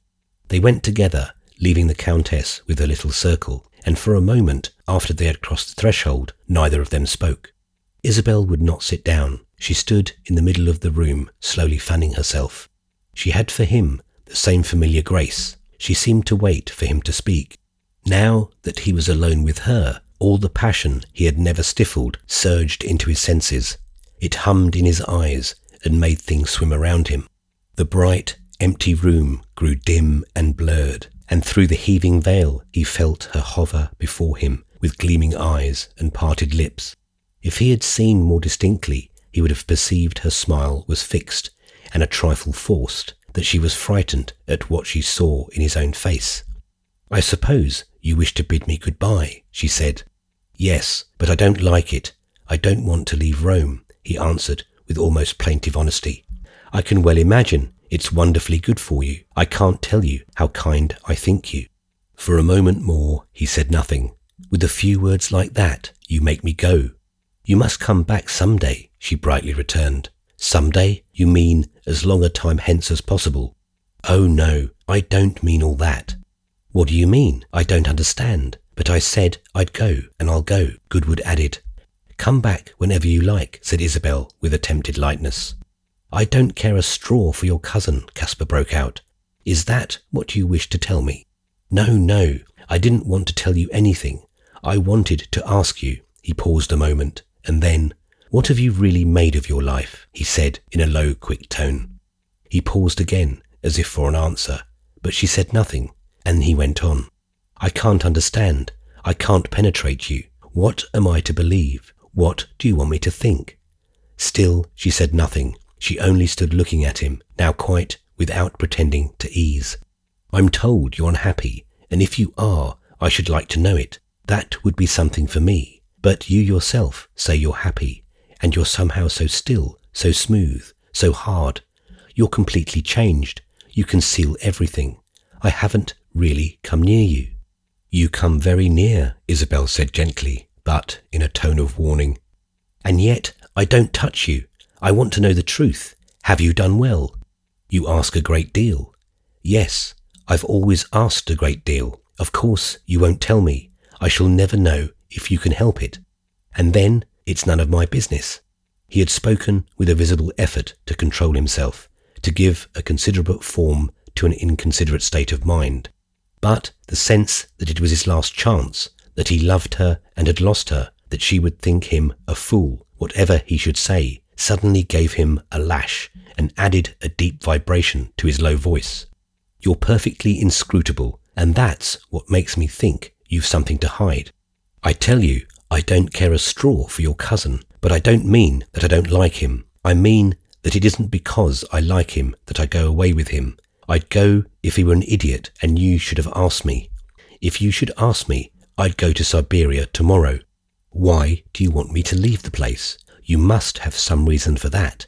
If you were as contented as you pretend you are, you wouldn't care.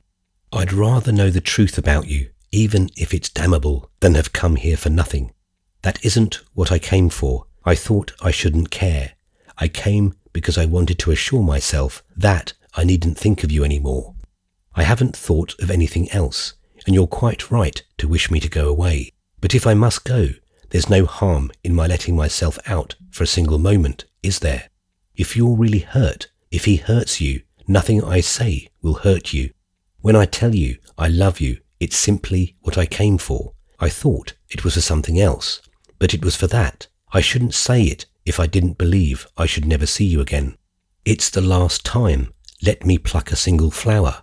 I've no right to say that, I know, and you've no right to listen. But you don't listen. You never listen. You're always thinking of something else. After this I must go, of course, so I shall at least have a reason. Your asking me is no reason, not a real one. I can't judge by your husband, he went on irrelevantly, almost incoherently. I don't understand him. He tells me you adore each other. Why does he tell me that? What business is it of mine? When I say that to you, you look strange. But you always look strange. Yes, you've something to hide. It's none of my business, very true.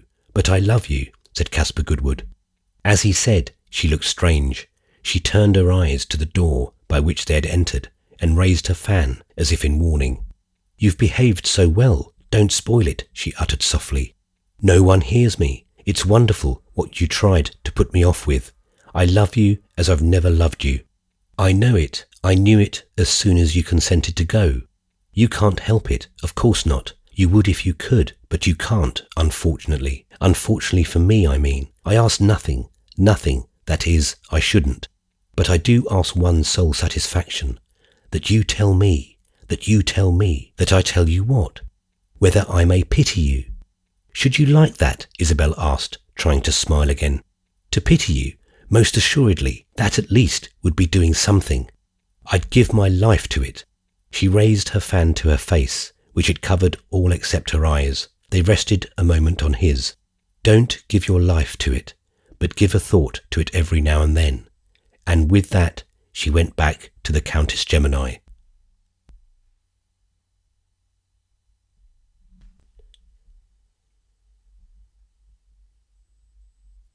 Chapter 49.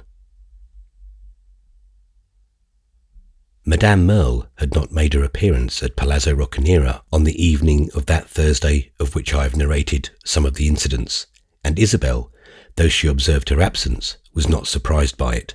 Things had passed between them which added no stimulus to sociability, and to appreciate which we must glance a little backward. It has been mentioned that Madame Merle returned from Naples shortly after Lord Warburton had left Rome, and that on her first meeting with Isabel, whom, to do her justice, she came immediately to see, her first utterance had been an inquiry as to the whereabouts of this nobleman for whom she appeared to hold her dear friend accountable. Please don't talk of him, said Isabel for answer. We've heard so much of him of late. Madame Merle bent her head on one side a little, protestingly, and smiled at the left corner of her mouth. You've heard, yes, but you must remember that I've not in Naples. I hoped to find him here and to be able to congratulate Pansy. You may congratulate Pansy still, but not on marrying Lord Warburton. How say you that? Don't you know I had set my heart on it? Madame Merle asked with a great deal of spirit, but still with the intonation of good humour. Isabel was discomposed, but she was determined to be good-humoured too. You shouldn't have gone to Naples then. You should have stayed here to watch the affair. I had too much confidence in you. But do you think it's too late? You had better ask Pansy, said Isabel. I shall ask her what you've said to her. These words seemed to justify the impulse of self-defence aroused on Isabel's part by perceiving that her visitor's attitude was a critical one. Madame Merle, as we know, has been very discreet hitherto. She had never criticised. She had been markedly afraid of intermeddling. But, apparently, she had only reserved herself for this occasion, since she now had a dangerous quickness in her eye and an air of irritation which even her admirable ease was not able to transmute. She had suffered a disappointment which excited Isabel's surprise, our heroine having no knowledge of her zealous interest in Pansy's marriage, and she betrayed it in a manner which quickened Mrs. Osmond's alarm. More clearly than ever before, Isabel heard a cold, mocking voice proceed from she knew not where in the dim void that surrounded her, and declare that this bright, strong, definite worldly woman, this incarnation of the practical, the personal, the immediate, was a powerful agent in a destiny. She was nearer to her than Isabel had yet discovered, and her nearness was not the charming accident she had so long supposed. The sense of accident, indeed, had died within her that day when she happened to be struck with the manner in which the wonderful lady and her own husband sat together in private. No definite suspicion had as yet taken its place, but it was enough to make her view this friend with a different eye, to have been led to reflect that there was more intention in her past behaviour than she had allowed for at the time. Ah yes, there had been intention, Isabel said to herself. She seemed to wake from a long pernicious dream. What was it that brought home to her that Madame Merle's intention had not been good? Nothing but the mistrust which had lately taken body and which married itself now to the fruitful wonder produced by a visitor's challenge on behalf of poor Pansy. There was something in this challenge which had, at the very outset, excited an answering defiance, a nameless vitality which she could see to have been absent from her friend's professions of delicacy and caution. Madame Merle had been unwilling to interfere, certainly, but only so long as there was nothing to interfere with. It will, perhaps, seem to the reader that Isabel went fast in casting doubt on mere suspicion on a sincerity proved by several years of good offices. She moved quickly indeed, and with reason, for a strange truth was filtering into her soul. Madame Merle's interest was identical with Osmond's. That was enough.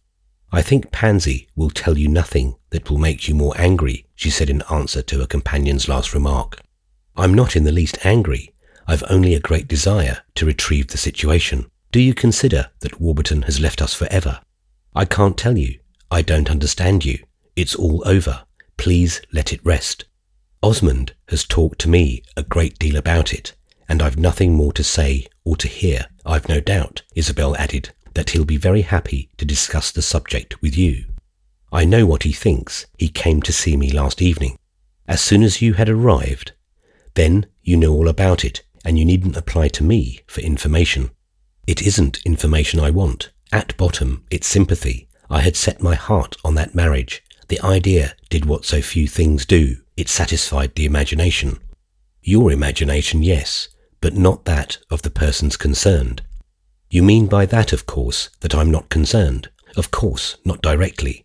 But when one's such an old friend, one can't help having something at stake. You forget how long I've known Pansy. You mean, of course, Madame Merle added, that you are one of the persons concerned. No, that's the last thing I mean. I'm very weary of it all. Madame Merle hesitated a little. Ah, yes, your work's done. Take care what you say, said Isabel very gravely. Oh, I take care, never perhaps more than when it appears least. Your husband judges you severely. Isabel made for a moment no answer to this. She felt choked with bitterness. It was not the insolence of Madame Merle's informing her that Osmond had been taking her into his confidence as against his wife that struck her most, for she was not quick to believe that this was meant for insolence. Madame Merle was very rarely insolent, and only when it was exactly right. It was not right now, or at least it was not right yet. What touched Isabel like a drop of corrosive acid upon an open wound was the knowledge that Osmond dishonoured her in his words as well as in his thoughts. Should you like to know how I judge him? She asked at last. No, because you'd never tell me, and it would be painful for me to know. There was a pause, and for the first time since she had known her, Isabel thought Madame Merle disagreeable. She wished she would leave her. Remember how attractive Pansy is, and don't despair, she said abruptly, with a desire that she should close their interview. But Madame Merle's expansive presence underwent no contraction. She only gathered her mantle about her, and, with the movement, scattered upon the air a faint, agreeable fragrance. I don't despair, I feel encouraged, and I didn't come to scold you. I came, if possible, to learn the truth. I know you'll tell it if I ask you. It's an immense blessing with you that one can count upon that. No, you won't believe what a comfort I take in it. What truth do you speak of? Isabel asked, wondering. Just this. whether Lord Warburton changed his mind quite of his own movement, or because you recommended it. To please himself, I mean, or to please you. Think of the confidence I must still have in you, in spite of having lost a little of it. Madame Merle continued with a smile. To ask such a question as that? She sat looking at her friend, to judge the effect of her words, and then went on. Now, don't be heroic, don't be unreasonable, don't take offence. It seems to me I do you an honour in speaking so. I don't know another woman to whom I would do it. I haven't the least idea that any other woman would tell me the truth. And don't you see how well it is that your husband should know it? It's true that he doesn't appear to have any tact whatever in trying to extract it. He has indulged in gratuitous suppositions, but that doesn't alter the fact that it would make a difference in his view of his daughter's prospects to know distinctly what really occurred. If Lord Warburton simply got tired of the poor child, that's one thing, and it's a pity. If he gave her up to please you, it's another, that's a pity too, but in a different way. Then, in the latter case, you'd perhaps resign yourself to not being pleased, to simply seeing your stepdaughter married. Let him off, let us have him. Madame Merle had proceeded very deliberately, watching her companion and apparently thinking she could proceed safely. As she went on, Isabel grew pale. She clasped her hands more tightly in her lap. It was not that her visitor had at last thought it the right time to be insolent, for this was not what was most apparent. It was a worse horror than that. "What are you? What are you?" Isabel murmured. "What have you to do with my husband?" It was strange that for the moment she drew as near to him as if she had loved him. "Ah, then, you take it heroically. I'm very sorry. Don't think, however, that I shall do so." "What have you to do with me?" Isabel went on. Madame Merle slowly got up, stroking her muff, but not removing her eyes from Isabel's face. "Everything," she answered. Isabel sat there looking up at her without rising. Her face was almost a prayer to be enlightened, but the light of this woman's eyes seemed only darkness. "Oh, misery!" she murmured at last, and she fell back, covering her face with her hands. It had come over her like a high surging wave that Mrs. Touchette was right. Madame Merle had married her. Before she uncovered her face again, that lady had left the room. Isabel took a drive alone that afternoon. She wished to be far away, under the sky, where she could descend from her carriage and tread upon the daisies. She had long before taken old Rome into her confidence, for in a world of ruins, the ruin of her happiness seemed a less unnatural catastrophe. She rested her weariness upon things that had crumbled for centuries and yet still were upright. She dropped her secret sadness into the silence of lonely places, where its very modern quality detached itself and grew objective, so that as she sat in a sun-warmed angle on a winter's day, or stood in a mouldy church to which no one came, she could almost smile at it and think of its smallness. Small it was in the large Roman record, and her haunting sense of the continuity of the human lot easily carried her from the less to the greater. She had become deeply, tenderly acquainted with Rome. It interfused and moderated her passion, but she had grown to think of it chiefly as the place where people had suffered. This was what came to her in the starved churches, where the marble columns, transferred from pagan ruins, seemed to offer her a companionship in endurance, and the musty incense to be a compound of long unanswered prayers. There was no gentler nor less consistent heretic than Isabel, the firmest of worshippers, gazing at dark altar, pictures, or clustered candles, could not have felt more intimately the suggestiveness of these objects, nor have been more liable to such moments to a spiritual visitation. Pansy, as we know, was almost always her companion, and of late the Countess Gemini, balancing a pink parasol, had lent brilliancy to their equipage, but she still occasionally found herself alone when it suited her mood and where it suited the place. On such occasions she had several resorts, the most accessible of which, perhaps, was a seat on the low parapet which edges the wide grassy space before the high, cold front of St. John Lateran, whence you look across the Campagna at the far trailing outline of the Alban Mount and at the mighty plain between, which is still so full of all that has passed from it. After the departure of her cousin and his companions, She roamed more than usual. She carried her sombre spirit from one familiar shrine to the other. Even when Pansy and the Countess were with her, she felt the touch of a vanished world. The carriage, leaving the walls of Rome behind, rolled through narrow lanes where the wild honeysuckle had begun to tangle itself in the hedges, or waited for her in quiet places where the fields lay near, while she strolled further and further over the flowered freckled turf, or sat on a stone that had once had a use and glazed through the veil of her personal sadness at the splendid sadness of the scene, at the dense, warm light, the far gradations and the soft confusions of colour, the motionless shepherds in lonely attitudes, the hills where the cloud shadows had the lightness of a blush. On the afternoon I began with speaking of, she had taken a resolution not to think of Madame Merle, but the resolution proved vain, and this lady's image hovered constantly before her.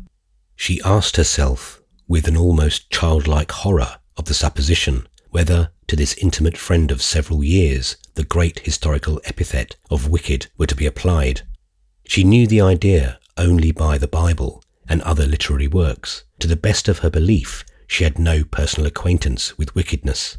She had desired a large acquaintance with human life, and in spite of her having flattered herself that she cultivated it with some success, this elementary privilege had been denied her. Perhaps it was not wicked in the historic sense to be even deeply false, for that was what Madame Merle had been, deeply, deeply, deeply. Isabel's Aunt Lydia had made this discovery long before and had mentioned it to her niece, but Isabel had flattered herself at this time that she had a much richer view of things, especially of the spontaneity of her own career and the nobleness of her own interpretations, than poor, stiffly reasoning Mrs. Touchette. Madame Merle had done what she wanted. She had brought about the union of her two friends, a reflection which could not fail to make it a matter of wonder that she should so much have desired such an event. There were people who had the matchmaking passion, like the votaries of art for art, but Madame Merle, great artist as she was scarcely one of these. She thought too ill of marriage, too ill even of life. She had desired that particular marriage, but had not desired others. She had therefore had a conception of gain, and Isabel asked herself where she had found her profit. It took her a naturally long time to discover, and even then her discovery was imperfect. It came back to her that Madame Merle, though she had seemed to like her from their first meeting at Garden Court, had been doubly affectionate after Mr. Touchette's death, and after learning that her young friend had been subject to the good old man's charity. She had found her profit not in the gross device of borrowing money, but in the more refined idea of introducing one of her intimates to the young woman's fresh and ingenuous fortune. She had naturally chosen her closest intimate, and it was already vivid enough to Isabel that Gilbert occupied this position. She found herself confronted in this manner with the conviction that the man in the world whom she had supposed to be the least sordid had married her like a vulgar adventurer for her money. Strange to say, it had never before occurred to her. If she had thought a good deal of harm of Osmond, she had not done him this particular injury. This was the worst she could think of, and she had been saying to herself that the worst was still to come. A man might marry a woman for her money perfectly well. The thing was often done, but at least he should let her know. She wondered whether, since he had wanted her money would now satisfy him. Would he take her money and let her go? Ah, if Mr. Touchette's great charity would but help her today, it would be blessed indeed. It was not slow to occur to her that if Madame Merle had wished to do Gilbert a service, his recognition to her of the boon must have lost its warmth. What must be his feelings today in regard to his too zealous benefactress? And what expression must they have found on the part of such a master of irony? It is a singular but a characteristic fact that before Isabel returned from her silent drive, she had broken its silence by the soft exclamation, "Poor, poor Madame Merle." Her compassion would perhaps have been justified if on this same afternoon she had been concealed behind one of the valuable curtains of time-softened damask, which, dressing the interesting little salon of the lady to whom it referred, the carefully arranged apartment to which we once paid a visit in company with the discreet Mr. Rosier. In that apartment, towards 6 o'clock, Gilbert Osmond was seated, and his hostess stood before him as Isabel had seen her stand on an occasion commemorated in this history with an emphasis appropriate not so much to its apparent as to its real importance. "I don't believe you're unhappy. I believe you like it," said Madame Merle. "Did I say I was unhappy?" Osmond asked, with a face grave enough to suggest that he might have been. "No, but you don't say the contrary, as you ought in common gratitude." "Don't talk about gratitude," he returned dryly, "and don't aggravate me," he added in a moment. Madame Merle slowly seated herself, with her arms folded and her white hands arranged as a support to one of them and an ornament, as it were, to the other. She looked exquisitely calm, but impressively sad. "On your side, don't try to frighten me. I wonder if you guess some of my thoughts. I trouble about them no more than I can help. I've quite enough of my own. That's because they're so delightful." Osmond rested his head against the back of his chair and looked at his companion with a cynical directness, which seemed also partly an expression of fatigue. "You do aggravate me," he remarked in a moment. "I'm very tired." "Moi donc," cried Madame Merle. "With you, it's because you fatigue yourself. With me, it's not my own fault. When I fatigue myself, it's for you. I've given you an interest. That's a great gift." "Do you call it an interest?" Osmond inquired with detachment. "Certainly, since it helps you pass your time. The time has never seemed longer to me than this winter. You've never looked better. You've never been so agreeable, so brilliant." "Damn my brilliancy," he thoughtfully murmured. "How little, after all, you know me." "If I don't know you, I know nothing," smiled Madame Merle. "You've the feeling of complete success." "No, I shall not have that till I've made you stop judging me. I did that long ago. I speak from old knowledge, but you express yourself more too." Osmond just hung fire. "I wish you'd express yourself less. You wish to condemn me to silence? Remember that I've never been a chatterbox. At any rate, there are 3 or 4 things I should like to say to you first. Your wife doesn't know what to do with herself," she went on with a change of tone. "Pardon me, she knows perfectly. She has a line sharply drawn. She means to carry out her ideas. Her ideas today must be remarkable. Certainly they are. She has more of them than ever." "She was unable to show me any this morning," said Madame Merle. "She seemed in a very simple, almost in a stupid state of mind. She was completely bewildered. You had better say at once that she was pathetic." "Ah, no, I don't want to encourage you too much." He still had his head against the cushion behind him. The ankle of one foot rested on the other knee, so he sat for a while. "I should like to know what's the matter with you," he said at last. The matter, and here Madame Merle stopped. "Then," she went on with a sudden outbreak of passion, a burst of summer thunder in a clear sky, "the matter is that I would give my right hand to be able to weep, and that I can't. What good would it do you to weep? It would make me feel as I felt before I knew you. If I've dried your tears, that's something, but I've seen you shed them. Oh, I believe you'll make me cry still. I mean, make me howl like a wolf. I've a great hope. I've a great need of that. I was vile this morning. I was horrid," she said. "If Isabel was in the stupid state of mind you mention, she probably didn't perceive it," Osmond answered. "It was precisely my deviltry that stupefied her. I couldn't help it. I was full of something bad. Perhaps it was something good. I don't know. You've not only dried up my tears, you've dried up my soul." "It's not I, then, that am responsible for my wife's condition," Osmond said. "It's pleasant to think that I shall get the benefit of your influence upon her. Don't you know the soul is an immortal principle? How can it suffer alteration? I don't believe at all that it's an immortal principle. I believe it can perfectly be destroyed. That's what has happened to mine, which was a very good one to start with, and it's you I have to thank for it. You're very bad," she added with gravity in her emphasis. "Is this the way we're to end?" Osmond asked with the same studied coldness. "I don't know how we're to end. I wish I did. How do bad people end, especially as to their common crimes? You have made me as bad as yourself." "I don't understand you. You seem to me quite good enough," said Osmond, his conscious indifference giving an extreme effect to the words. Madame Merle's self-possession tended on the contrary to diminish, and she was nearer losing it than on any occasion on which we have had the pleasure of meeting her. The glow of her eye turned sombre, her smile betrayed a painful effort. Good enough for anything that I've done with myself, I suppose that's what you mean. Good enough to always be charming, Osmond exclaimed, smiling too. Oh God, his companion murmured, and sitting there in a ripe freshness, she had recourse to the same gesture she had provoked on Isabel's part in the morning. She bent her face and covered it with her hands. Are you going to weep after all? Osmond asked, and on her remaining motionless, he went on. Have I ever complained to you?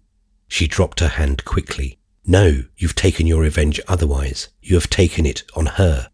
Osmond threw back his head further. He looked a while at the ceiling and might have been supposed to be appealing in an informal way to the heavenly powers. Oh, the imagination of women, it's always vulgar at bottom. You talk of revenge like a third-rate novelist. Of course you haven't complained. You've enjoyed your triumph too much. I'm rather curious to know what you call my triumph. You've made your wife afraid of you. Osmond changed his position. He leaned forward, resting his elbows on his knees and looking a while at a beautiful old Persian rug at his feet. He had an air of refusing to accept anyone's valuation of anything, even of time, and of preferring to abide by his own, a peculiarity which had made him at moments an irritating person to converse with. Isabel's not afraid of me, and it's not what I wish, he said at last. To what do you want to provoke me when you say such things as that? I've thought over all the harm you can do me, Madame Merle answered. Your wife was afraid of me this morning, but in me it was really you she feared. You may have said things that were in very bad taste. I'm not responsible for that. I didn't see the use of your going to see her at all. You're capable of acting without her. I've not made you afraid of me, that I can see, he went on. How then should I have made her? You're at least as brave. I can't think where you've picked up such rubbish. One might suppose you knew me by this time. He got up as he spoke and walked to the chimney, where he stood a moment bending his eye, as if he had seen them for the first time, on the delicate specimens of rare porcelain with which it was covered. He took up a small cup and held it in his hand. Then, still holding it and leaning his arm on the mantel, he pursued, You always see too much in everything. You overdo it. You lose sight of the real. I'm much simpler than you think. I think you're very simple, and Madame Merle kept her eye on her cup.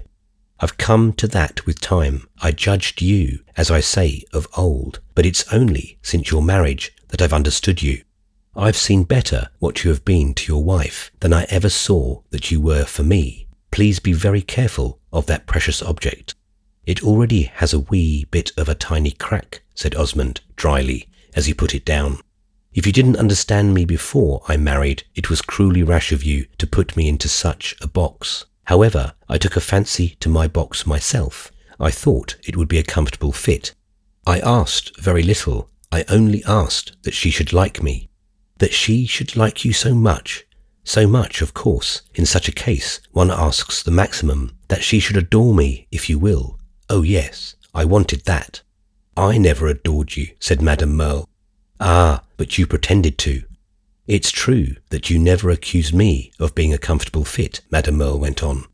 My wife has declined to do anything of the sort, said Osmond. If you're determined to make a tragedy of that, the tragedy's hardly for her. The tragedy's for me, Madame Merle exclaimed, rising with a long low sigh, but having a glance at the same time for the contents of a mantel shelf. It appears that I'm to be severely taught the disadvantages of a false position. You express yourself like a sentence in a copybook. We must look for our comfort where we can find it. If my wife doesn't like me, at least my child does. I shall look for compensations in Pansy. Fortunately, I haven't a fault to find with her. Ah, she said softly, if I had a child. Osmond waited, and then, with a little formal air, the children of others may be a great interest, he announced. You're more like a copybook than I. There's something, after all, that holds us together. Is it the idea of harm I may do you? Osmond asked.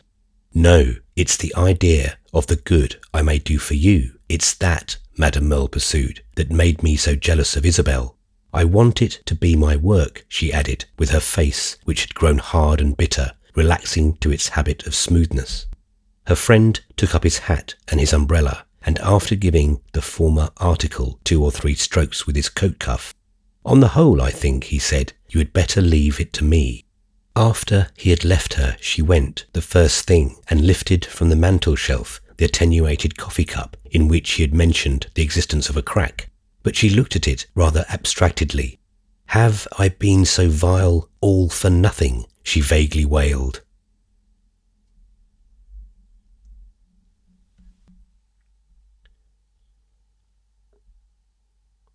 Chapter 50. As the Countess Gemini was not acquainted with the ancient monuments, Isabel occasionally offered to introduce her to these interesting relics, and to give their afternoon drive an antiquarian aim. The Countess, who professed to think her sister-in-law a prodigy of learning, never made an objection, and gazed at masses of Roman brickwork as patiently as if they had been mounds of modern drapery. She had not the historic sense, though she had in some directions the anecdotic, and as regards herself the apologetic, but she was so delighted to be in Rome that she only desired to float with the current. She would gladly have passed an hour every day in the damp darkness of the baths of Titus, if it had been a condition of her remaining at Palazzo Roccanera. Isabel, however, was not a severe cicerone. She used to visit the ruins chiefly because they offered an excuse for talking about other matters than the love affairs of the ladies of Florence, as to which her companion was never weary of offering information. It must be added that during these visits the Countess forbade herself every form of active research. Her preference was to sit in the carriage and exclaim that everything was most interesting. It was in this manner that she had hitherto examined the Colosseum, to the infinite regret of her niece, who, with all the respect she owed her, could not see why she should not descend from the vehicle and enter the building. Pansy had so little chance to ramble that her view of the case was not wholly disinterested. It may be divined that she had a secret hope that, once inside, her parents' guest might be induced to climb up the upper tiers. There came a day when the Countess announced her willingness to undertake this feat, a mild afternoon in March, when the windy month expressed itself in occasional puffs of spring. The 3 ladies went into the Colosseum together, but Isabel left her companions to wander over the place. She had often ascended to those desolate ledges from which the Roman crowd used to bellow applause, and where now the wild flowers, when they were allowed, bloom in the deep crevices. And today she felt weary and disposed to sit in the despoiled arena.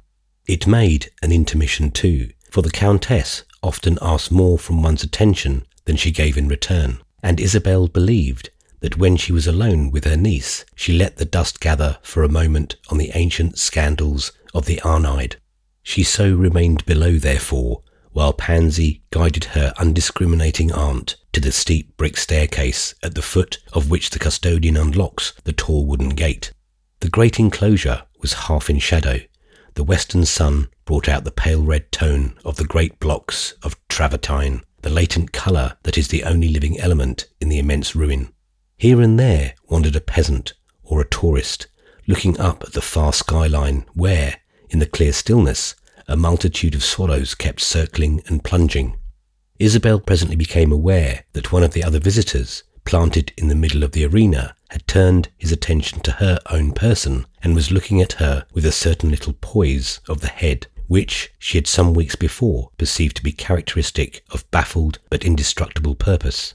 Such an attitude today could belong only to Mr. Edward Rosier, and this gentleman proved in fact to have been considering the question of speaking to her. When he had assured himself that she was unaccompanied, he drew near, remarking that though she would not answer his letters, she would perhaps not wholly close her ears to his spoken eloquence. She replied that her stepdaughter was close at hand, and that she could only give him a few minutes, whereupon he took out his watch and sat down upon a broken block. "It's very soon told," said Edward Rosier. "I've sold all my biblots." Isabel gave instinctively an exclamation of horror. It was as if he had told her he had had all his teeth drawn. "I've sold them by auction at the Hotel Drouot," he went on. "The sale took place 3 days ago, and they've telegraphed me the result. It's magnificent." "I'm glad to hear it, but I wish you had kept your pretty things." "I have the money instead, $50,000. Will Mr. Osmond think me rich enough now?" "Is it for that you did it?" Isabel asked gently. "For what else in the world could it be? That's the only thing I think of. I went to Paris and made my arrangements. I couldn't stop for the sale. I couldn't have seen them going off. I think it would have killed me. But I put them into good hands, and they brought high prices. I should tell you, I have kept my enamels. Now I have the money in my pocket, and he can't say I'm poor," the young man exclaimed defiantly.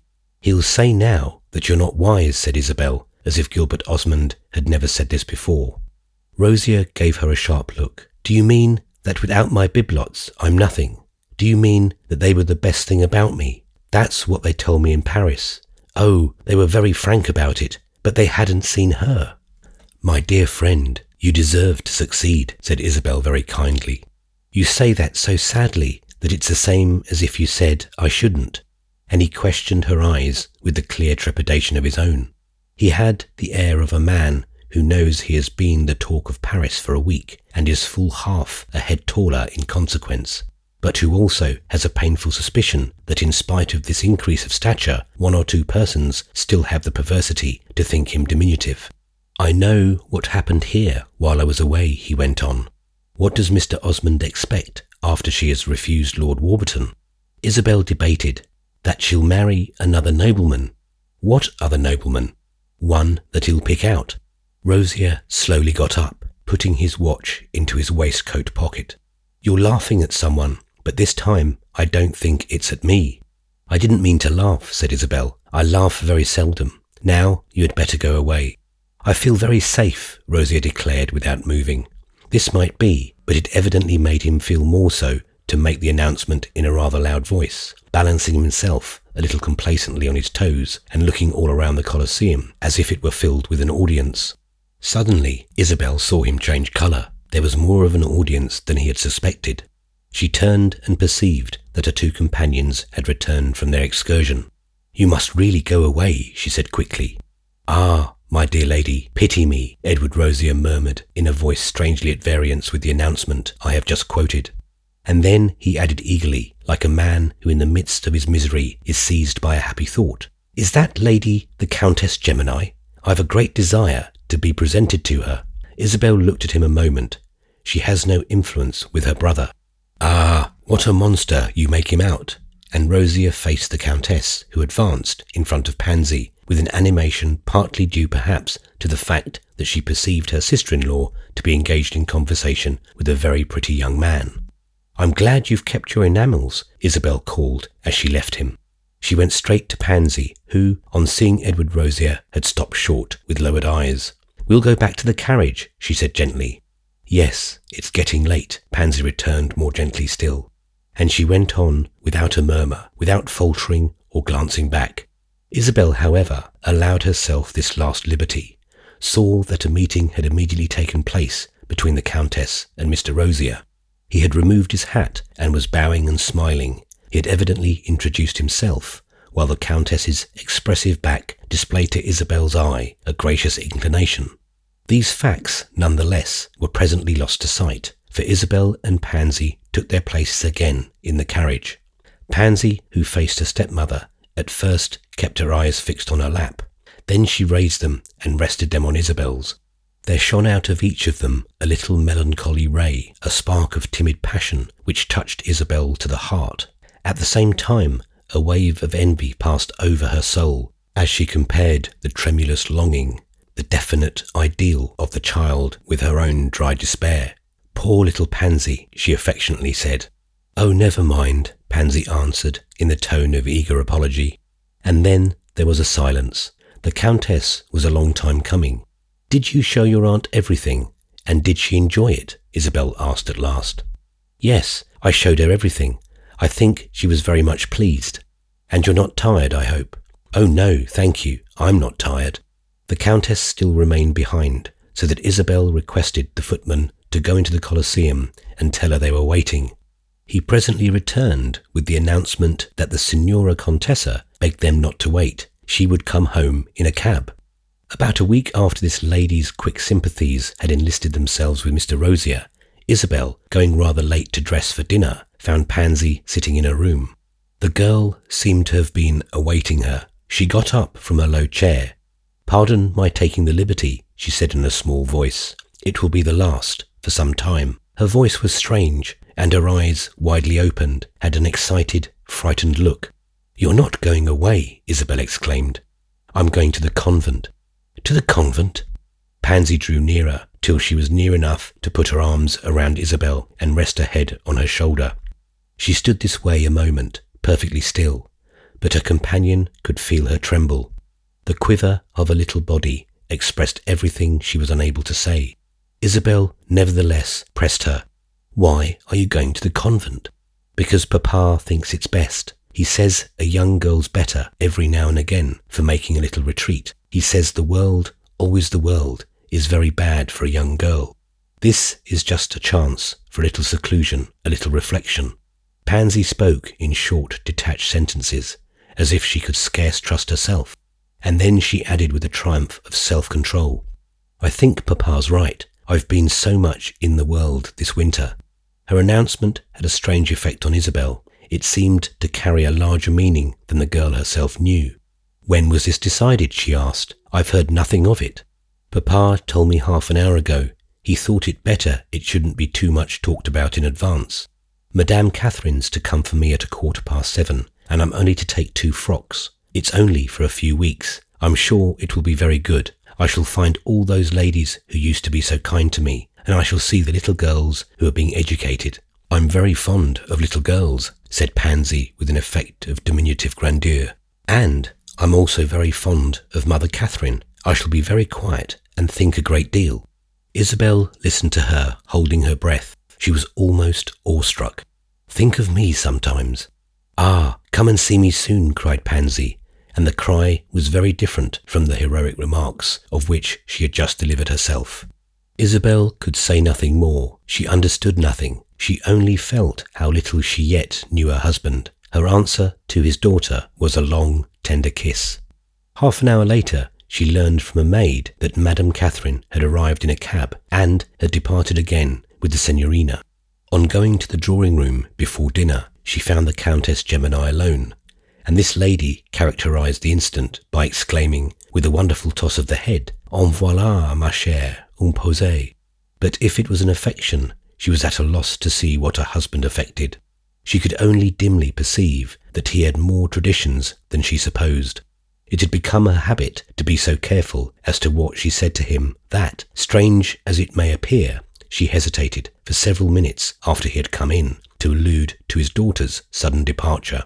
She spoke of it only after they were seated at table, but she had forbidden herself ever to ask Osmond a question.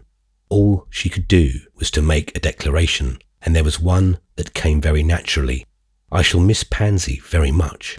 He looked a while, with his head inclined a little, at the basket of flowers in the middle of the table.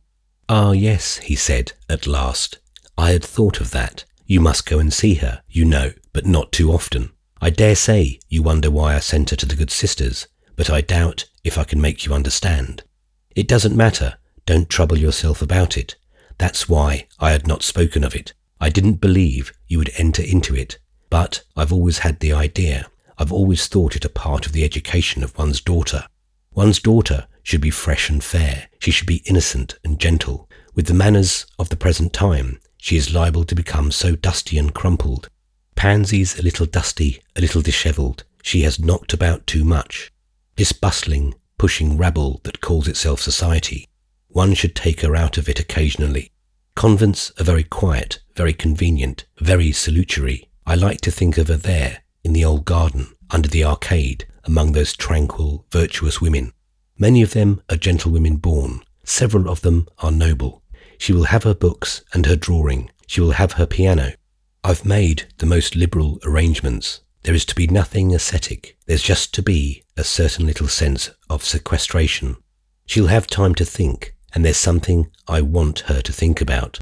Osmond spoke deliberately, reasonably, still with his head on one side, as if he were looking at the basket of flowers. His tone, however, was that of a man not so much offering an explanation as putting a thing into words, almost into pictures, to see himself how it would look. He considered a while the picture he had evoked and seemed greatly pleased with it. And then he went on. The Catholics are very wise after all. The convent is a great institution. We can't do without it. It corresponds to an essential need in families, in society. It's a school of good manners. It's a school of repose. Oh, I don't want to detach my daughter from the world, he added. I don't want to make her fix her thoughts on any other. This one's very well, as she should take it, and she may think of it as much as she likes. Only she must think of it in the right way. Isabel gave an extreme attention to this little sketch. She found it indeed intensely interesting. It seemed to show her how far her husband's desire to be effective was capable of going, to the point of playing theoretic tricks on the delicate organism of his daughter. She could not understand his purpose, no, not wholly, but she understood it better than he supposed or desired, inasmuch as she was convinced that the whole proceeding was an elaborate mystification, addressed to herself and destined to act upon her imagination. He had wanted to do something sudden and arbitrary, something unexpected and refined, to mark the difference between his sympathies and her own, and show that if he regarded his daughter as a precious work of art, it was natural he should be more and more careful about the finishing touches. If he wished to be effective, he had succeeded. The incident struck a chill into Isabel's heart. Pansy had known the convent in her childhood and found a happy home there. She was fond of the good sisters, who were very fond of her, and there was therefore, for the moment, no definite hardship in her lot. But, all the same, the girl had taken fright. The impression her father desired to make would evidently be sharp enough. The old Protestant tradition had never faded from Isabel's imagination, and as her thoughts attached themselves to this striking example of her husband's genius, she sat looking, like him, at the basket of flowers. Poor little Pansy became the heroine of a tragedy. Osmond wished it to be known that he shrank from nothing, and his wife found it hard to pretend to eat her dinner. There was a certain relief presently in hearing the high, strained voice of her sister-in-law. The Countess, too, apparently, had been thinking the thing out, but had arrived at a different conclusion from Isabel. "It's very absurd, my dear Osmond," she said, "to invent so many pretty reasons for poor Pansy's banishment. Why don't you say at once that you want to get her out of my way? Haven't you discovered that I think very well of Mr. Rosier? I do indeed. He seems to me simpaticissimo. He has made me believe in true love. I never did before. Of course, you've made up your mind that, with those convictions, I'm dreadful company for Pansy." Osmond took a sip of a glass of wine. He looked perfectly good-humoured. "My dear Amy," he answered, smiling as if he were uttering a piece of gallantry, "I don't know anything about your convictions, but if I suspected that they interfere with mine, it would be much simpler to banish you."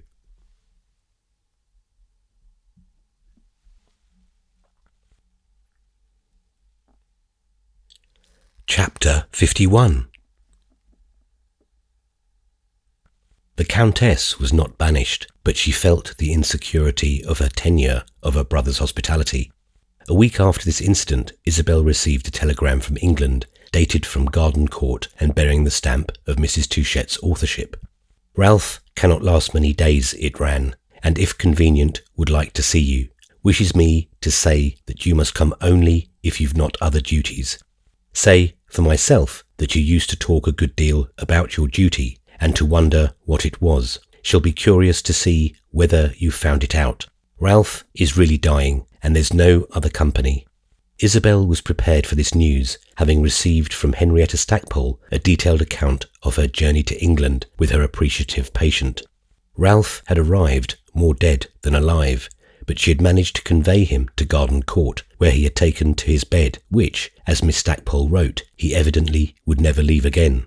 She added that she had really had 2 patients on her hands instead of 1, insomuch as Mr. Goodwood, who had been of no earthly use, was quite as ailing in a different way as Mr. Touchette.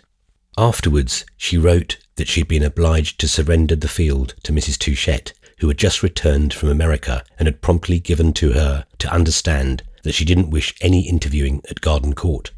Isabel had written to her aunt shortly after Ralph came to Rome, letting her know of his critical condition and suggesting that she should lose no time in returning to Europe. Mrs. Touchette had telegraphed an acknowledgement of this admonition, and the only further news Isabel received from her was the second telegram I have just quoted. Isabel stood a moment looking at the latter missive.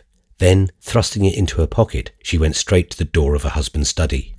Here she again paused an instant, after which she opened the door and went in. Osmond was seated at the table near the window with a folio volume before him, propped against a pile of books. This volume was open at a page of small coloured plates, and Isabel presently saw that he had been copying from it the drawing of an antique coin. A box of watercolours and fine brushes lay before him, and he had already transferred to a sheet of immaculate paper the delicate, finely tainted disc. His back was turned toward the door, but he recognised his wife without looking round. "Excuse me for disturbing you," she said. "When I come to your room, I always knock," he answered, going on with his work. "I forgot. I had something else to think of. My cousin's dying." "Ah, I don't believe that," said Osmond, looking at his drawing through a magnifying glass. "He was dying when we married. He'll outlive us all." Isabel gave herself no time, no thought, to appreciate the careful cynicism of this declaration. She simply went on quickly, full of her own intention. "My aunt has telegraphed for me. I must go to Garden Court." "Why must you go to Garden Court?" Osmond asked in the tone of impartial curiosity. "To see Ralph before he dies." To this, for some time, he made no rejoinder. He continued to give his chief attention to his work, which was of a sort that would brook no negligence.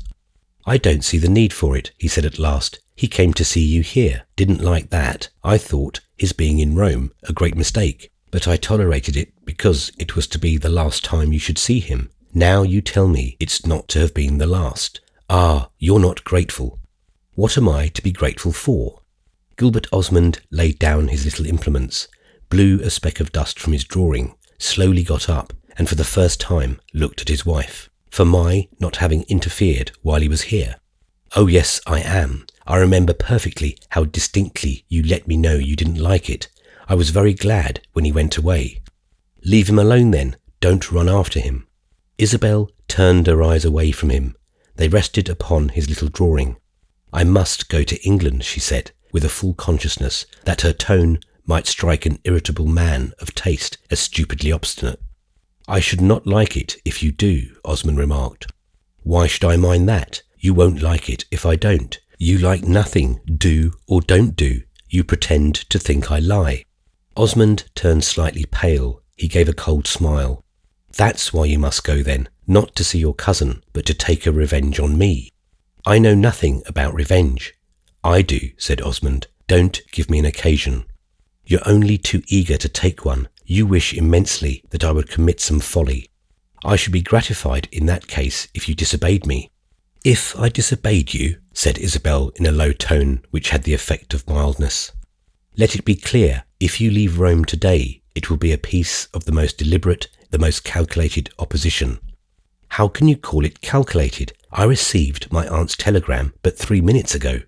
"You calculate rapidly. It's a great accomplishment. I don't see why we should prolong our discussion. You know my wish." And he stood there as if he expected to see her withdraw. But she never moved. She couldn't move. Strange as it may seem, she still wished to justify herself. He had the power, in an extraordinary degree, of making her feel this need. There was something in her imagination he could always appeal to against her judgment. "You've no reason for such a wish," said Isabel, "and I've every reason for going. I can't tell you how unjust you seem to me, but I think you know it's your own opposition that's calculated. It's malignant." She had never uttered her worst thought to her husband before, and the sensation of hearing it was evidently new to Osmond. But he showed no surprise, and his coolness was apparently a proof that he had believed his wife would in fact be unable to resist for ever his ingenious endeavour to draw her out. "It's all the more intense then," he answered, and he added almost as if he were giving her a friendly counsel, "This is a very important matter." She recognised that. She was fully conscious of the weight of the occasion. She knew that between them they had arrived at a crisis. Its gravity made her careful. She said nothing, and he went on. You say, I've no reason. I have the very best. I dislike, from the bottom of my soul, what you intend to do. It's dishonourable, it's indelicate, it's indecent. Your cousin is nothing whatever to me, and I'm under no obligation to make concessions to him. I've already made the very handsomest. Your relations with him, while he was here, kept me on pins and needles, but I let that pass, because from week to week I expected him to go. I've never liked him, and he has never liked me. That's why you like him, because he hates me, said Osmond, with a quick, barely audible tremor in his voice. I've an ideal of what my wife should do and should not do. She should not travel across Europe alone, in defiance of my deepest desire, to sit at the bedside of other men. Your cousin's nothing to you, he's nothing to us. You smile most expressively when I talk about us, but I assure you that we, Mrs. Osmond, is all I know. I take our marriage seriously. You appear to have found a way of not doing so. I'm not aware that we're divorced or separated. For me, we're indissolubly united. You are nearer to me than any human creature, and I'm nearer to you. It may be a disagreeable proximity. It's one, at any rate, of our own deliberate making. You don't like to be reminded of that, I know, but I'm perfectly willing, because, and he paused a moment, looking as if he had something to say which would be very much to the point. Because I think we should accept the consequences of our actions, and what I value most in life is the honour of a thing. He spoke gravely and almost gently. The accent of sarcasm had dropped out of his tone. It had a gravity which checked his wife's quick emotion. The resolution with which she had entered the room found itself caught in a mesh of fine threads. His last words were not command, they constituted a kind of appeal, and, though she felt that any expression of respect on his part could only be a refinement of egotism, they represented something transcendent and absolute, like the sign of the cross or the flag of one's country. He spoke in the name of something sacred and precious, the observance of a magnificent form. They were as perfectly apart in feeling as two disillusioned lovers had ever been, but they had never yet separated in act. Isabel had not changed. Her old passion for justice still abode within her, and now, in the very thick of her sense of her husband's blasphemous sophistry, it began to throb to a tune which for a moment promised him the victory. It came over her that in his wish to preserve appearances he was after all sincere, and that this, as far as it went, was a merit. 10 minutes before she had felt all the joy of irreflective action, a joy to which she had so long been a stranger, but action had been suddenly changed to slow renunciation, transformed by the blight of Osmond's touch. If she must renounce, however, she would let him know she was a victim rather than a dupe. I know you're a master of the art of mockery, she said. How can you speak of an indissoluble union? How can you speak of your being contented? Where's our union when you accuse me of falsity? Where's your contentment when you have nothing but hideous suspicion in your heart? It is in our living decently together in spite of such drawbacks. We don't live decently together, cried Isabel. Indeed, we don't if you go to England. That's very little, that's nothing. I might do much more. He raised his eyebrows and even his shoulders a little. He had lived long enough in Italy to catch this trick. Ah, if you've come to threaten me, I prefer my drawing. And he walked back to his table, where he took up the sheet of paper on which he had been working and stood studying it. I suppose that if I go, you'll not accept me to come back, said Isabel. He turned quickly around, and she could see this movement at least was not designed. He looked at her a little, and then, "Are you out of your mind?" he inquired. "How can it be anything but a rupture?" she went on, "especially if all you say is true." She was unable to see how it could be anything but a rupture. She sincerely wished to know what else it might be. He sat down before his table. "I really can't argue with you on the hypothesis of your defying me," he said, and he took up one of his little brushes again. She lingered but a moment longer, long enough to embrace with her eye his whole deliberately indifferent yet most expressive figure, after which she quickly left the room. Her faculties, her energy, her passion were all dispersed again. She felt as if a cold, dark mist had suddenly encompassed her. Osmond possessed in a supreme degree the art of eliciting any weakness. On her way back to her room, she found the Countess Gemini standing in the open doorway of a little parlour in which a small collection of heterogeneous books had been arranged. The Countess had an open volume in her hand. She appeared to have been glancing down a page which failed to strike her as interesting. At the sound of Isabel's step, she raised her head. "Ah, my dear," she said, "you who are so literary, do tell me some amusing book to read. Everything here's of a dreariness. Do you think this would do me any good?" Isabel glanced at the title of the volume she held out, but without reading or understanding it. "I'm afraid I can't advise you. I've had bad news. My cousin, Ralph Touchette, is dying." The Countess threw down her book. "Ah, he was so simpatico. I'm awfully sorry for you." "You would be sorrier still if you knew." "What is there to know? You look very badly," the Countess added. "You must have been with Osmond." Half an hour before, Isabel would have listened very coldly to an intimation that she should ever feel a desire for the sympathy of her sister-in-law, and there can be no better proof of her present embarrassment than the fact that she had almost clutched at this lady's fluttering attention. "I've been with Osmond," she said, while the Countess's bright eyes glittered at her. "I'm sure then he has been odious," the Countess cried. "Did he say he was glad poor Mr. Touchette's dying?" "He said it's impossible I should go to England." The Countess's mind, when her interests were concerned, was agile. She already foresaw the extinction of any further brightness in her visit to Rome. Ralph Touchette would die, Isabel would go into mourning, and then there would be no more dinner parties.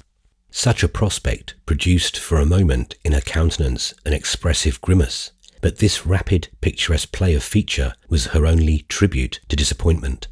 After all, she reflected, the game was almost played out. She had already overstayed her invitation, and then she cared enough for Isabel's trouble to forget her own, and she saw that Isabel's trouble was deep. It seemed deeper than the mere death of a cousin, and the Countess had no hesitation in connecting her exasperating brother with the expression of her sister-in-law's eyes. Her heart beat with an almost joyous expectation, for if she had wished to see Osmond overtopped, the conditions looked favourable now. Of course, if Isabel should go to England, she herself would immediately leave Palazzo Roccanera. Nothing would induce her to remain there with Osmond. Nevertheless, she felt an immense desire to hear that Isabel would go to England. "Nothing's impossible for you, my dear," she said caressingly. "Why else are you rich and clever and good? Why indeed, I feel stupidly weak." "Why does Osmond say it's impossible?" the Countess asked in a tone which sufficiently declared that she couldn't imagine. From the moment she thus began to question her, however, Isabel drew back. She disengaged her hand, which the Countess had affectionately taken, but she answered this inquiry with frank bitterness. "Because we're so happy together that we can't separate even for a fortnight." "Ah," cried the Countess, while Isabel turned away. "When I want to make a journey, my husband simply tells me I can have no money." Isabel went to her room, where she walked up and down for an hour. It may appear to some readers that she gave herself much trouble, and it is certain that for a woman of high spirit she had allowed herself easily to be arrested. It seemed to her that only now she fully measured the great undertaking of matrimony.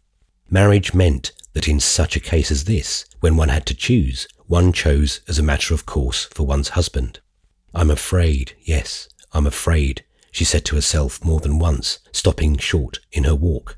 But what she was afraid of was not her husband, his displeasure, his hatred, his revenge. It was not even her own later judgment of her conduct, a consideration which had often held her in check. It was simply the violence there would be in going when Osmond wished her to remain. A gulf of difference had opened up between them, but nevertheless it was his desire that she should stay. It was a horror to him that she should go. She knew the nervous fineness with which he could feel an objection. What he thought of her she knew, what he was capable of saying to her she had felt. Yet they were married for all that, and marriage meant that a woman should cleave to the man with whom, uttering tremendous vows, she had stood at the altar. She sank down on her sofa at last and buried her head in a pile of cushions. When she raised her head again, the Countess Gemini hovered before her. She had come in all unperceived. She had a strange smile on her thin lips, and her whole face had grown in an hour a shining intimation. She lived assuredly, it might be said, at the window of her spirit. but now she was leaning far out. "I knocked," she began, "but you didn't answer me, so I ventured in. I've been looking at you for the last 5 minutes. You're very unhappy." "Yes, but I don't think you can comfort me." "Will you give me leave to try?" And the Countess sat down on the sofa beside her. She continued to smile, and there was something communicative and exultant in her expression. She appeared to have a deal to say, and it occurred to Isabel for the first time that her sister-in-law might say something really human. She might play with her glittering eyes, in which there was an unpleasant fascination. "After all," she soon resumed, "I must tell you, to begin with, that I don't understand your state of mind. You seem to have so many scruples, so many reasons, so many ties. When I discovered 10 years ago that my husband's dearest wish was to make me miserable, of late he has simply let me alone. Ah, it was a wonderful simplification. My poor Isabel, you're not simple enough." "No, I'm not simple enough," said Isabel.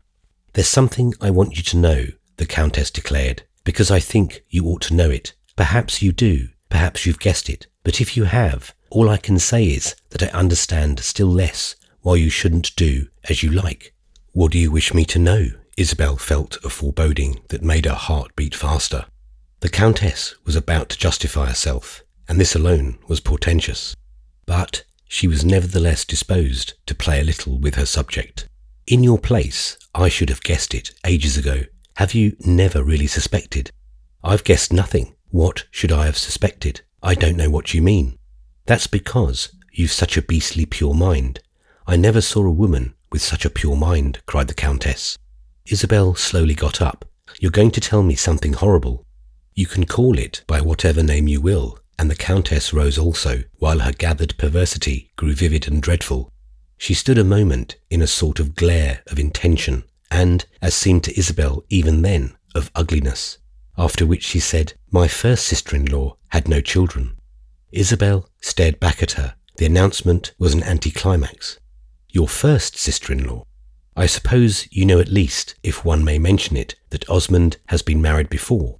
I've never spoken to you of his wife. I thought it mightn't be decent or respectful. But others, less particular, must have done so.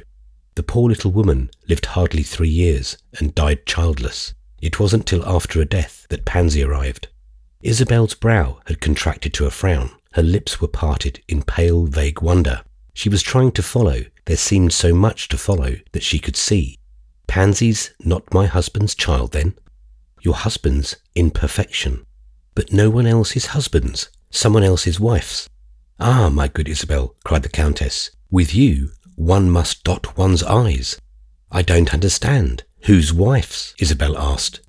"The wife of a horrid little Swiss who died, how long? A dozen, more than 15 years ago. He never recognized Miss Pansy, nor, knowing what he was about, would have anything to say to her, and there was no reason why he should. Osmond did, and that was better, though he had to fit on afterwards the whole rigmarole of his own wife's having died in childbirth, and of his having, in grief and horror, banished the little girl from his sight for as long as possible before taking her home from nurse. His wife had already died, you know, of quite another matter and in quite another place. In the Piedmontese mountains, where they had gone one August, because her health appeared to require the air, but where she was suddenly taken worse, fatally ill. The story passed sufficiently. It was covered by the appearances so long as nobody heeded, as nobody cared to look into it. But, of course, I knew, without researches, the Countess lucidly proceeded. As also, you'll understand, without a word said between us, I mean Osmond and me. Don't you see him looking at me in silence that way, to settle it? That is, to settle me, if I should say anything. I said nothing, right or left, never a word to a creature, if you can believe that of me. On my honour, my dear, I speak of the thing to you now, after all this time, as I've never spoken. It was to be enough for me, from the first, that the child was my niece, from the moment she was my brother's daughter. As for a veritable mother, but with this, Pansy's wonderful aunt dropped involuntarily from the impression of her sister-in-law's face, out of which more eyes might have seemed to look at her than she had ever had to meet. She had spoken no name, yet Isabel could but check on her own lips an echo of the unspoken. She sank to her seat again, hanging her head. "Why have you told me this?" she asked in a voice the Countess hardly recognised. "Because I've been so bored with your not knowing. I've been bored, frankly, my dear, with not having told you, as if, stupidly, all this time I couldn't have managed. Ça m'a dépassé, if you don't mind my saying so, the things all around you that you appeared to succeed in not knowing. It's a sort of assistance, aid to innocent ignorance, that I've always been a bad hand at rendering. And in this connection, that of keeping quiet for my brother, my virtue has at any rate finally found itself exhausted. It's not a black lie, moreover, you know," the Countess inimitably added. "The facts are exactly what I tell you." "I had no idea," said Isabel presently, and looked up at her in a manner that doubtless matched the apparent witlessness of this confession. "So I believed, though it was hard to believe. Had it never occurred to you that he was for 6 or 7 years her lover?" "I don't know. Things have occurred to me, and perhaps that was what they all meant. She has been wonderfully clever. She has been magnificent about Pansy," the Countess, before all this view of it, cried. "Oh, no idea for me," Isabel went on, "ever definitely took that form. She appeared to be making out to herself what had been and what hadn't. As it is, I don't understand." She spoke as one troubled and puzzled, yet the poor Countess seemed to have seen her revelation fall below its possibilities of effect. She had expected to kindle some responsive blaze, but had barely extracted a spark. Isabel showed as scarce more impressed than she might have been as a young woman of approved imagination with some fine, sinister passage of public history. "Don't you recognise how the child could never pass for her husband's? That is with M. Merle himself," her companion resumed. "They had been separated too long for that, and he had gone to some far country, I think to South America. If she had ever had children, which I'm not sure of, she had lost them. The conditions happened to make it workable, under stress, I mean at so awkward a pinch, that Osmond should acknowledge the little girl. His wife was dead, very true, but she had not been dead too long to put a certain accommodation of dates out of the question. From the moment, I mean, that suspicion wasn't started, which was what they had to take care of.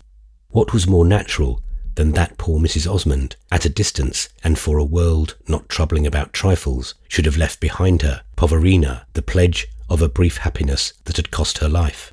With the aid of a change of residence, Osmond had been living with her at Naples at the time of their stay in the Alps, and he in due course left it for ever. The whole history was successfully set going.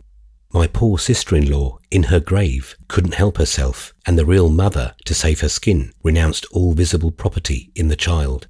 "Ah, poor, poor woman," cried Isabel, who herewith burst into tears. It was a long time since she had shed any. She had suffered a high reaction from weeping, but now they flowed with an abundance in which the Countess Gemini found only another discomfiture. "It's very kind of you to pity her," she discordantly laughed. "Yes, indeed, you have a way of your own." "He must have been false to his wife, and so very soon," said Isabel with a sudden check. "That's all that's wanting, that you should take up her cause," the Countess went on. "I quite agree with you, however, that it was much too soon. But to me, and Isabel hesitated, as if she had not heard, as if her question, though it was sufficiently there in her eyes, were all for herself. "To you he has been faithful. Well, it depends, my dear, on what you call faithful. When he married you, he was no longer the lover of another woman, such a lover as he had been, cara mia, between their risks and their precautions, while the thing lasted. That state of affairs had passed away. The lady had repented, or, at all events, for reasons of her own, drawn back. She had always had, too, a worship of appearances so intense that even Osmond himself had got bored with it. You may therefore imagine what it was when he couldn't patch it on conveniently to any of those he goes in for. But the whole past was between them." "Yes," Isabel mechanically echoed, "the whole past is between them." "Ah, this later past is nothing, but for 6 or 7 years, as I say, they had kept it up." She was silent a little. "Why then did she want him to marry me?" "Ah, my dear, that's her superiority, because you had money, and because she believed you would be good to Pansy." "Poor woman, and Pansy, who doesn't like her," cried Isabel. "That's the reason she wanted someone whom Pansy would like. She knows it. She knows everything." "Will she know that you've told me this?" "That will depend upon whether you tell her. She's prepared for it. And do you know that she counts upon for her defence, on your believing that I lie? Perhaps you do. Don't make yourself uncomfortable to hide it. Only, as it happens this time, I don't. I've told plenty of little idiotic fibs, but they've never hurt anyone but myself. Isabel sat staring at her companion's story as at a bale of fantastic wares some strolling gypsy might have unpacked on the carpet at her feet. Why did Osmond never marry her? She finally asked. Because she had no money. The Countess had an answer for everything, and if she lied well. No one knows, no one has ever known what she lives on or how she has got all those beautiful things. I don't believe Osmond himself knows. Besides, she wouldn't have married him. How can she have loved him then? She doesn't love him in that way. She did at first, and then, I suppose, she would have married him. But at that time, her husband was living.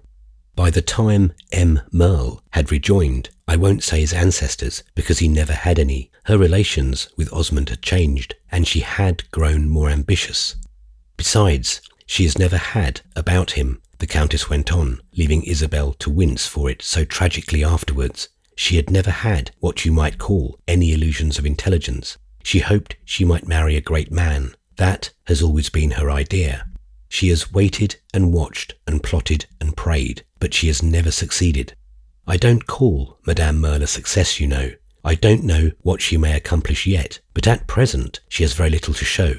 The only tangible result she has ever achieved, except, of course, getting to know everyone and staying with them free of expense, has been her bringing you and Osmond together. Oh, she did that, my dear. You needn't look as if you doubted it. I've watched them for years. I know everything, everything. I'm thought a great scatterbrain, but I've had enough application of mind to follow up those two. She hates me, and her way of showing it is to pretend to be forever defending me. When people say I've had 15 lovers, she looks horrified and declares that quite half of them were never proved. She has been afraid of me for years, and she has taken great comfort in the vile, false things people have said about me. She has been afraid I'd expose her, and she threatened me one day when Osmond began to pay his court to you. It was at his house in Florence. Do you remember that afternoon when she brought you there and we had tea in the garden? She let me know then that if I should tell tales, two could play at that game. She pretends there's a good deal more to tell about me than about her. It would be an interesting comparison. I don't care a fig about what she may say, simply because I know you don't care a fig. You can't trouble your head about me less than you do already. So she may take her revenge as she chooses. I don't think she'll frighten you very much. Her great idea has been to be tremendously irreproachable, a kind of full-blown lily, the incarnation of propriety. She has always worshipped that god. There should be no scandal about Caesar's wife, you know, and as I say, she has always hoped to marry Caesar. That was one reason she wouldn't marry Osmond, the fear that on seeing her with Pansy, people would put things together, would even see a resemblance. She has had a terror lest the mother should betray herself. She has always been awfully careful. The mother has never done so. Yes, the mother has done so, said Isabel, who had listened to all this with a face more and more wan. She betrayed herself to me the other day, though I didn't recognise her. There appeared to have been a chance of Pansy's making a great marriage, and in her disappointment at its not coming off, she almost dropped the mask. Ah, that's where she'd dish herself, cried the Countess. She has failed so dreadfully that she's determined her daughter shall make it up. Isabel started at the words her daughter, which her guest threw off so familiarly. It seems very wonderful, she murmured, and in this bewildering impression she'd almost lost her sense of being personally touched by the story. Now, don't go and turn against the poor innocent child, the Countess went on. She's very nice, in spite of her deplorable origin. I myself have liked Pansy, not naturally because she was hers, but because she had become yours. Yes, she has become mine, and how the poor woman must have suffered at seeing me, Isabel exclaimed while she flushed at the thought. I don't believe she has suffered. On the contrary, she has enjoyed. Osmond's marriage has given his daughter a great little lift. Before that, she lived in a hole, and do you know what the mother thought? That you might take such a fancy to the child that you do something for her. Osmond, of course, could never give her a portion. Osmond was really extremely poor, but of course you know all about that. "Ah, my dear," cried the Countess, "why did you ever inherit money?" She stopped a moment as if she saw something singular in Isabel's face. "Don't tell me now that you'll give her a dot. You're capable of that, but I would refuse to believe it. Don't try to be too good. Be a little easy and natural and nasty. Feel a little wicked for the comfort of it once in your life." "It's very strange. I suppose I ought to know, but I'm sorry," said Isabel. "I'm much obliged to you." "Yes, you seem to be," cried the Countess with a mocking laugh. "Perhaps you are, perhaps you're not. You don't take it as I should have thought." "How should I take it?" Isabel asked. "Well, I should say as a woman who has been made use of." Isabel made no answer to this. She only listened, and the Countess went on. "They've always been bound to each other. They remained so even after she broke off, or he did. But he has always been more for her than she has been for him. When their little carnival was over, they made a bargain that each should give the other complete liberty, but that each should also do everything possible to help the other on. You may ask me how I know such a thing as that. I know it by the way they've behaved. Now see how much better women are than men. She has found a wife for Osmond, but Osmond has never lifted a little finger for her. She has worked for him, plotted for him, suffered for him. She has even more than once found money for him, and at the end of it, it is that he's tired of her. She's an old habit. There are moments when he needs her, but on the whole, he wouldn't miss her if she were removed. And, what's more, today she knows it. So, you needn't be jealous," the Countess added humorously. Isabel rose from her sofa again. She felt bruised and scant of breath. Her head was humming with new knowledge. "I'm much obliged to you," she repeated, and then she added abruptly in quite a different tone, "How do you know all this?" This inquiry appeared to ruffle the Countess more than Isabel's expression of gratitude pleased her. She gave her companion a bold stare, with which, "Let us assume that I've invented it," she cried. She too, however, suddenly changed her tone, and, laying a hand on Isabel's arm, said with the penetration of a sharp bright smile, "Now, will you give up your journey?" Isabel started a little. She turned away. But she felt weak, and in a moment had to lay her arm upon the mantel-shelf for support. She stood a minute so, and then, upon her arm, she dropped her dizzy head, with closed eyes and pale lips. "I've done wrong to speak. I've made you ill," the Countess cried. "Ah, I must see Ralph," Isabel wailed, not in resentment, not in the quick passion her companion had looked for, but in a tone of far-reaching, infinite sadness.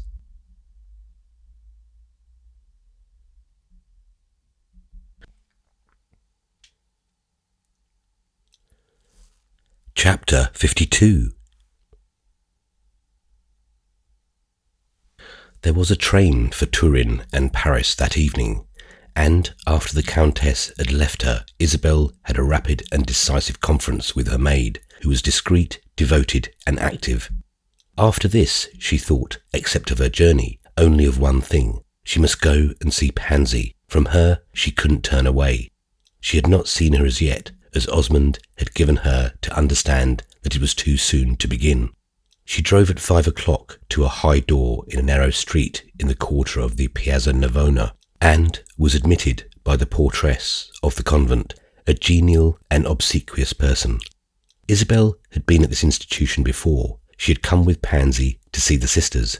She knew they were good women, and she saw that the large rooms were clean and cheerful, and that the well-used garden had sun for winter and shade for spring. But she disliked the place, which affronted and almost frightened her. Not for the world would she have spent a night there. It produced today, more than before, the impression of a well-appointed prison, for it was not possible to pretend Pansy was free to leave it. This innocent creature had been presented to her in a new and violent light, but the secondary effect of the relation was to make her reach out a hand. The portress left her to wait in the parlour of the convent while she went to make it known that there was a visitor for the dear young lady. The parlour was a vast, cold apartment, with new-looking furniture, a large, clean stove of white porcelain, unlighted, a collection of wax flowers under glass, and a series of engravings from religious pictures on the walls. On the other occasion, Isabel had thought it less like Rome than like Philadelphia, but today she made no reflections. The apartment only seemed to her very empty and very soundless. The portress returned at the end of some 5 minutes, ushering in another person. Isabel got up, expecting to see one of the ladies of the sisterhood, but to her extreme surprise, she found herself confronted with Madame Merle. The effect was strange, for Madame Merle was already so present to her vision that her appearance in the flesh was like suddenly and rather awfully seeing a painted picture move. Isabel had been thinking all day of her falsity, her audacity, her ability, her probable suffering, and these dark things seemed to flash with a sudden light as she entered the room. Her being there at all had the character of ugly evidence, of handwritings, of profaned relics, of grim things produced in court. It made Isabel feel faint. If it had been necessary to speak on the spot, she would have been quite unable. But no such necessity was distinct to her. It seemed to her, indeed, that she had absolutely nothing to say to Madame Merle. In one's relations with this lady, however, there was never any absolute necessities. She had a manner which carried off not only her own deficiencies, but those of other people. But she was different from usual. She came in slowly behind the portress, and Isabel instantly perceived that she was not likely to depend upon her habitual resources. For her too, the occasion was exceptional, and she had undertaken to treat it by the light of the moment. This gave her a peculiar gravity. She pretended not even to smile, and though Isabel saw that she was more than ever playing a part, it seemed to her that on the whole the wonderful woman had never been so natural. She looked at her young friend from head to foot, but not harshly nor defiantly, with a cold gentleness rather, and an absence of any air of allusion to their last meeting. It was as if she had wished to mark a distinction. She had been irritated then. She was reconciled now. "You can leave us alone," she said to the portress. "In 5 minutes this lady will ring for you." And then she turned to Isabel, who, after noting what has just been mentioned, had ceased to notice and had let her eyes wander as far as the limits of the room would allow. She wished never to look at Madame Merle again. "You're surprised to find me here, and I'm afraid you're not pleased," this lady went on. "You don't see why I should have come. It's as if I had anticipated you. I confess I've been rather indiscreet. I ought to have asked your permission." There was none of the oblique movement of irony in this. It was said simply and mildly, but Isabel, far afloat on a sea of wonder and pain, could not have told herself with what intention it was uttered. "But I've not been sitting long," Madame Merle continued. "That is, I've not been long with Pansy. I came to see her because it occurred to me this afternoon that she must be rather lonely and perhaps even a little miserable. It may be good for a small girl. I know so little about small girls. I can't tell. At any rate, it's a little dismal. Therefore, I came on chance. I knew, of course, that you'd come, and her father as well. Still, I had not been told other visitors were forbidden. The good woman, what's her name, Madame Catherine, made no objection whatever. I stayed 20 minutes with Pansy. She has a charming little room, not in the least conventual, with a piano and flowers. She has arranged it delightfully. She has so much taste. Of course, it's all none of my business, but I feel happier since I've seen her. She may even have a maid if she likes, but of course she has no occasion to dress. She wears a little black frock. She looks so charming. I went afterwards to see Mother Catherine, who has a very good room too. I assure you, I don't find the poor sisters at all monistic. Mother Catherine has a most coquettish little toilet table with something that looked uncommonly like a bottle of eau de cologne. She speaks delightfully of Pansy, says it's a great happiness for them to have her. She's a little saint of heaven and a model to the oldest of them. Just as I was leaving Madame Catherine, the portress came to say to her that there was a lady for the signorina. Of course, I knew it must be you, and I asked her to let me go and receive you in her place. She demurred greatly, I must tell you that, and said it was her duty to notify the Mother Superior. It was of such high importance that you should be treated with respect. I requested her to let the Mother Superior alone, and asked how she supposed I would treat you. So Madame Merle went on, with much of the brilliancy of a woman who had long been a mistress of the art of conversation. But there were phrases and gradations in her speech, not one of which was lost upon Isabel's ear, though her eyes were absent from her companion's face. She had not proceeded far before Isabel noted a sudden break in her voice, a lapse in her continuity, which was in itself a complete drama.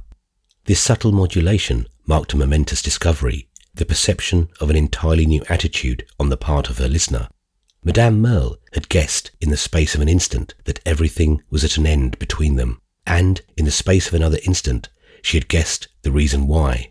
The person who stood there was not the same one she had seen hitherto, but was a different person, a person who knew her secret. This discovery was tremendous, and from the moment she made it, the most accomplished of women faltered and lost her courage, but only for that moment. Then the conscious stream of her perfect manner gathered itself again and flowed on as smoothly as might be to the end. But it was only because she had the end in view that she was able to proceed.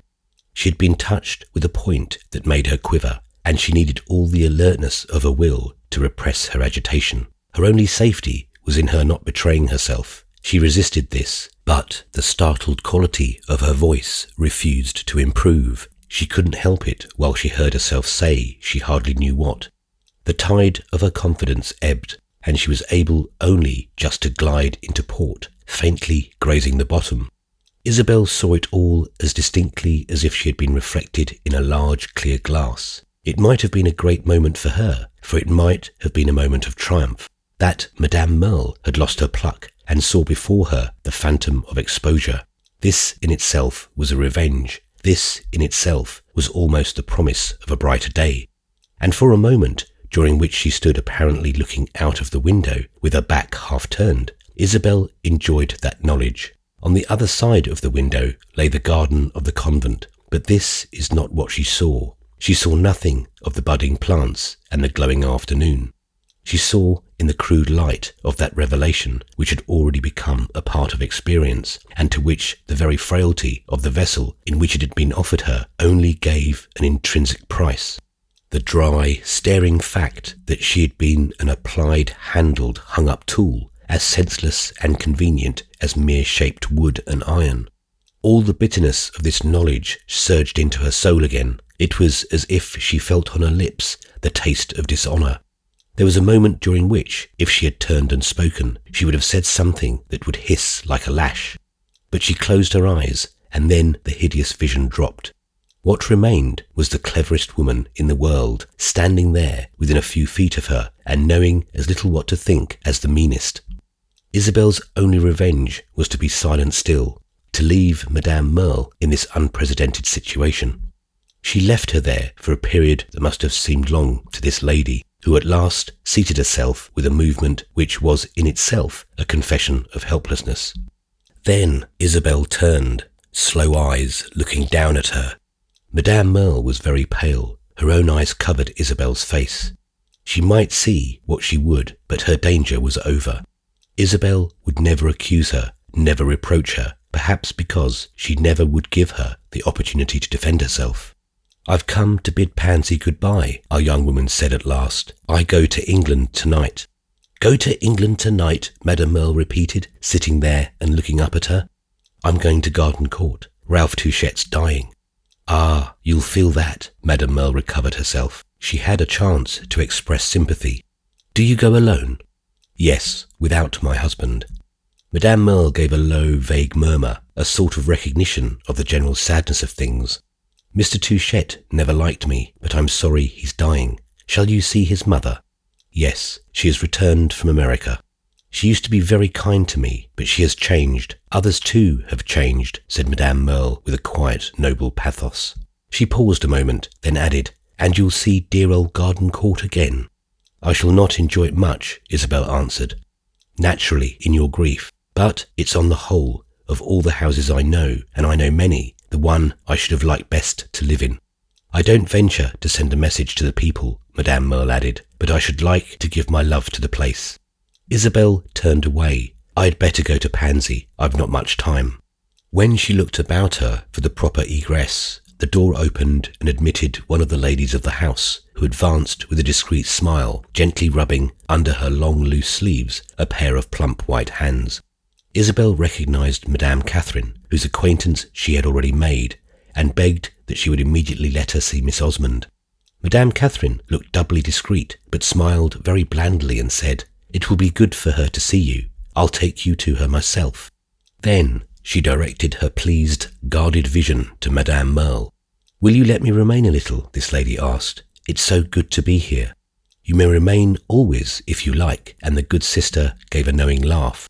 She led Isabel out of the room, through several corridors and up a long staircase. All these departments were solid and bare, light and clean. So, thought Isabel, are the great penal establishments.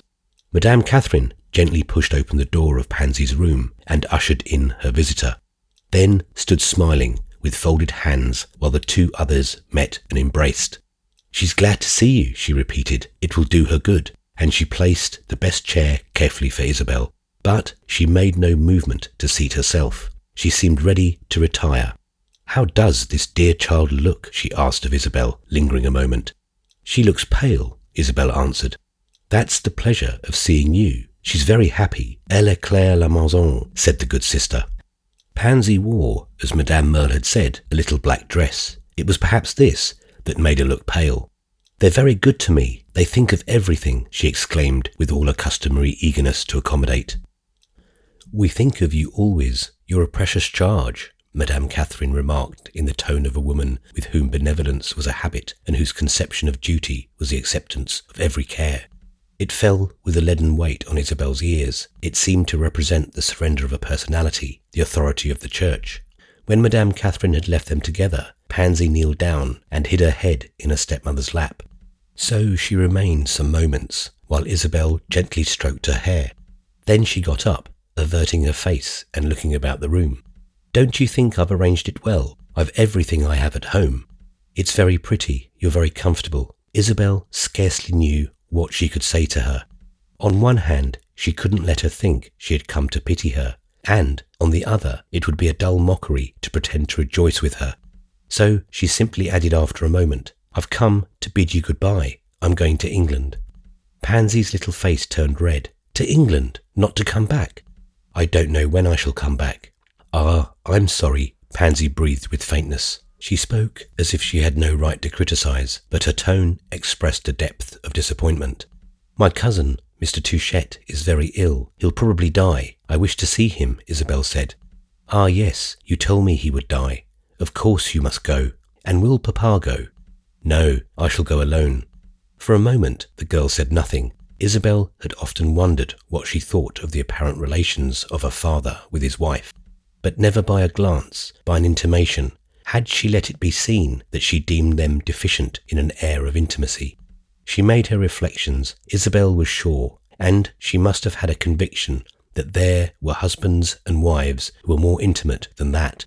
But Pansy was not indiscreet, even in thought. She would as little have ventured to judge her gentle stepmother as to criticise her magnificent father.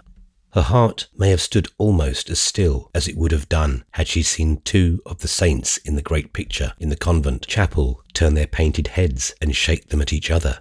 But as in this latter case she would, for very solemnity's sake, never have imagined the awful phenomenon, so she put away all knowledge of the secrets of larger lives than her own. "You'll be very far away," she presently went on. "Yes, I shall be far away, but it will scarcely matter," Isabel explained, "since so long as you're here and I can't be called near you." "Yes, but you can come and see me, though you've not come very often." "I've not come because your father forbade it. Today I bring nothing with me. I can't amuse you." "I'm not to be amused. That's not what Papa wishes." "Then it hardly matters whether I'm in Rome or in England." "You're not happy, Mrs. Osmond," said Pansy. "Not very, but it doesn't matter." "That's what I say to myself. What does it matter? But I should like to come out." "I wish indeed you might." "Don't leave me here," Pansy went on gently. Isabel said nothing for a minute. Her heart beat fast. "Will you come away with me now?" she asked. Pansy looked at her pleadingly. "Did Papa tell you to bring me?" "No, it's my own proposal." "I think I had better wait then. Did Papa send me no message?" "I don't think he knew I was coming." "He thinks I've not had enough," said Pansy, "but I have. The ladies are very kind to me, and the little girls come to see me. There are some very little ones, such charming children. Then my room, you can see for yourself. All that's very delightful, but I've had enough. Papa wished me to think a little, and I've thought a great deal. What have you thought? Well, that I must never displease Papa. You knew that before. Yes, but I know it better. I'll do anything, said Pansy. Then, as she heard her own words, a deep, pure blush came into her face. Isabel read the meaning of it. She saw the poor girl had been vanquished. It was well that Mr. Edward Rosier had kept his enamels. Isabel looked into her eyes and saw there mainly a prayer to be treated easily. She laid her hand on Pansy's as if to let her know that her look conveyed diminution of esteem. For the collapse of the girl's momentary resistance, mute and modest thought it had been, seemed only her tribute to the truth of things. She didn't presume to judge others, but she had judged herself. She had seen the reality. She had no vocation for struggling with combinations. In the solemnity of sequestration, there was something that overwhelmed her. She bowed her pretty head to authority, and only asked of authority to be merciful. Yes, it was very well that Edward Rosier had reserved a few articles. Isabel got up. Her time was rapidly shortening. Goodbye then, I leave Rome tonight. Pansy took hold of her dress. There was a sudden change in the child's face. You look strange. You frighten me. Oh, I'm very harmless, said Isabel. Perhaps you won't come back. Perhaps not. I can't tell. Ah, Mrs. Osmond, you won't leave me. Isabel now saw that she had guessed everything. My dear child, what can I do for you? She asked. I don't know, but I'm happier when I think of you. You can always think of me. Not when you're so far. I'm a little afraid, said Pansy. What are you afraid of? Of Papa, a little, and of Madame Merle. She has just been to see me. You must not say that, Isabel observed. Oh, I'll do everything they want. Only, if you're here, I shall do it more easily. Isabel considered. I won't desert you, she said at last. Goodbye, my child. Then they held each other a moment in a silent embrace, like two sisters, and afterwards Pansy walked along the corridor with her visitor to the top of the staircase. Madame Merle has been here, she remarked as they went, and as Isabel answered nothing, she added abruptly, I don't like Madame Merle. Isabel hesitated, then stopped. You must never say that you don't like Madame Merle. Pansy looked at her in wonder, but wonder with Pansy had never been a reason for non-compliance. I never will again, she said with exquisite gentleness. At the top of the staircase they had to separate, as it appeared to be part of the mild but very definite discipline under which Pansy lived, that she should not go down. Isabel descended, and when she reached the bottom, the girl was standing above. You'll come back, she called out in a voice that Isabel remembered afterwards. Yes, I'll come back. Madame Catherine met Mrs. Osmond below and conducted her to the door of the parlour, outside of which the two stood talking a minute. I won't go in, said the good sister. Madame Merle's waiting for you. At this announcement, Isabel stiffened. She was on the point of asking if there were no other egress from the convent, but a moment's reflection assured her that she would do well not to betray to the worthy nun her desire to avoid Pansy's other friend. Her companion grasped her arm very gently and, fixing her a moment with wise, benevolent eyes, said in French and almost familiarly, Eh bien, chère madame, que pensez-vous? About my stepdaughter? Oh, it would take long to tell you. We think it's enough, Madame Catherine distinctly observed, and she pushed open the door of the parlour. Madame Merle was sitting just as Isabel had left her, like a woman so absorbed in thought that she had not moved a little finger. As Madame Catherine closed the door, she got up, and Isabel saw that she'd been thinking to some purpose.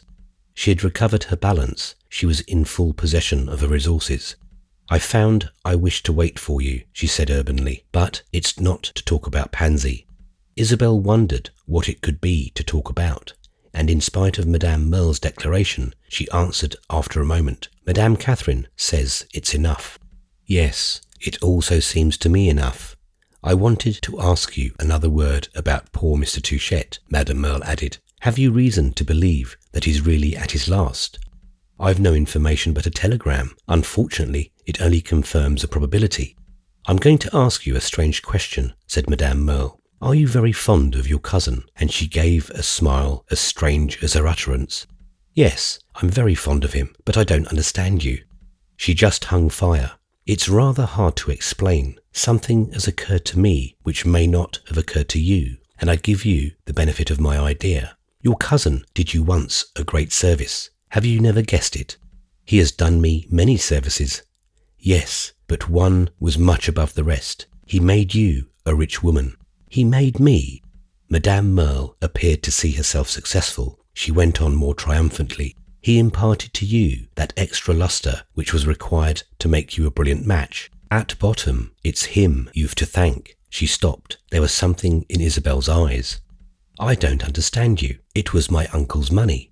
"Yes, it was your uncle's money, but it was your cousin's idea. He brought his father over to it." "Ah, my dear, the sum was large." Isabel stood staring. She seemed today to live in a world illuminated by lurid flashes. "I don't know why you say such things. I don't know what you know."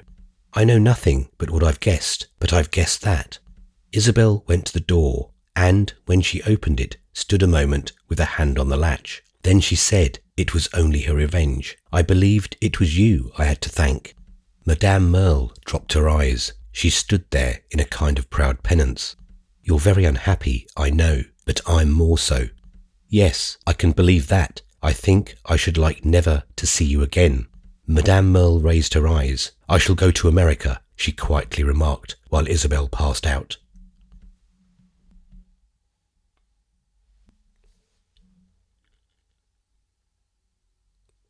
Chapter 53.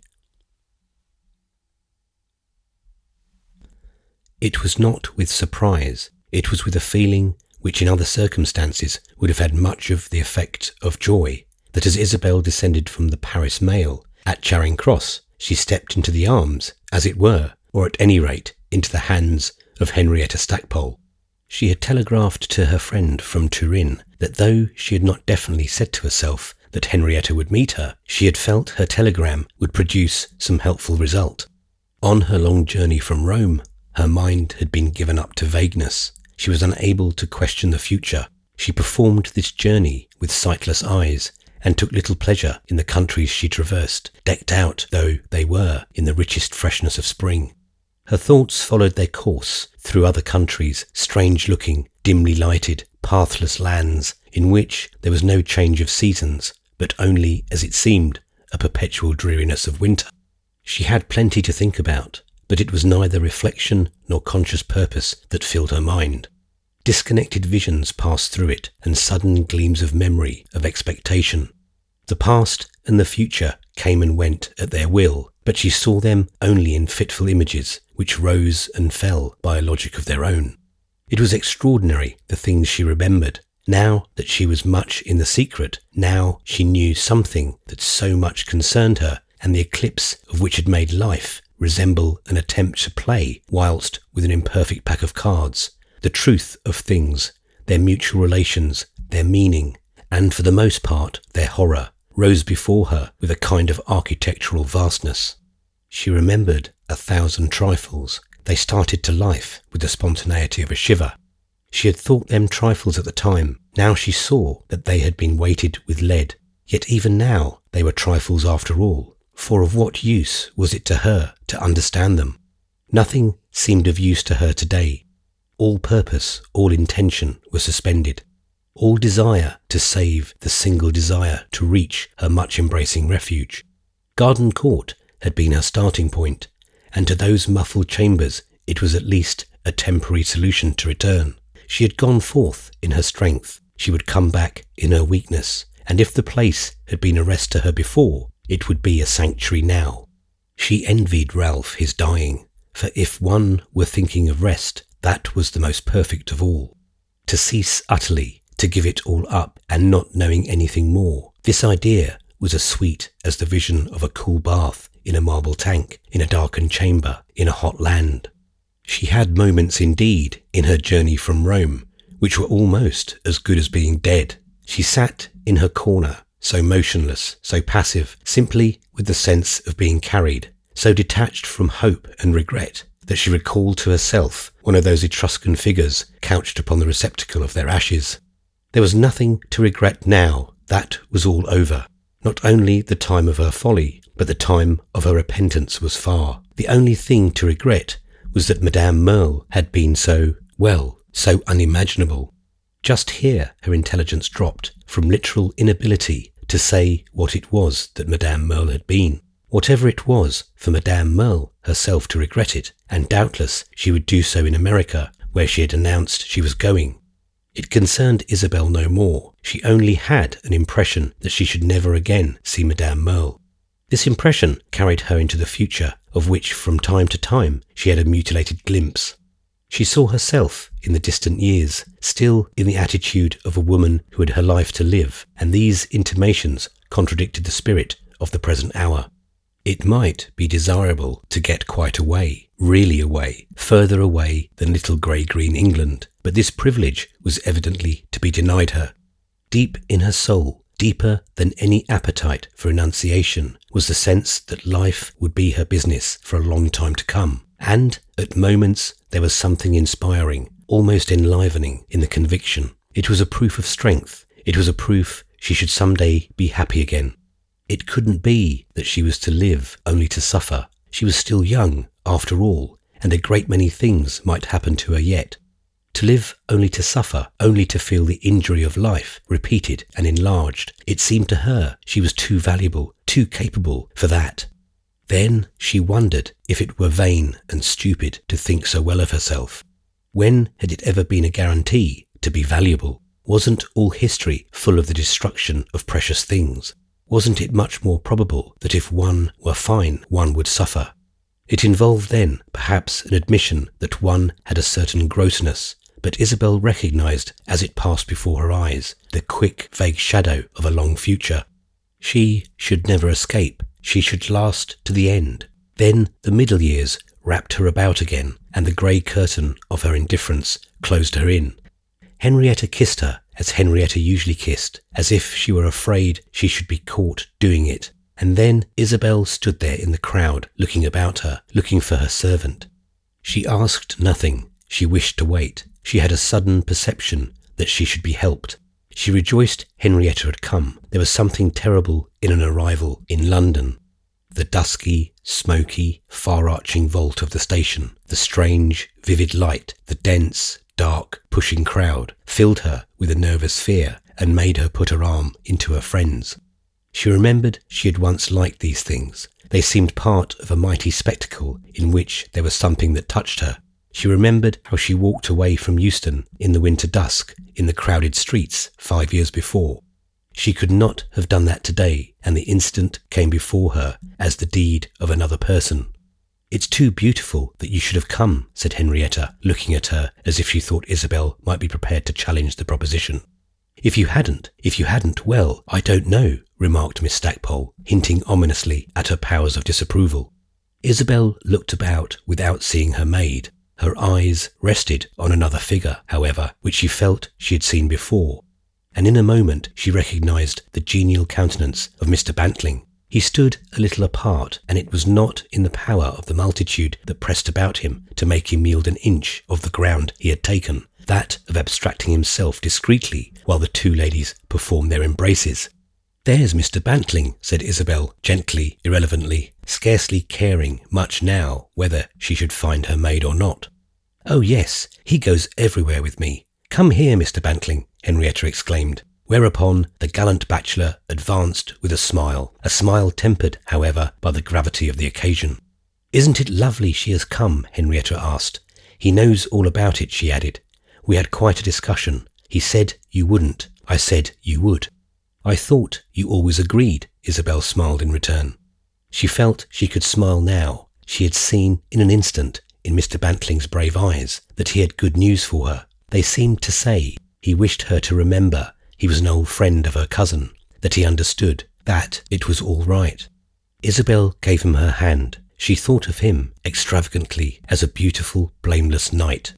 "Oh, I always agree," said Mr. Bantling, "but she doesn't, you know." "Didn't I tell you that a maid was a nuisance?" Henrietta inquired. "Your young lady has probably remained at Calais." "I don't care," said Isabel, looking at Mr. Bantling, whom she had never found so interesting. "Stay with her while I go and see," Henrietta commanded, leaving the two for a moment together. They stood there at first in silence, and then Mr. Bantling asked Isabel how it had been on the Channel. "Very fine. No, I believe it was very rough," she said, to her companion's obvious surprise, after which she added, "You've been to Garden Court, I know." "How do you know that?" "I can't tell you, except that you look like a person who has been to Garden Court. Do you think I look awfully sad? It's awfully sad there, you know." "I don't believe you ever look awfully sad. You look awfully kind," said Isabel with a breath that cost her no effort. It seemed to her she should never again feel a superficial embarrassment. Poor Mr. Bantling, however, was still in this inferior stage. He blushed a good deal and laughed. He assured her that he was often very blue, and that when he was blue he was awfully fierce. "You can ask Miss Stackpole, you know. I was at Garden Court 2 days ago." "Did you see my cousin?" "Only for a little, but he had been seeing people. Warburton had been there the day before. Ralph was just the same as usual, except that he was in bed, and that he looks tremendously ill, and that he can't speak," Mr. Bantling pursued. "He was awfully jolly and funny all the same. He was just as clever as ever. It's awfully wretched." Even in the crowded, noisy station, this simple picture was vivid. "Was that late in the day?" "Yes, I went on purpose. We thought you'd like to know." "Greatly obliged to you. Can I go down tonight?" "Ah, I don't think she'll let you go," said Mr. Bantling. "She wants you to stop with her. I made Touchette's man promise to telegraph me today, and I found the telegram an hour ago at my club. Quiet and easy, that's what it says, and it's dated 2 o'clock, so you see you can wait till tomorrow. You must be awfully tired." "Yes, I am awfully tired, and I thank you again." "Oh," said Mr. Bantling, "we were certain you would like the last news," on which Isabel vaguely noted that he and Henrietta seemed after all to agree. Miss Stackpole came back with Isabel's maid, whom she had caught in the act of proving her utility. This excellent person, instead of losing herself in the crowd, had simply attended to her mistress's luggage, so that the latter was now at liberty to leave the station. "You know you're not to think of going to the country tonight," Henrietta remarked to her. "It doesn't matter whether there's a train or not. You're to come straight to me on Wimpole Street. There isn't a corner to be had in London, but I've got you one all the same. It isn't a Roman palace, but it will do for a night." "I'll do whatever you wish," Isabel said. "You'll come and answer a few questions. That's what I wish." "She doesn't say anything about dinner, does she, Mrs. Osmond?" Mr. Bantling inquired jocosely. Henrietta fixed him a moment with her speculative gaze. "I see you're in a great hurry to get your own. You'll be at the Paddington station tomorrow at 10. "Don't come for my sake, Mr. Bantling," said Isabel. "He'll come for mine," Henrietta declared as she ushered her friend into a cab. And later, in a large dusky parlour in Wimpole Street, to do her justice, there had been dinner enough. She asked those questions to which she had alluded at the station.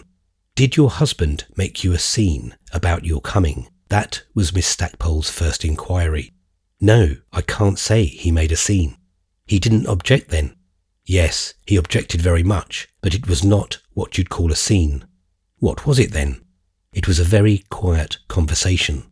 Henrietta, for a moment, regarded her guest. "It must have been hellish," she then remarked. And Isabel didn't deny that it had been hellish, but she confined herself to answering Henrietta's questions, which was easy, as they were tolerably definite. For the present, she offered her no new information. "Well," said Miss Stackpole at last, "I've only one criticism to make. I don't see why you promised little Miss Osmond to go back." "I'm not sure I myself see now," Isabel replied, "but I did then." "If you've forgotten your reason, perhaps you won't return." Isabel waited a moment. "Perhaps I shall find another." "You'll certainly never find a good one." "In default of a better, my having promised will do," Isabel suggested. "Yes, that's why I hate it." "Don't speak of it now. I've a little time. Coming away was a complication, but what will going back be?"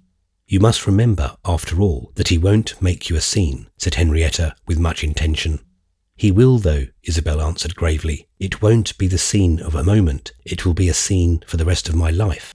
For some minutes the two women sat and considered this remainder, and then Miss Stackpole, to change the subject, as Isabel had requested, announced abruptly, "I've been to stay with Lady Pencil." Ah, the invitation came at last. Yes, it took 5 years, but this time she wanted to see me, naturally enough. It was more than natural than I think you know, said Henrietta, who fixed her eyes on a distant point. And then she added, turning suddenly, Isabel Archer, I beg your pardon. You don't know why, because I criticised you, and yet I've gone further than you. Mr. Osmond, at least, was born on the other side. It was a moment before Isabel grasped her meaning. This sense was so modestly, or at least so ingeniously veiled. Isabel's mind was not possessed at present with the comicality of things, but she greeted with a quick laugh the image that her companion had raised. She immediately recovered herself, however, and with the right excess of intensity. Henrietta Stackpole, she asked, are you going to give up your country? Yes, my poor Isabel, I am. I won't pretend to deny it. I look the fact in the face. I'm going to marry Mr. Bantling and locate right here in London. It seems very strange, said Isabel, smiling now. Well, yes, I suppose it does. I've come to it little by little. I think I know what I'm doing, but I don't know as I can explain. One can't explain one's marriage, Isabel answered, and yours doesn't need to be explained. Mr. Bantling isn't a riddle. No, he isn't a bad pun, or even a high flight of American humour. He has a beautiful nature, Henrietta went on. I've studied him for many years, and I see right through him. He's as clear as the style of a good prospectus. He's not intellectual, but he appreciates intellect. On the other hand, he doesn't exaggerate its claims. I sometimes think we do in the United States. Ah, said Isabel, you're changed indeed. It's the first time I've ever heard you say anything against your native land. I only say that we're too infatuated with mere brain power. That, after all, isn't a vulgar fault. But I am changed. A woman has to change a good deal to marry. I hope you'll be very happy. You will at last, over here, see something of the inner life. Henrietta gave a little significant sigh. That's the key to the mystery, I believe. I couldn't endure to be kept off. Now I've as good a right as anyone, she added with artless elation. Isabel was duly diverted, but there was a certain melancholy in her view. Henrietta, after all, had confessed herself human and feminine. Henrietta, whom she had hitherto regarded as a light, keen flame, a disembodied voice. It was a disappointment to find she had personal susceptibilities, and she was subject to common passions, and that her intimacy with Mr. Bantling had not been completely original. There was a want of originality in her marrying him. There was even a kind of stupidity, and for a moment, to Isabel's sense, the dreariness of the world took on a deeper tinge. A little later, indeed, she reflected that Mr. Bantling himself, at least, was original. But she didn't see how Henrietta could give up her country. She herself had relaxed her hold of it, but it had never been her country as it had been Henrietta's. She presently asked her if she had enjoyed her visit to Lady Pensille. Oh yes, said Henrietta. She didn't know what to make of me. And was that enjoyable? Very much so, because she's supposed to be a mastermind. She thinks she knows everything, but she doesn't understand a woman of my modern type. It would be so much easier for her if I were only a little better or a little worse. She's so puzzled. I believe she thinks it's my duty to go and do something immoral. She thinks it's immoral that I should marry her brother. But, after all, that isn't immoral enough. And she'll never understand my mixture. Never. She's not so intelligent as her brother then, said Isabel. He appears to have understood. Oh no, he hasn't, cried Miss Stackpole with decision. I really believe that's what he wants to marry me for. Just to find out the mystery and the proportions of it. That's a fixed idea, a kind of fascination. It's very good in you to humour it. Oh well, said Henrietta, I've something to find out too. And Isabel saw that she had not renounced an allegiance, but planned an attack. She was at last about to grapple in earnest with England.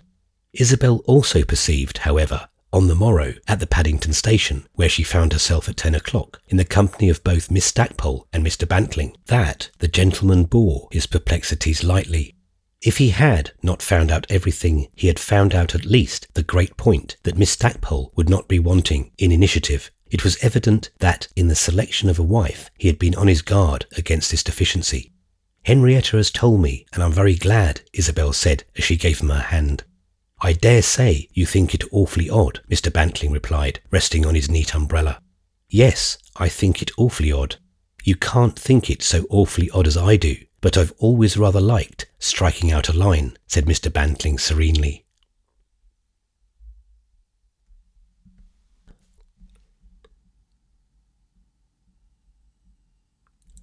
Chapter 54. Isabel's arrival at Garden Court on this second occasion was even quieter than it had been on the first. Ralph Touchette kept but a small household, and to the new servants Mrs. Osmond was a stranger, so that instead of being conducted to her own apartment, she was coldly shown into the drawing-room and left to wait while her name was carried up to her aunt. She waited a long time. Mrs. Touchette appeared in no hurry to come to her. She grew impatient at last. She grew nervous and scared as if the objects about her had begun to show for conscious things, watching her trouble with grotesque grimaces. The day was dark and cold. The dust was thick in the corners of the wide brown rooms. The house was perfectly still, with the stillness that Isabel remembered. It had filled all the place for days before the death of her uncle. She left the drawing-room and wandered about, strolled into the library and along the gallery of pictures, where, in the deep silence, her footstep made an echo. Nothing was changed. She recognized everything she had seen years before. It might have been only yesterday she had stood there. She envied the security of valuable pieces, which change by no hair's breadth, only grow in value, while their owners lose inch by inch youth, happiness, beauty, and she became aware that she was walking about as her aunt had done on the day she had come to see her in Albany. She was changed enough since then. That had been the beginning. It suddenly struck her that if her Aunt Lydia had not come that day in just that way and found her alone, everything might have been different. She might have had another life, and she might have been a woman more blessed. She stopped in the gallery in front of a small picture, a charming and precious Bonington, upon which her eyes rested a long time. But she was not looking at the picture. She was wondering whether if her aunt had not come that day in Albany, she would have married Caspar Goodwood. Mrs. Touchette appeared at last, just after Isabel had returned to the big, uninhabited drawing-room. She looked a good deal older, but her eye was as bright as ever, and her head as erect. Her thin lips seemed a repository of latent meanings. She wore a little grey dress of the most undecorated fashion, and Isabel wondered, as she had wondered the first time, if her remarkable kinswoman resembled more a queen regent or the matron of a jail. Her lips felt very thin indeed on Isabel's hot cheek.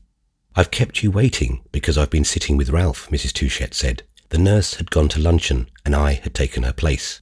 "He has a man who's supposed to look after him, but the man's good for nothing. He's always looking out of the window if there were anything to see." I didn't wish to move because Ralph seemed to be sleeping and I was afraid the sound would disturb him. I waited till the nurse came back. I remembered you knew the house. "I find I know it better even than I thought. I've been walking everywhere," Isabel answered. And then she asked if Ralph slept much. "He lies with his eyes closed. He doesn't move, but I'm not sure that it's always sleep." "Will he see me? Can he speak to me?" Mrs. Touchette declined the office of saying, "You can try him," was the limit of her extravagance. And then she offered to conduct Isabel to her room. "I thought they had taken you there, but it's not my house, it's Ralph's, and I don't know what they do. They must at least have taken your luggage. I don't suppose you've brought much." "Not that I care, however. I believe they've given you the same room you had before. When Ralph heard you were coming, he said you must have that one." "Did he say anything else?" "Ah, my dear, he doesn't chatter as he used," cried Mrs. Touchette as she preceded her niece up the staircase. It was the same room, and something told Isabel it had not been slept in since she occupied it. Her luggage was there and was not voluminous. Mrs. Touchette sat down a moment with her eyes upon it. "Is there really no hope?" our young woman asked as she stood before her. "None whatever. There never has been. It has not been a successful life." "No, it has only been a beautiful one." Isabel found herself already contradicting her aunt. She was irritated by her dryness. "I don't know what you mean by that. There's no beauty without health." "That is a very odd dress to travel in." Isabel glanced at her garment. "I left Rome at an hour's notice. I took the first that came. Your sisters in America wish to know how you dress." That seemed to be their principal interest. I wasn't able to tell them, but they seemed to have the right idea, that you never wear anything less than black brocade. "They think I'm more brilliant than I am. I'm afraid to tell them the truth," said Isabel. Lily wrote me you had dined with her. She invited me 4 times, and I went once. After the second time, she should have let me alone. The dinner was very good. It must have been expensive. Her husband has a very bad manner. Did I enjoy my visit to America? Why should I have enjoyed it? I didn't go for my pleasure. These were interesting items, but Mrs. Touchette soon left her niece, whom she was to meet in half an hour at the midday meal. For this repast, the 2 ladies faced each other at an abbreviated table in the melancholy dining room. Here, after a little, Isabel saw her aunt, not to be so dry as she appeared, and her old pity for the poor woman's inexpressiveness, her want of regret, of disappointment, came back to her. Unmistakably, she would have found it a blessing today to be able to feel a defeat, a mistake, even a shame or two.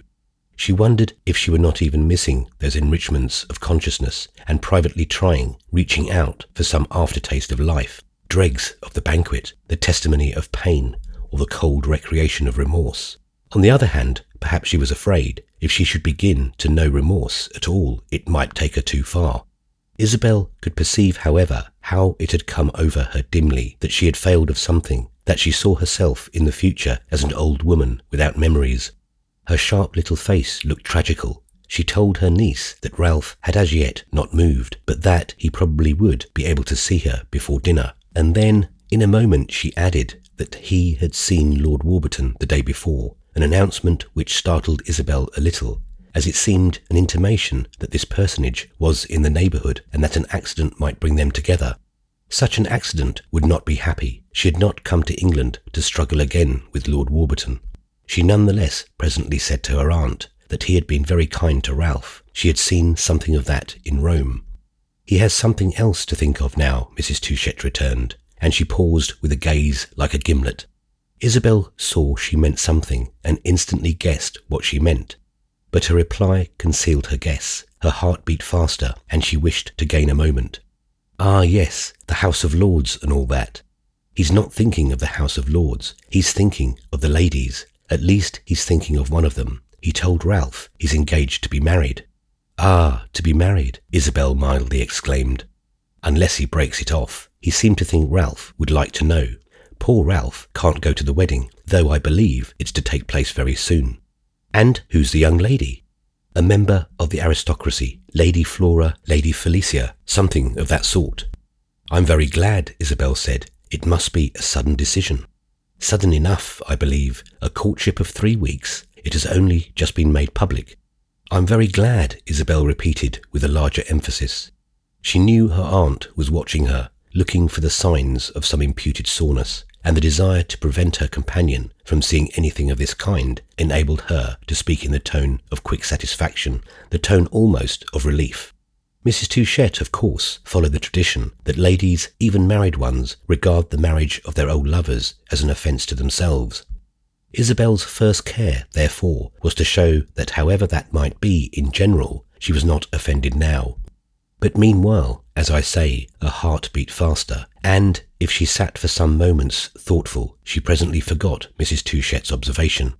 It was not because she had lost an admirer. Her imagination had traversed half Europe. It halted, panting, and even trembling a little, in the city of Rome. She figured herself announcing to her husband that Lord Warburton was to lead a bride to the altar, and she was of course not aware how extremely wan she must have looked while she made this intellectual effort. But at last she collected herself and said to her aunt, he was sure to do it some time or other. Mrs. Touchette was silent. Then she gave a sharp little shake of her head. Ah, my dear, you're beyond me, she cried suddenly. They went on with their luncheon in silence. Isabel felt as if she had heard of Lord Warburton's death. She had known him only as a suitor, and now that was all over. He was dead for poor Pansy. By Pansy he might have lived. A servant had been hovering about. At last Mrs. Touchette requested him to leave them alone. She had finished her meal. She sat with her hands folded on the edge of the table. I should like to ask you 3 questions, she observed when the servant had gone. 3 are a great many. I can't do with less. I've been thinking. They're all very good ones. That's what I'm afraid of. The best questions are the worst, Isabel answered. Mrs. Touchette had pushed back her chair, and as her niece left the table and walked rather consciously to one of the deep windows, she felt herself followed by her eyes. "Have you ever been sorry you didn't marry Lord Warburton?" Mrs. Touchett inquired. Isabel shook her head slowly, but not heavily. "No, dear aunt." "Good. I ought to tell you that I propose to believe what you say." "Your believing me's an immense temptation," she declared, smiling still. "A temptation to lie? I don't recommend you do that, for when I'm misinformed, I'm as dangerous as a poisoned rat. I don't mean to crow over you." "It's my husband who doesn't get on with me," said Isabel. "I could have told him he wouldn't. I don't call that crowing over you," Mrs. Touchett added. "Do you still like Serena Merle?" she went on. "Not as I once did, but it doesn't matter, for she's going to America." "To America? She must have done something very bad." "Yes, very bad. May I ask what it is?" "She made a convenience of me." "Ah," cried Mrs. Touchett, "so she did of me. She does of everyone." "She'll make a convenience of America," said Isabel, smiling again, and glad that her aunt's questions were over. It was not till the evening that she was able to see Ralph. He had been dozing all day. At least he had been lying unconscious.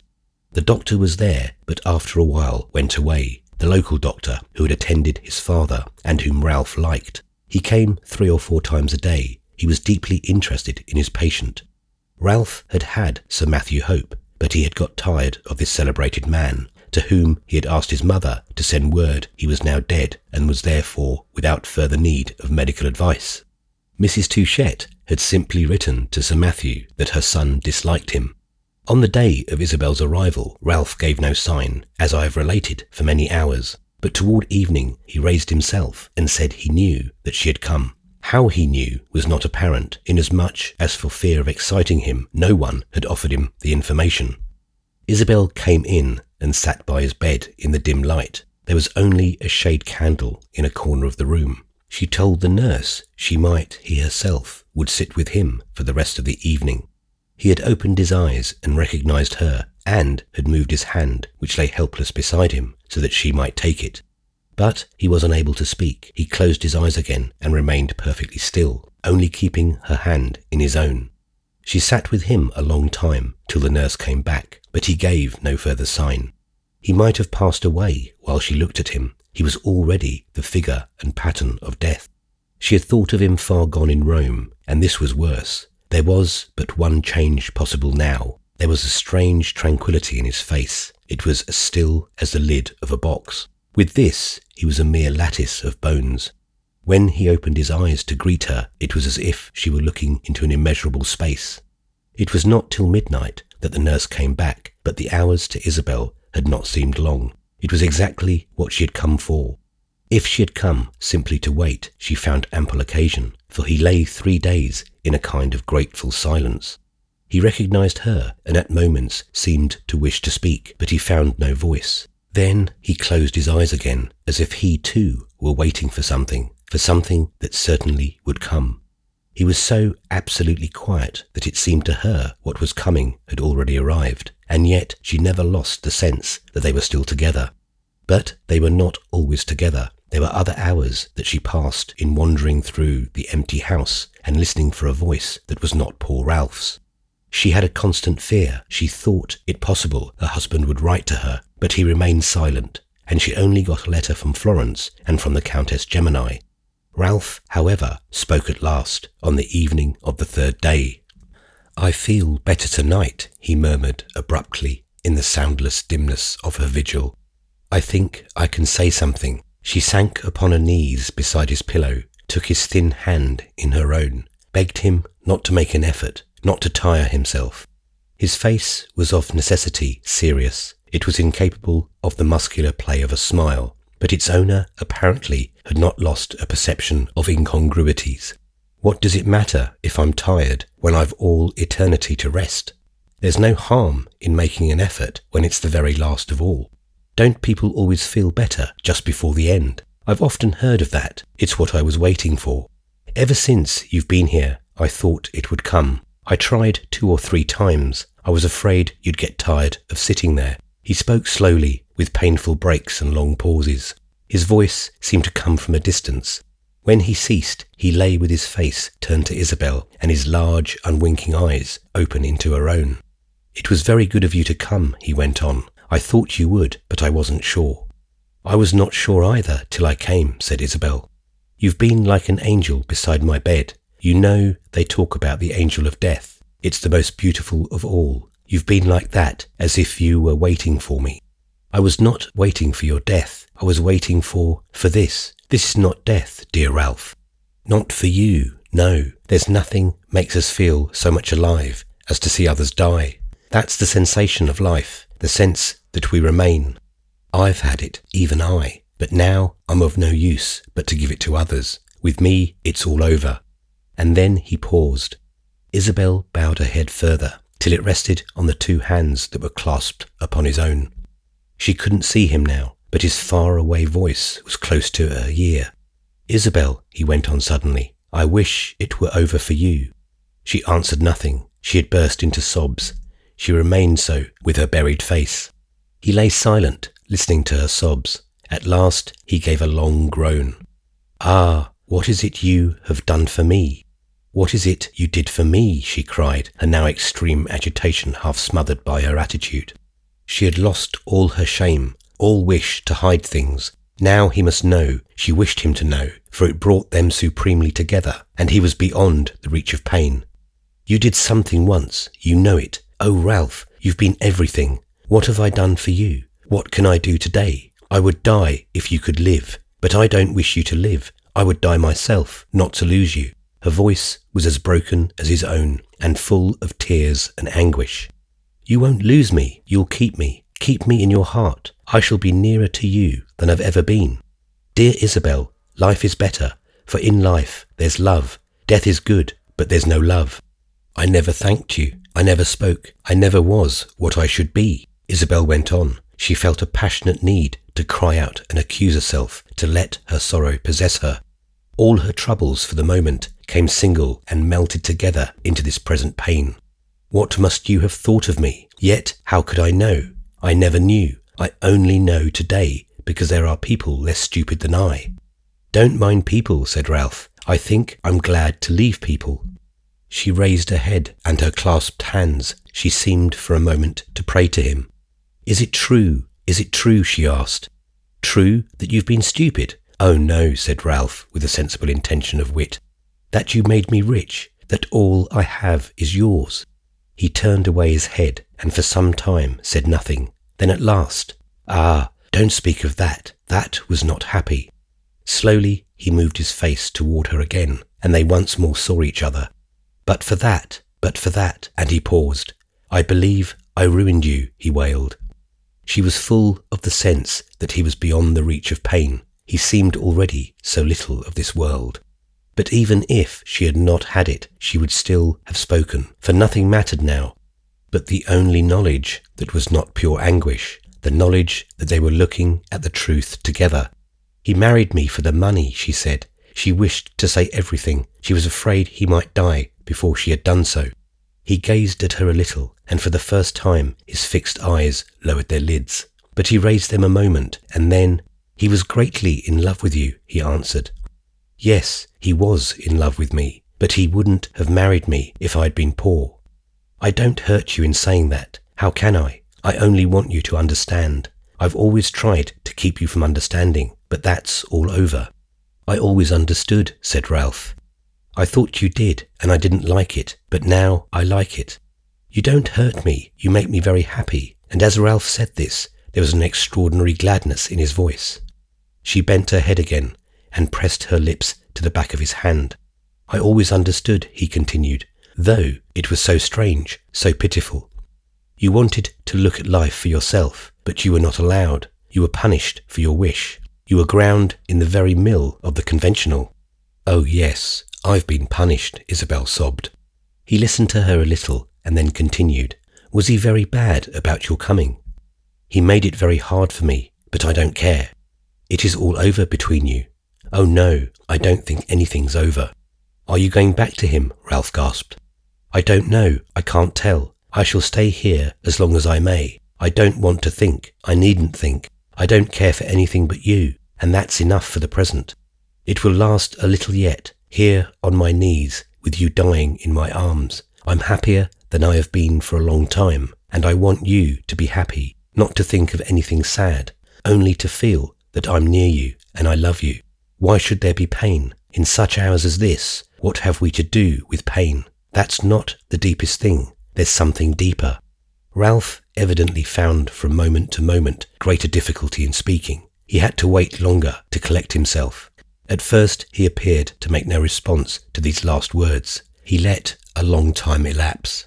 Then he murmured simply, "You must stay here." "I should like to stay, as long as seems right." "As seems right, as seems right," he repeated her words.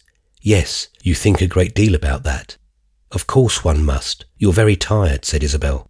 "I'm very tired. You said just now that pain's not the deepest thing." No, but it's very deep. If I could stay, for me, you'll always be here," she softly interrupted. It was easy to interrupt him. But he went on after a moment. "It passes after all. It's passing now, but love remains. I don't know why we should suffer so much. Perhaps I shall find out. There are many things in life. You're very young." "I feel very old," said Isabel. "You'll grow young again. That's how I see you. I don't believe. But he stopped again. His strength failed him. She begged him to be quiet now. "We needn't speak to understand each other," she said. "I don't believe that such a generous mistake as yours can hurt you for more than a little." "Oh, Ralph, I'm very happy now," she cried through her tears. "And remember this," he continued, "that if you've been hated, you've also been loved." "Ah, but, Isabel, adored," he just audibly and lingeringly breathed. "Oh, my brother," she cried with a movement of still deeper prostration.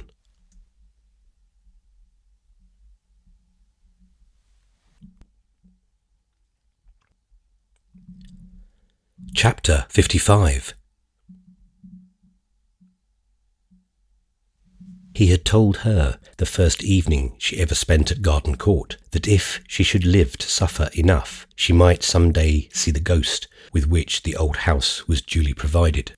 She apparently had fulfilled the necessary condition, for the next morning, in the cold, faint dawn, she knew that a spirit was standing by her bed. She had lain down without undressing, it being her belief that Ralph would not outlast the night. She had no inclination to sleep. She was waiting, and such waiting was wakeful.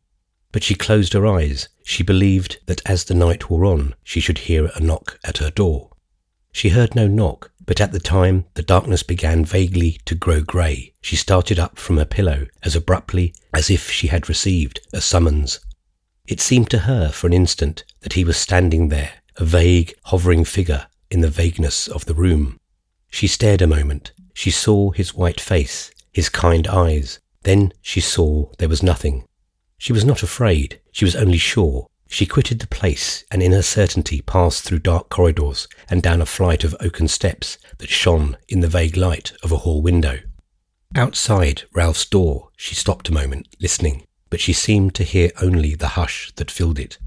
She opened the door with a hand as gentle as if she were lifting a veil from the face of the dead, and saw Mrs. Touchette sitting motionless and upright beside the couch of her son, with one of his hands in her own. The doctor was on the other side, with poor Ralph's further wrist resting in his professional fingers. The two nurses were at the foot between them. Mrs. Touchette took no notice of Isabel, but the doctor looked at her very hard. Then he gently placed Ralph's hand in a proper position close beside him. The nurse looked at her very hard too, and no one said a word. But Isabel only looked at what she had come to see. It was fairer than Ralph had ever been in life, and there was a strange resemblance to the face of his father, which 6 years before she had seen lying on the same pillow. She went to her aunt and put her arm round her, and Mrs. Touchette, who as a general thing neither invited nor enjoyed caresses, submitted for a moment to this one, rising as it might be to take it. But she was stiff and dry-eyed. Her acute white face was terrible. "Dear Aunt Lydia," Isabel murmured. "Go and thank God you've no child," said Mrs. Touchette, disengaging herself. 3 days after this, a considerable number of people found time at the height of the London season to take a morning train down to a quiet station in Berkshire and spend half an hour in a small grey church, which stood within an easy walk. It was in the green burial place of this edifice that Mrs. Touchett consigned her son to earth. She stood herself at the edge of the grave, and Isabel stood beside her. The sexton himself had not a more practical interest in the scene than Mrs. Touchett. It was a solemn occasion, but neither a harsh nor a heavy one. There was a certain geniality in the appearance of things. The weather had changed to fair. The day, one of the last of the treacherous Maytime, was warm and windless, and the air had the brightness of the hawthorn and the blackbird. If it was sad to think of poor Touchett, it was not too sad, since death for him had had no violence. He had been dying so long, he was so ready, everything had been so expected and prepared. There were tears in Isabel's eyes, but they were not tears that blinded.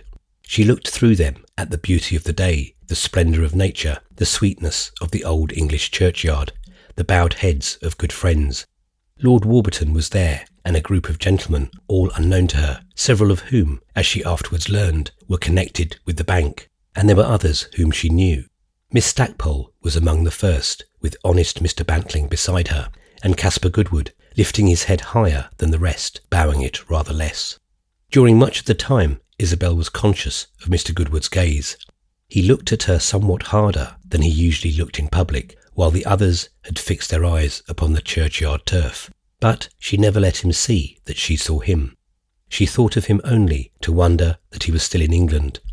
She found she had taken for granted that after accompanying Ralph to Garden Court, he had gone away. She remembered how little it was a country that pleased him. He was there, however, very distinctly there, and something in his attitude seemed to say that he was there with a complex intention. She wouldn't meet his eyes, though there was doubtless sympathy in them, and he made her rather uneasy. With the dispersal of the little group, he disappeared, and the only person who came to speak to her, though several spoke to Mrs. Touchett, was Henrietta Stackpole. Henrietta had been crying. Ralph had said to Isabel that he hoped she would remain at Garden Court, and she had made no immediate motion to leave the place. She said to herself that it was but common charity to stay a little with her aunt. It was fortunate she had so good a formula, otherwise she might have been greatly in want of one. Her errand was over. She had done what she had left her husband to do. She had a husband in a foreign city, counting the hours of her absence. In such a case, one needed an excellent motive. He was not one of the best husbands, but that didn't alter the case. Certain obligations were involved in the very fact of marriage, and were quite independent of the quantity of enjoyment extracted from it. Isabel thought of her husband as little as might be, but now that she was at a distance beyond its spell, she thought with a kind of spiritual shudder of Rome. There was a penetrating chill in the image, and she drew back into the deepest shade of Garden Court. She lived from day to day, postponing, closing her eyes, trying not to think. She knew she must decide, but she decided nothing. Her coming herself had not been a decision. On that occasion, she had simply started. Osmond gave no sound, and now evidently would give none. He would leave it all to her. From Pansy she heard nothing, but that was very simple. Her father had told her not to write. Mrs. Touchett accepted Isabel's company, but offered her no assistance. She appeared to be absorbed in considering, without enthusiasm, but with perfect lucidity, the new conveniences of her own situation. Mrs. Touchett was not an optimist, but even from painful occurrences she managed to extract a certain utility. This consisted in the reflection that, after all, such things happened to other people and not to herself. Death was disagreeable, but in this case it was her son's death, not her own. She had never flattered herself that her own would be disagreeable to anyone but Mrs. Touchett. She was better off than poor Ralph, who had left all the commodities of life behind him, and indeed all the security, since the worst of dying was, to Mrs. Touchett's mind, that it exposed one to be taken advantage of. For herself, she was on the spot. There was nothing so good as that. She made it known to Isabel very punctually. It was the evening her son was buried. Several of Ralph's testamentary arrangements. He had told her everything, had consulted her about everything. He left her no money, of course. She had no need of money. He left her the furniture of Garden Court, exclusive of the pictures and books, and the use of the place for a year, after which it was to be sold. The money produced by the sale was to constitute an endowment for a hospital for poor persons suffering from the malady of which he died, and of this portion of the will Lord Warburton was appointed executor.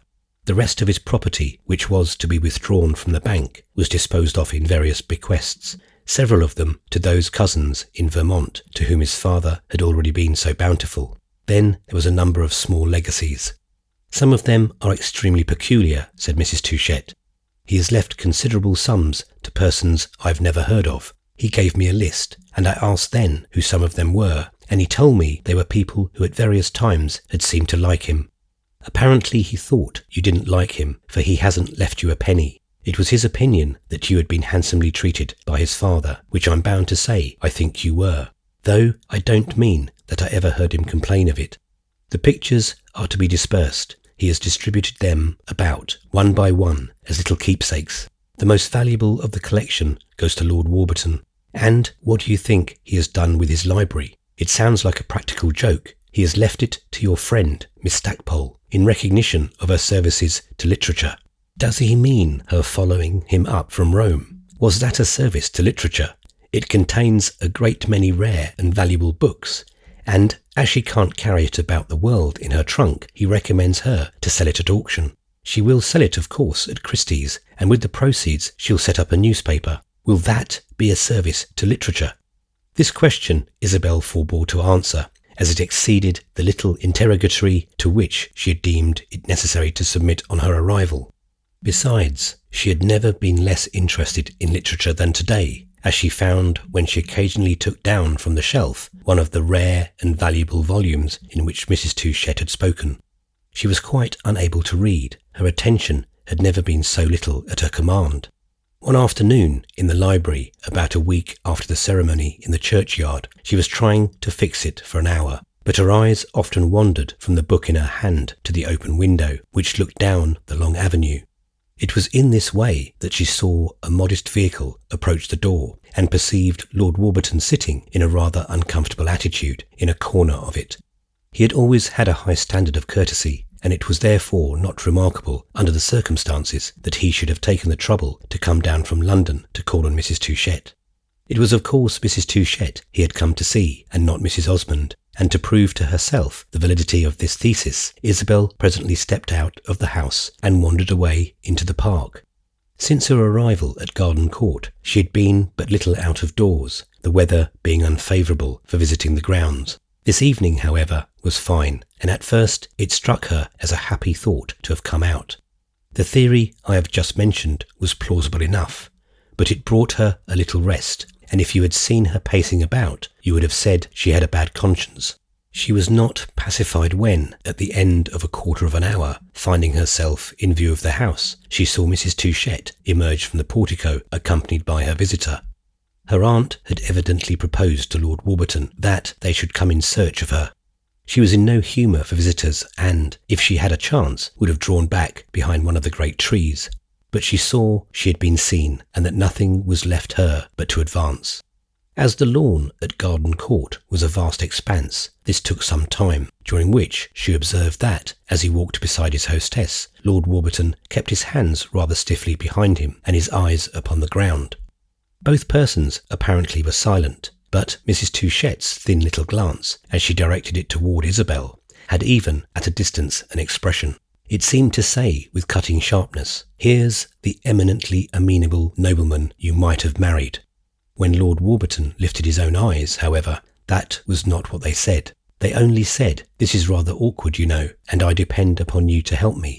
He was very grave, very proper, and, for the first time since Isabel had known him, greeted her without a smile. Even in his days of distress, he had always begun with a smile. He looked extremely self-conscious.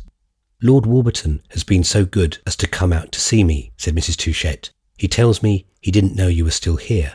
I know he's an old friend of yours, and as I was told you were not in the house, I brought him out to see for himself."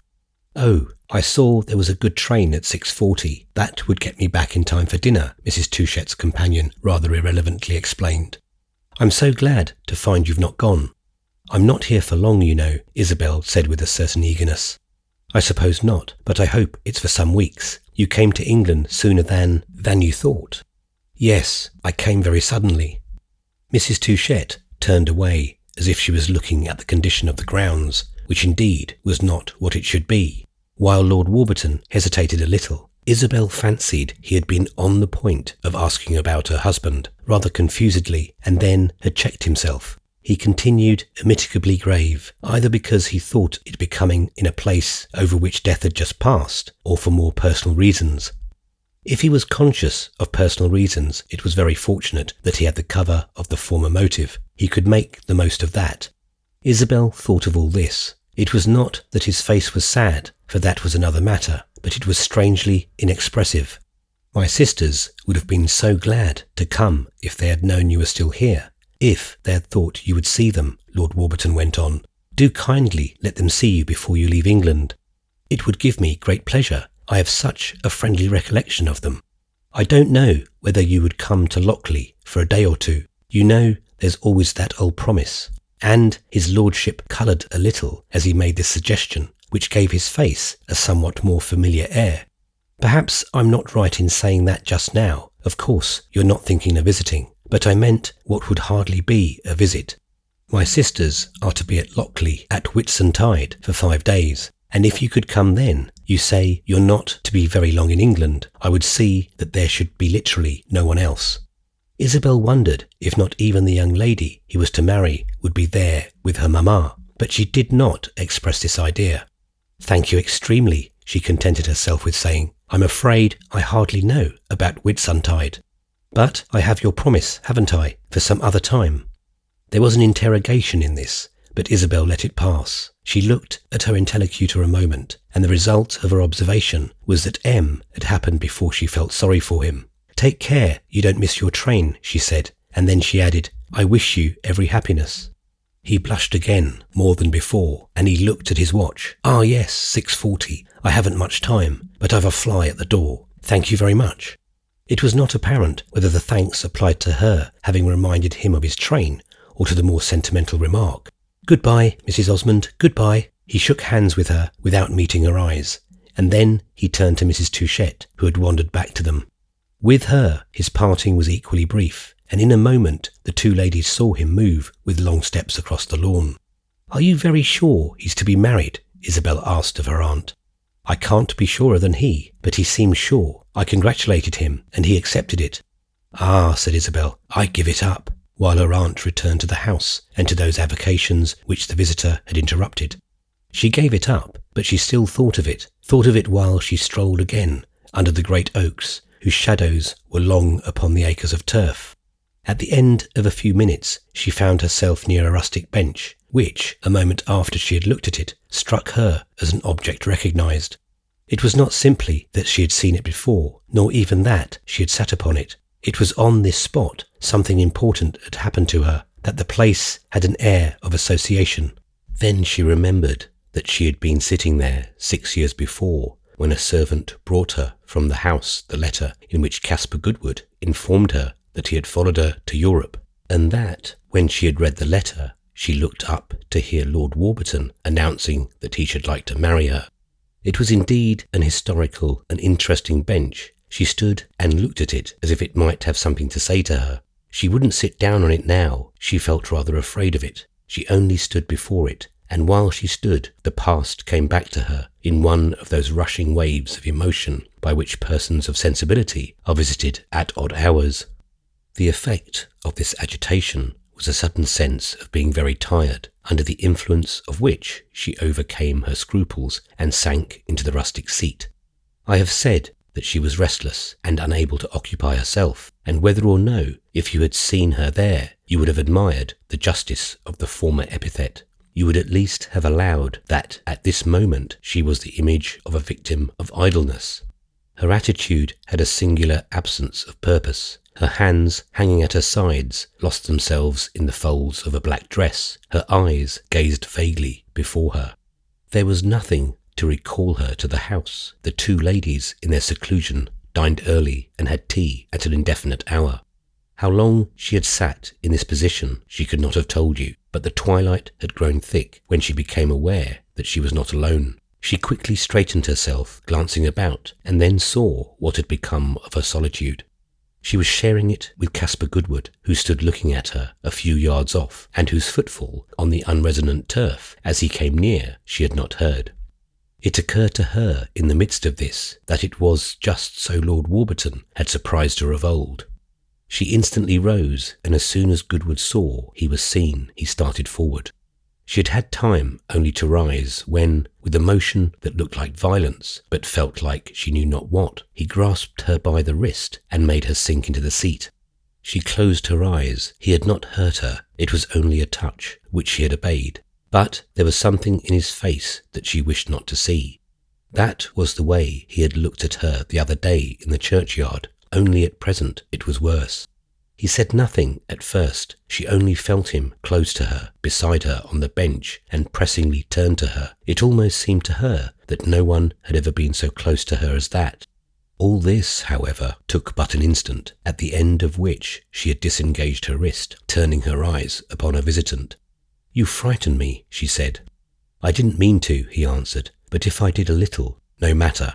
I came from London a while ago by train, but I couldn't come here directly. There was a man at the station who got ahead of me. He took a fly that was there, and I heard him give the order to drive here. I don't know who he was, but I didn't want to come with him. I wanted to see you alone. So I've been waiting and walking about. I've walked all over, and I was just coming to the house when I saw you here. There was a keeper or someone who met me, but that was all right, because I had made his acquaintance when I came here with your cousin.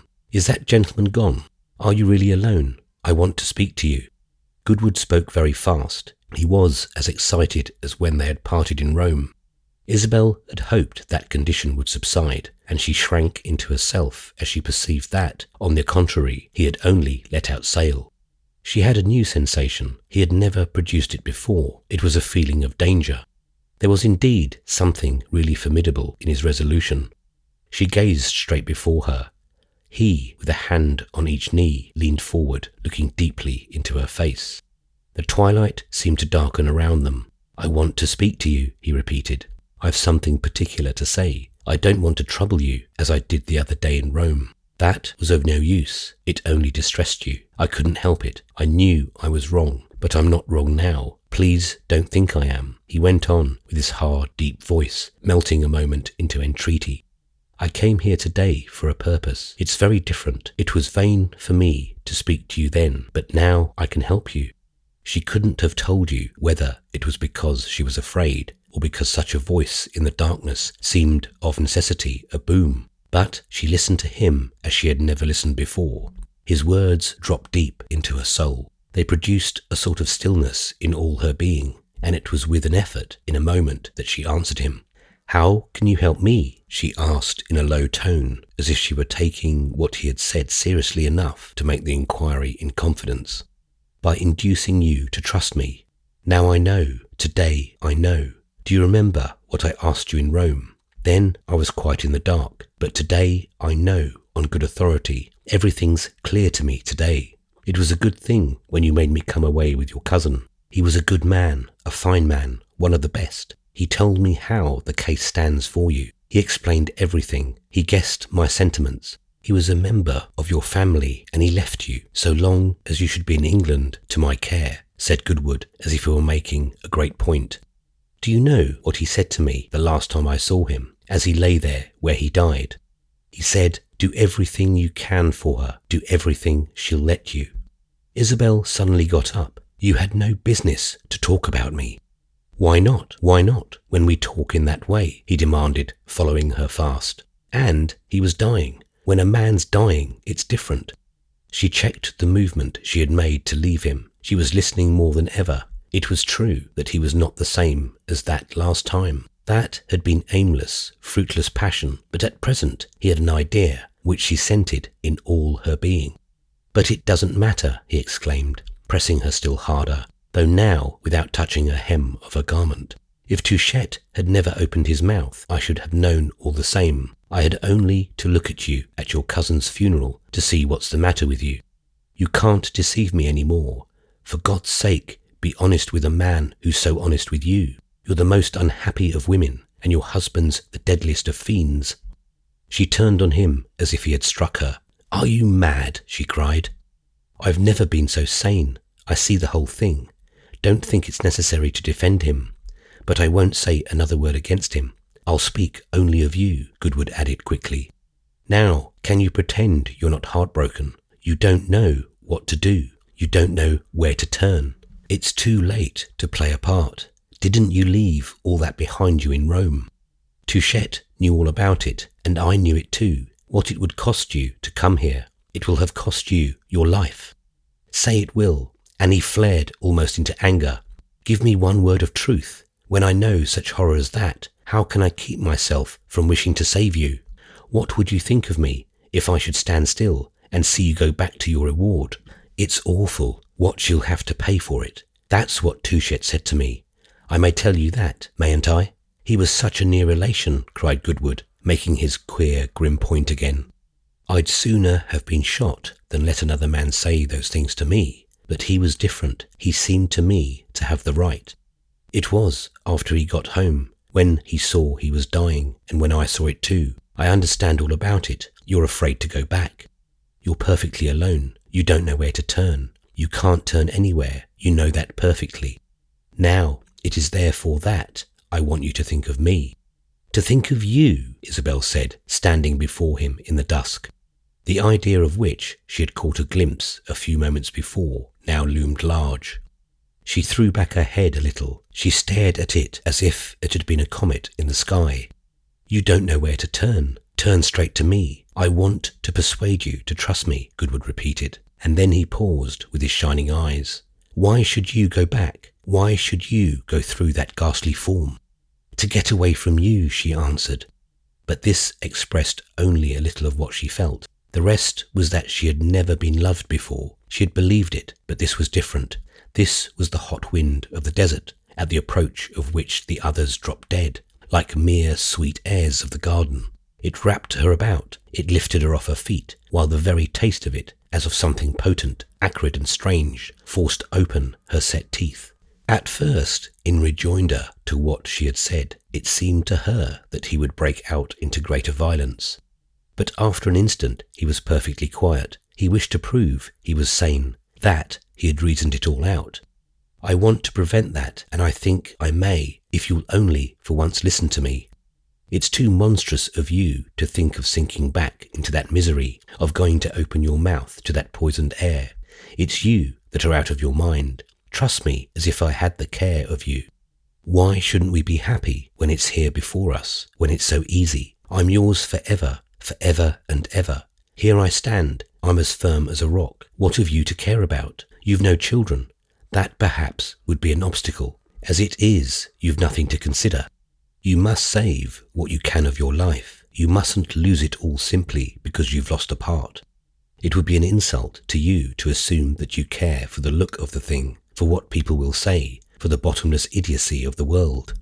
You've nothing to do with all that. We're quite out of it. We look at things as they are. You took the great step in coming away. The next is nothing. It's the natural one. I swear, as I stand here, that a woman deliberately made to suffer is justified in anything in life, in going down into the streets if that will help her. I know how you suffer, and that's why I'm here. We can do absolutely as we please. To whom under the sun do we owe anything? What is it that holds us? What is it that has the smallest right to interfere in such a question as this? Such a question is between ourselves, and to say that is to settle it. Were we born to rot in our misery? Were we born to be afraid? I never knew you afraid. If you'll only trust me, how little you will be disappointed. The world's all before us, and the world's very big. I know something about that." Isabel gave a long murmur, like a creature in pain. It was as if he were pressing something that hurt her.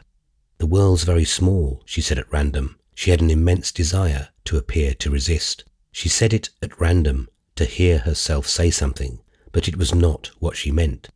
The world, in truth, had never seemed so large. It seemed to open out all round her, to take the form of a mighty sea, where she floated in fathomless waters. She had wanted help, and here was help. It had come in a rushing torrent.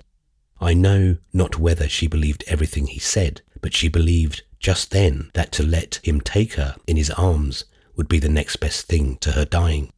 This belief, for a moment, was a kind of rapture in which she felt herself sink and sink. In the movement, she seemed to beat with her feet in order to catch herself, to feel something to rest on. "Ah, be mine as I'm yours," she heard a companion cry. He had suddenly given up argument, and his voice seemed to come, harsh and terrible, through a confusion of vaguer sounds. This, however, of course, was but a subjective fact. As the metaphysicians say, the confusion, the noise of waters, all the rest of it, were in her own swimming head. In an instant she became aware of this. "Do me the greatest kindness of all," she panted. "I beseech you to go away." "Ah, don't say that. Don't kill me," he cried. She clasped her hands. Her eyes were streaming with tears. "As you love me, as you pity me, leave me alone." He glared at her a moment through the dusk, and the next instant she felt his arms about her and his lips on her own lips. His kiss was like white lightning, a flash that spread and spread again and stayed, and it was extraordinarily as if, while she took it, she felt each thing in his hard manhood that had least pleased her, each aggressive fact of his face, his figure, his presence, justified of its intense identity and made one with this act of possession. So she had heard of those wrecked and underwater following a train of images before they sink. But when darkness returned, she was free. She never looked about her. She only darted from the spot. There were lights in the windows of the house. They shone far across the lawn. In an extraordinarily short time, for the distance was considerable, he had moved through the darkness, for she saw nothing, and reached the door. Here only she paused. She looked all about her. She listened a little. Then she put her hand on the latch. She had not known where to turn, but she knew now. There was a very straight path. 2 days afterwards, Caspar Goodwood knocked at the door of the house in Wimpole Street, in which Henrietta Stackpole occupied furnished lodgings. He had hardly removed his hand from the knocker when the door was opened, and Miss Stackpole herself stood before him. She had on her hat and jacket. She was on the point of going out. "Oh, good morning," he said. "I was in hopes I should find Mrs. Osmond." Henrietta kept him waiting a moment for her reply, but there was a good deal of expression about Miss Stackpole even when she was silent. "Pray, what led you to suppose she was here?" "I went down to Garden Court this morning, and the servant told me she had come to London. He believed she was to come to you." Again Miss Stackpole held him, with an intention of perfect kindness, in suspense. "She came here yesterday and spent the night, but this morning she started for Rome." Caspar Goodwood was not looking at her. His eyes were fastened on the doorstep. "Oh, she started," he stammered. And, without finishing his phrase or looking up, he stiffly averted himself, but he couldn't otherwise move. Henrietta had come out, closing the door behind her, and now she put out her hand and grasped his arm. "Look here, Mr. Goodwood," she said, "just you wait." On which he looked up at her, but only to guess, from her face, with a revulsion, that she simply meant he was young. She stood shining at him with that cheap comfort, and it added, on the spot, 30 years to his life. She walked him away with her, however, as if she had given him now the key to patience. The end.